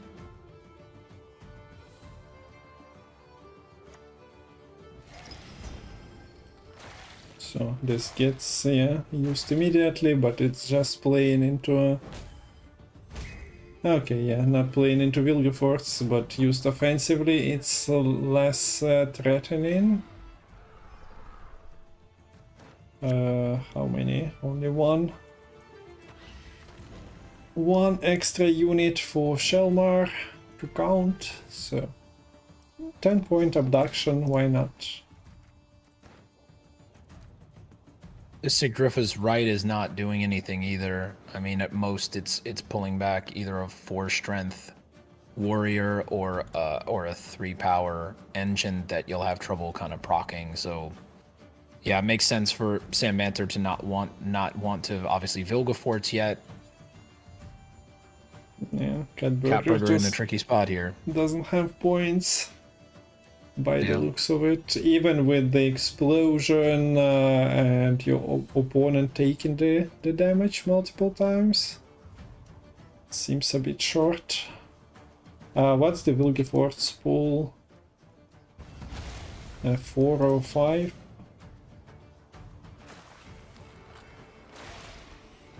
Fun! Hey, fun! What a broken Skellige card. With armor, jumping out, tanking at least once Volklat Pink. Insane. So of course now you can safely collar the Sigvald if you want. You know the deck, so you know, or I'm sorry, you can't do that if you're not going to Vilgefortz first. So you hold the collar, and you can just Yenvo the Sigvald here, knowing that there's no other damage left in deck. Arcane Tomes so that you can either Vilgefortz or Yenvo at last. That works too.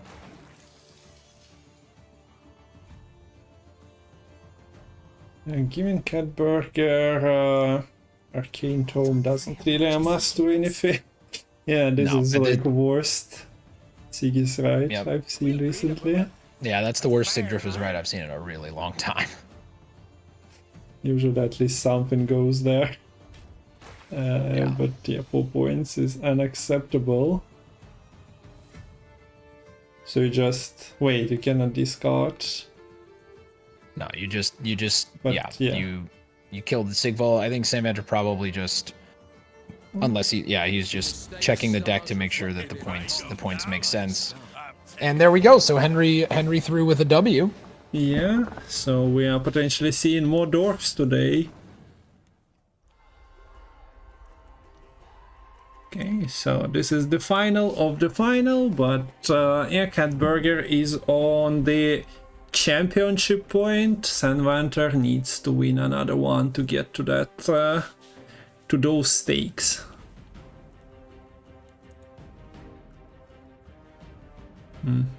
Okay, so looking at the decks, Ursine is the only deck for Catburger. For Sandvanter it will be Skellige and Mahakam Forge. Oh, Pirates into the self-wound. Has Heatwave Curse. So might be decent-ish.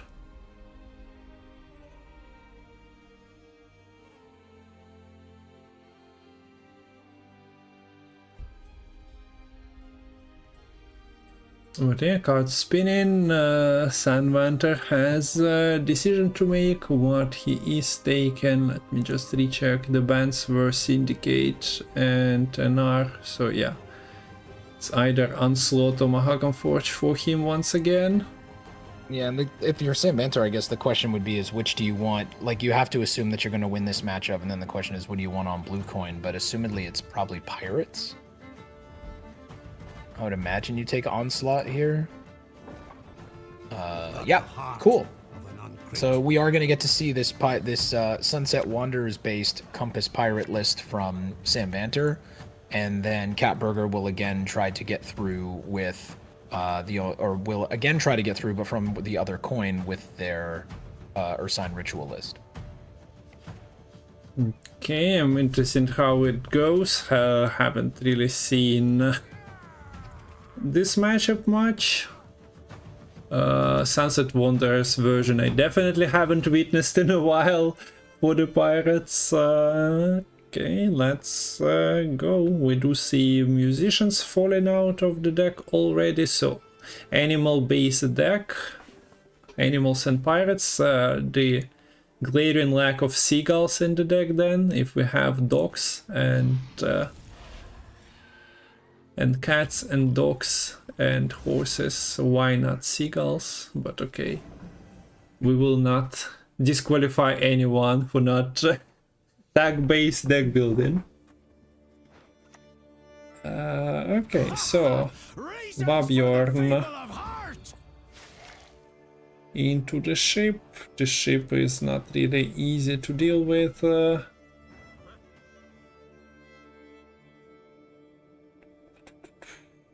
Self-wound, of course, likes to take damage, but you don't like taking damage on random cards like Gwynviandras, Maxis, Squirrels. Can, of course, develop Knut and answer it immediately. Yeah, if you want to compete for this round of your cat burger, then yeah, presumably you have to play in a way where you just assume that Sam Vanter doesn't have tall punish and or you're willing to commit the Olgierd. But we'll see here. Sam Vanter is just happy to continue to build value. Although only a couple of armor gaining units in hand, you'd obviously prefer to have the Bjorn and the particularly the Demon Smugglers here. But still, either way, the purpose of this pirates list is not focused around generating armor in the same way some of the other ones are, and instead it's just about being able to play for maximum value against the opponent. We do see Catburger play the Olgierd here, which does make life a little more challenging for Sam Vanter. You obviously don't want to heat wave this if you can avoid it. I feed the waters. Does catch the wolf, the Skellige Wolves infusion, so flips that, and yeah, we do see here Sam Vanter back ahead in front of Catburger on even cards. Yeah, that's what pirates like to do. Just kill wolves. Kill wolves, put up some mad points, win games. But yeah, amount of animals is amazing here from Sam Vanter. You only had one cat to show, and he has cats, dogs, wolves now as well out of nowhere. It's true. Horses, he's got a horse and a chicken. Yeah. We do see the second boat come down here as Sam Vanter is also running out of cards to play. The Freya's Blessing is not active yet. You can't. There's no second Bloodthirst yet on the Arborage, the Abortage rather, the Arbidage. And Catburger opts to prevent that from happening anyway by using leader charges to kill his own Bloodthirsted unit so that it doesn't create two Bloodthirsts. So that's clever. Okay, so the Freya's Blessing has two ships now. A naval supremacy here? Yeah, you can. Like how much longer can Catburger prevent having the ability for for extra Bloodthirst on board, right?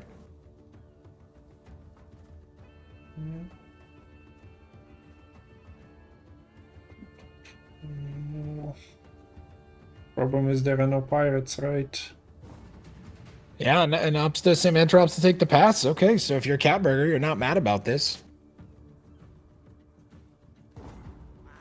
No Demon Smugglers, even with the double boat. No Demon Smugglers, no Demon Pirates in hand, which is really the way that a list like this wants to push.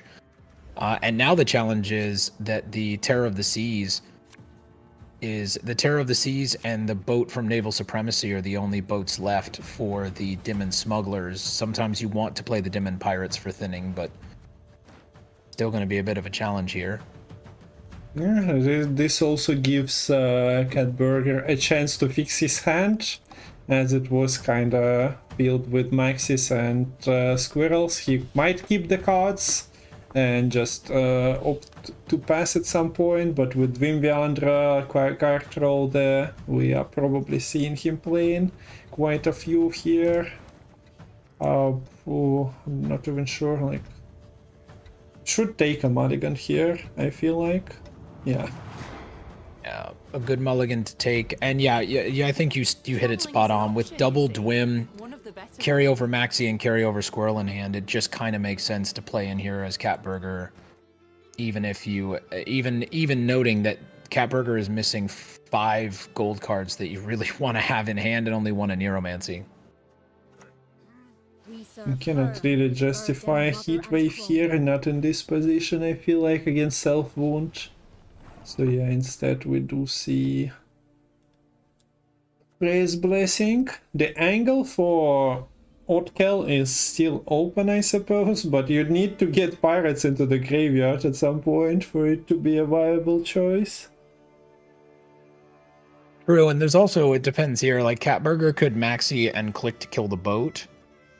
At 5, you could also Marjoram and kill, but it looks like we're going to see the Aniromancy instead and go with the turtle with the double, which makes sense with the double Dwim on board. It makes a lot of sense, and also then kind of baits out the heat wave from Samvanter. Yeah.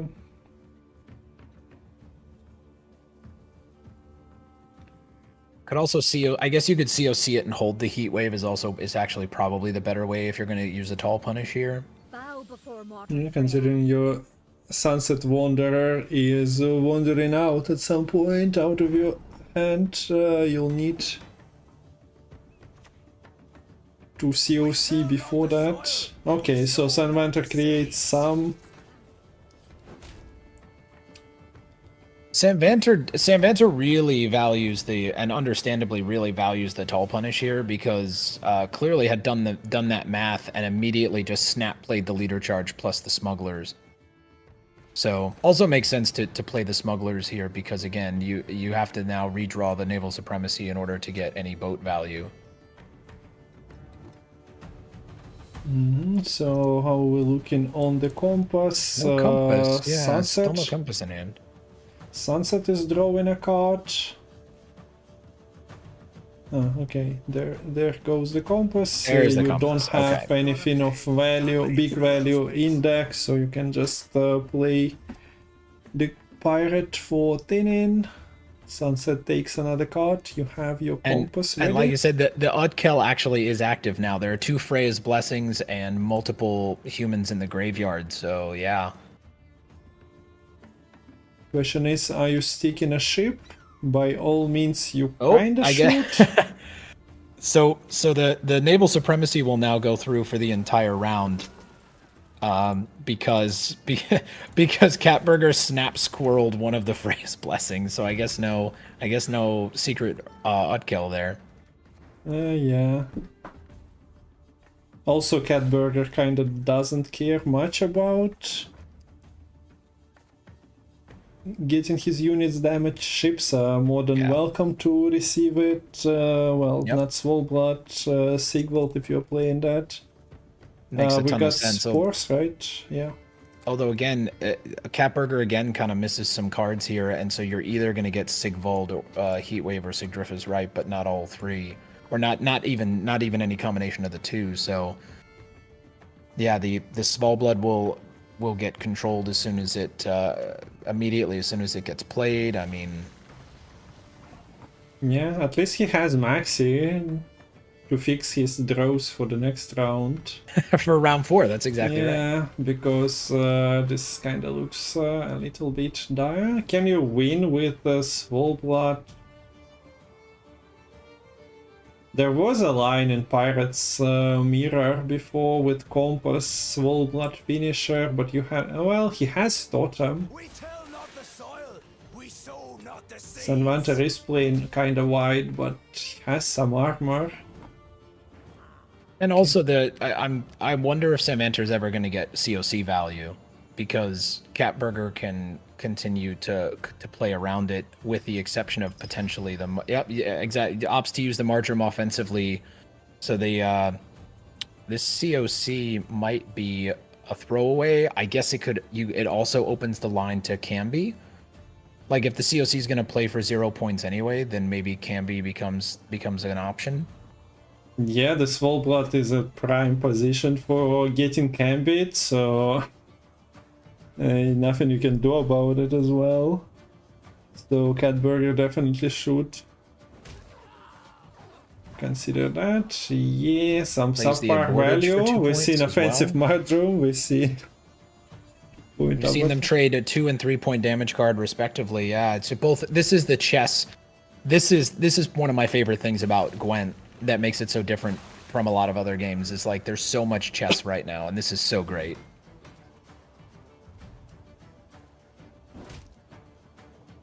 How big was, if you remember, the Sunset Wanderers? Was it like 10, 11? Okay, so I was kind of surprised. I went to recheck if it was the Spores play, but yeah. Yep, snap spores from Catburger. Not sure what was the reason for that, considering like it's a COC blocker as well. There's the round 4 maxi that you called out. I suppose you could also discard the COC with the Bjorn now. Is another line. Yeah, that's actually after maxi. Nice catch. It's not the greatest, but I mean he is getting 3 power back, so to say. And your COC should not find value. Like you have heat wave for that anyway. Removing something. But I just wonder if like the problem is that the combi line, like you'd have to play the heat wave here, right? As you heat wave, the opponent plays a card, then you can be. Okay, we are going to see the Bjorn get picked up. And then you play it on the 1. Yep, that makes sense. Now I mean you may still want a Camby here, to be honest. I mean that's probably your only not only win con. Like your opponent, like if you don't hit Swellblood, you lose, right? Yeah, I think so. I think you're right. I mean, there is 3 armor on the other side. 3. I wonder if also maybe if you do you leader charge one of the fanatics? Do you heat wave one and leader charge the other so they don't flip? No, because then you can still use the totem to flip the to do the flip bullshit there too. Let's see what he takes. And it's a Kraken. Okay, that's somewhat unexpected, but it does flip the fanatics, eliminating some of the Swellbot value. You get your Kraken back with the leader. Also probably from the Svalblood. You have to, with the Svalblood itself.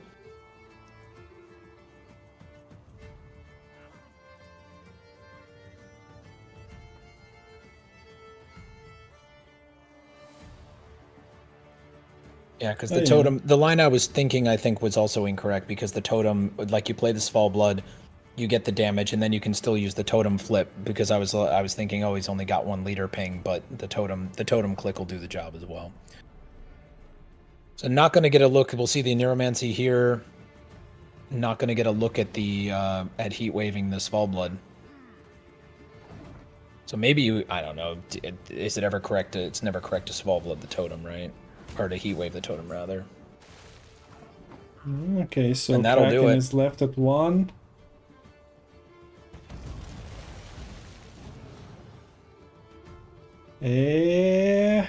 Oh, wait a minute. That's got to bomb and Kraken's not enough. Who the hell nerfed Kraken? People who are buffing Kraken. The question goes straight to you. Is it really a buff when it's a direct cause of a World Cup loss? Okay, wow. Catburger by 2 points gets to victory and also gets to, well, the championship. The World Cup title is going to China. Congratulations. Yeah, that congrats. Was deserving end to today's session, by the way. Yeah. Like we've seen some Bjorn discarding, haven't seen that in 3 years probably. No, not exactly, but yeah, not the common play. We've seen Kraken, we've seen Kraken nerf a shot at Battle Council, maybe stop nerfing every spine card. Because especially with the Kraken, that does put points back to your board if you kill it. Okay, I enjoyed the last game a lot. I did too. A lot of things could have gone differently there. Congrats to Cat. First off, congrats to Catburger, and to Team China. Like really well played, played really well throughout the season. Put together some good decks. Obviously, did a lot of work to prepare because I was going to say Katberger really found the right lines there in that final match. Like, super impressive. Things maybe go a little bit differently in that last game for Sam Banter if you don't play a 2-point abortage. If you draw the pirate, the last pirate that was in deck, and so that at least that plays for 5 instead of for the 2 for the abortage. Like, but it comes down to 2 points in the final match. I mean, you can't ask for much more than that. Yeah, it was quite entertaining and also quite nice to have the most sweet caster, the Salty. Wow. That's nice work done. Thanks for joining me in the morning. I hope community appreciates the sacrifices. The US, like we are aware of Red Raim's problems. Usually have to wake up at like 4 a.m. to play in opens, but yeah, the casters come with the same condition. So thanks for. I have one that has to rise very early, and the second that I'm collaborating with Lemon, the one that usually has to stay awake for quite a while. But yeah, your input is always appreciated, and it's always fun to cast together. No, it's my pleasure, and thanks for having me. And yeah, it's I was gonna say I take after Lemon because, you know, I've done casts with Lemon where I say, hey Lemon, what time is it? And he's like, oh, it's 4 a.m. and he's just so casual with it. So I try and take after him. But thank you for having me. Chat, thank you for letting me for putting up with me jumping in a little bit late, as Rabbit was trying to be kind to me so that I could join at 7 a.m. instead of at 6. This was a ton of fun, and I look forward to watching your cast of next weekend's Gwent community tournament event. Yeah, that should be great as well. Different lineup here and the different structure, of course, as players competing for themselves and not for the team. But yeah, we got the two. I also didn't update the score. I updated the game score, but yeah, the Team China's win is on the screen. So it's nice to see that we didn't get a fast 2-0. Yeah, the competition was fierce today. Some misplays, some miscalculations, but also some cute lines found. And yeah, congratulations. Both teams get some of the prize pool, so you can still contribute to the Gwent Challenger, for example, that is coming in July through the links on screen. We're on delay, so using the commands is kind of weird. While you are like on 15-minute delay, you have to delay that as well. Okay, so I guess that would be it for the Gwent World Cup, but the competition doesn't end. I can let you go if you want, and then just show the links later, just to promote it one last time. But yeah, was a pleasure. I'm happy to sign off here and let you do your closeout. Also, as I know that you've got to let it run for a bit for the delay. So thank you again, chat, for hanging out with us. Appreciate all of you wholesome degenerates spending your Saturday morning with us. Most of you your Saturday morning with us, and for those of you who watch the VOD later, I hope you enjoy as well. Mm-hmm. And again, much gratitude, Rabbit, for having me on your stream. We'll catch up with all of you here soon. Yeah. Okay. See ya. Take care, friends. Okay, so that was it for Gwent World Cup. A nice run. Why am I hiding myself? Well done by all the participants, all 8 teams that competed. It was a pleasure to cast. Now to the events. Well, yeah, the next one, Gwent Community Open 2. Also known as Community Gwent Open 2, May 18th. Renova, Mayamon, Lerio, Nick, participants. Yeah, the other competitions are happening as well. We'll have the roadmap, and you can see in July there is a challenger. What is a challenger, you ask? Well, let me clear it up for you. We have in June Challenger qualifiers. So the qualifiers for this is that top 1 of the crown point rankings is going straight to the main tournament. But we need 3 more, and thus top 4 of crown point rankings minus the top 1, so 2 to 5 positions are competing in double elimination best of 5s. And then the rest, we have 8 players competing in single elimination for 1 last position. You see prize pool, and that's where the crowdfunding goes now that we are done with the Gwent World Cup. So thank you everyone who contributed. But yeah, now it goes for another event. And I also can show you the crown point standings at the moment. Let me remove the camera. No, not like this. This is a better. So the score we don't need anymore. The crowdfunding will need forever ever. But yeah, the webcam is blocking. So as you can see, can you?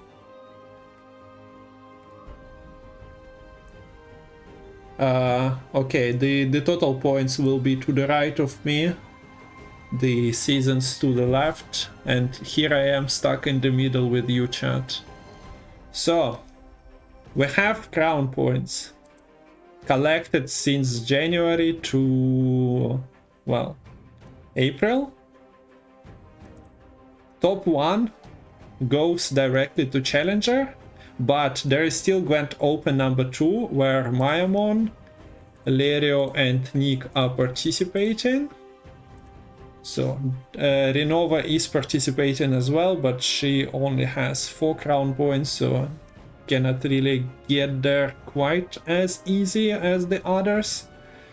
So they can still get some points from Open, but also May season results are influencing this. So this makes things interesting for Daurian, Archie, who are competing as well. Kerkatan winning 2 seasons, not participating in the previous 3, put himself into position number 8. So the competition is kinda...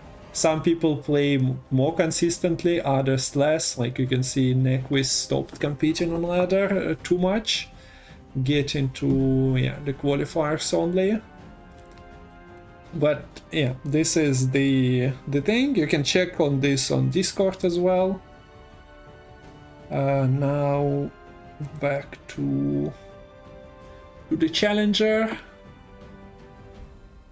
Basically, yeah, that's the structure. The players from position number 1 to 11 will be competing, or like number 1 won't be competing, the others will be, because of 2 players qualifying from top 4 qualifier, with need expanding to 8 once again. So this is the Challenger. The dates qualifiers are in June, main event is in July. When it will happen exactly is up for discussion. We have Open, which is a smaller tournament, so you can see the numbers. The winner gets 30 crown points, considering there is only 15 points between Lerio and Mayamon. That might be influential. And even the losing side gets 10, so like losing the 3rd, 4th places, semi-finalists, if they all get 10 points, it gives an extra boost over Archie, Daurian and Nequist.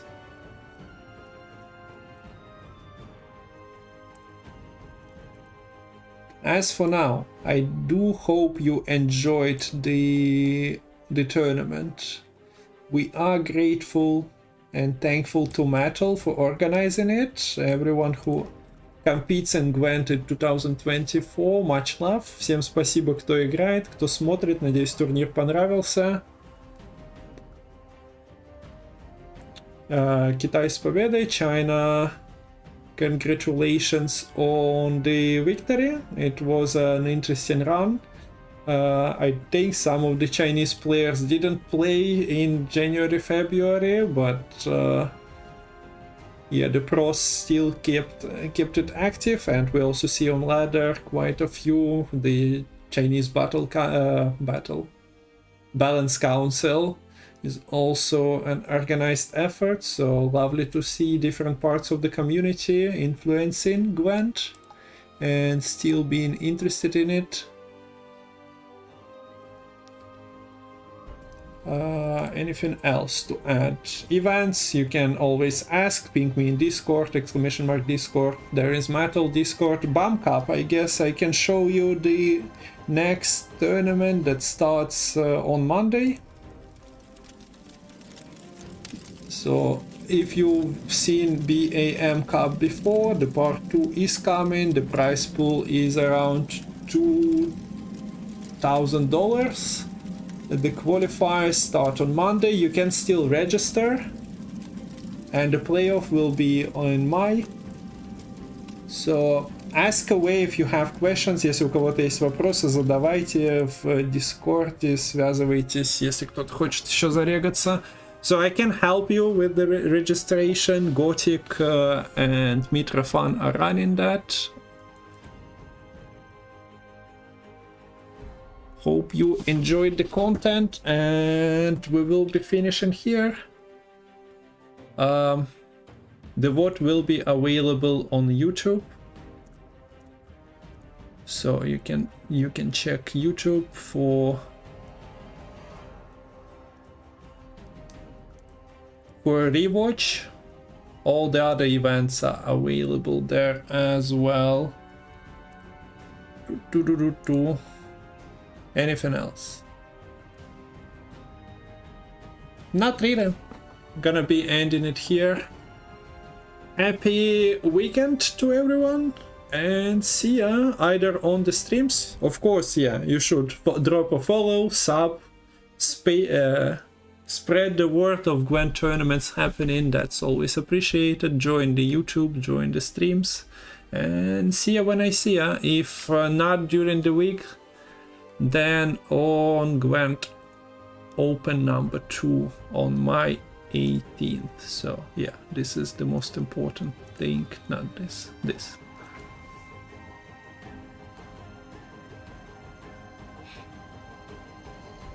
But also kinda this happening today, so this should be live already. We will be hosting this if the channel is live. Moshcraft and Lemon are hosting Be Charitable charity tournament with Karim, Kawe, Dozen and other players participating. So see ya in a couple of days most likely. Bye bye, thanks for watching.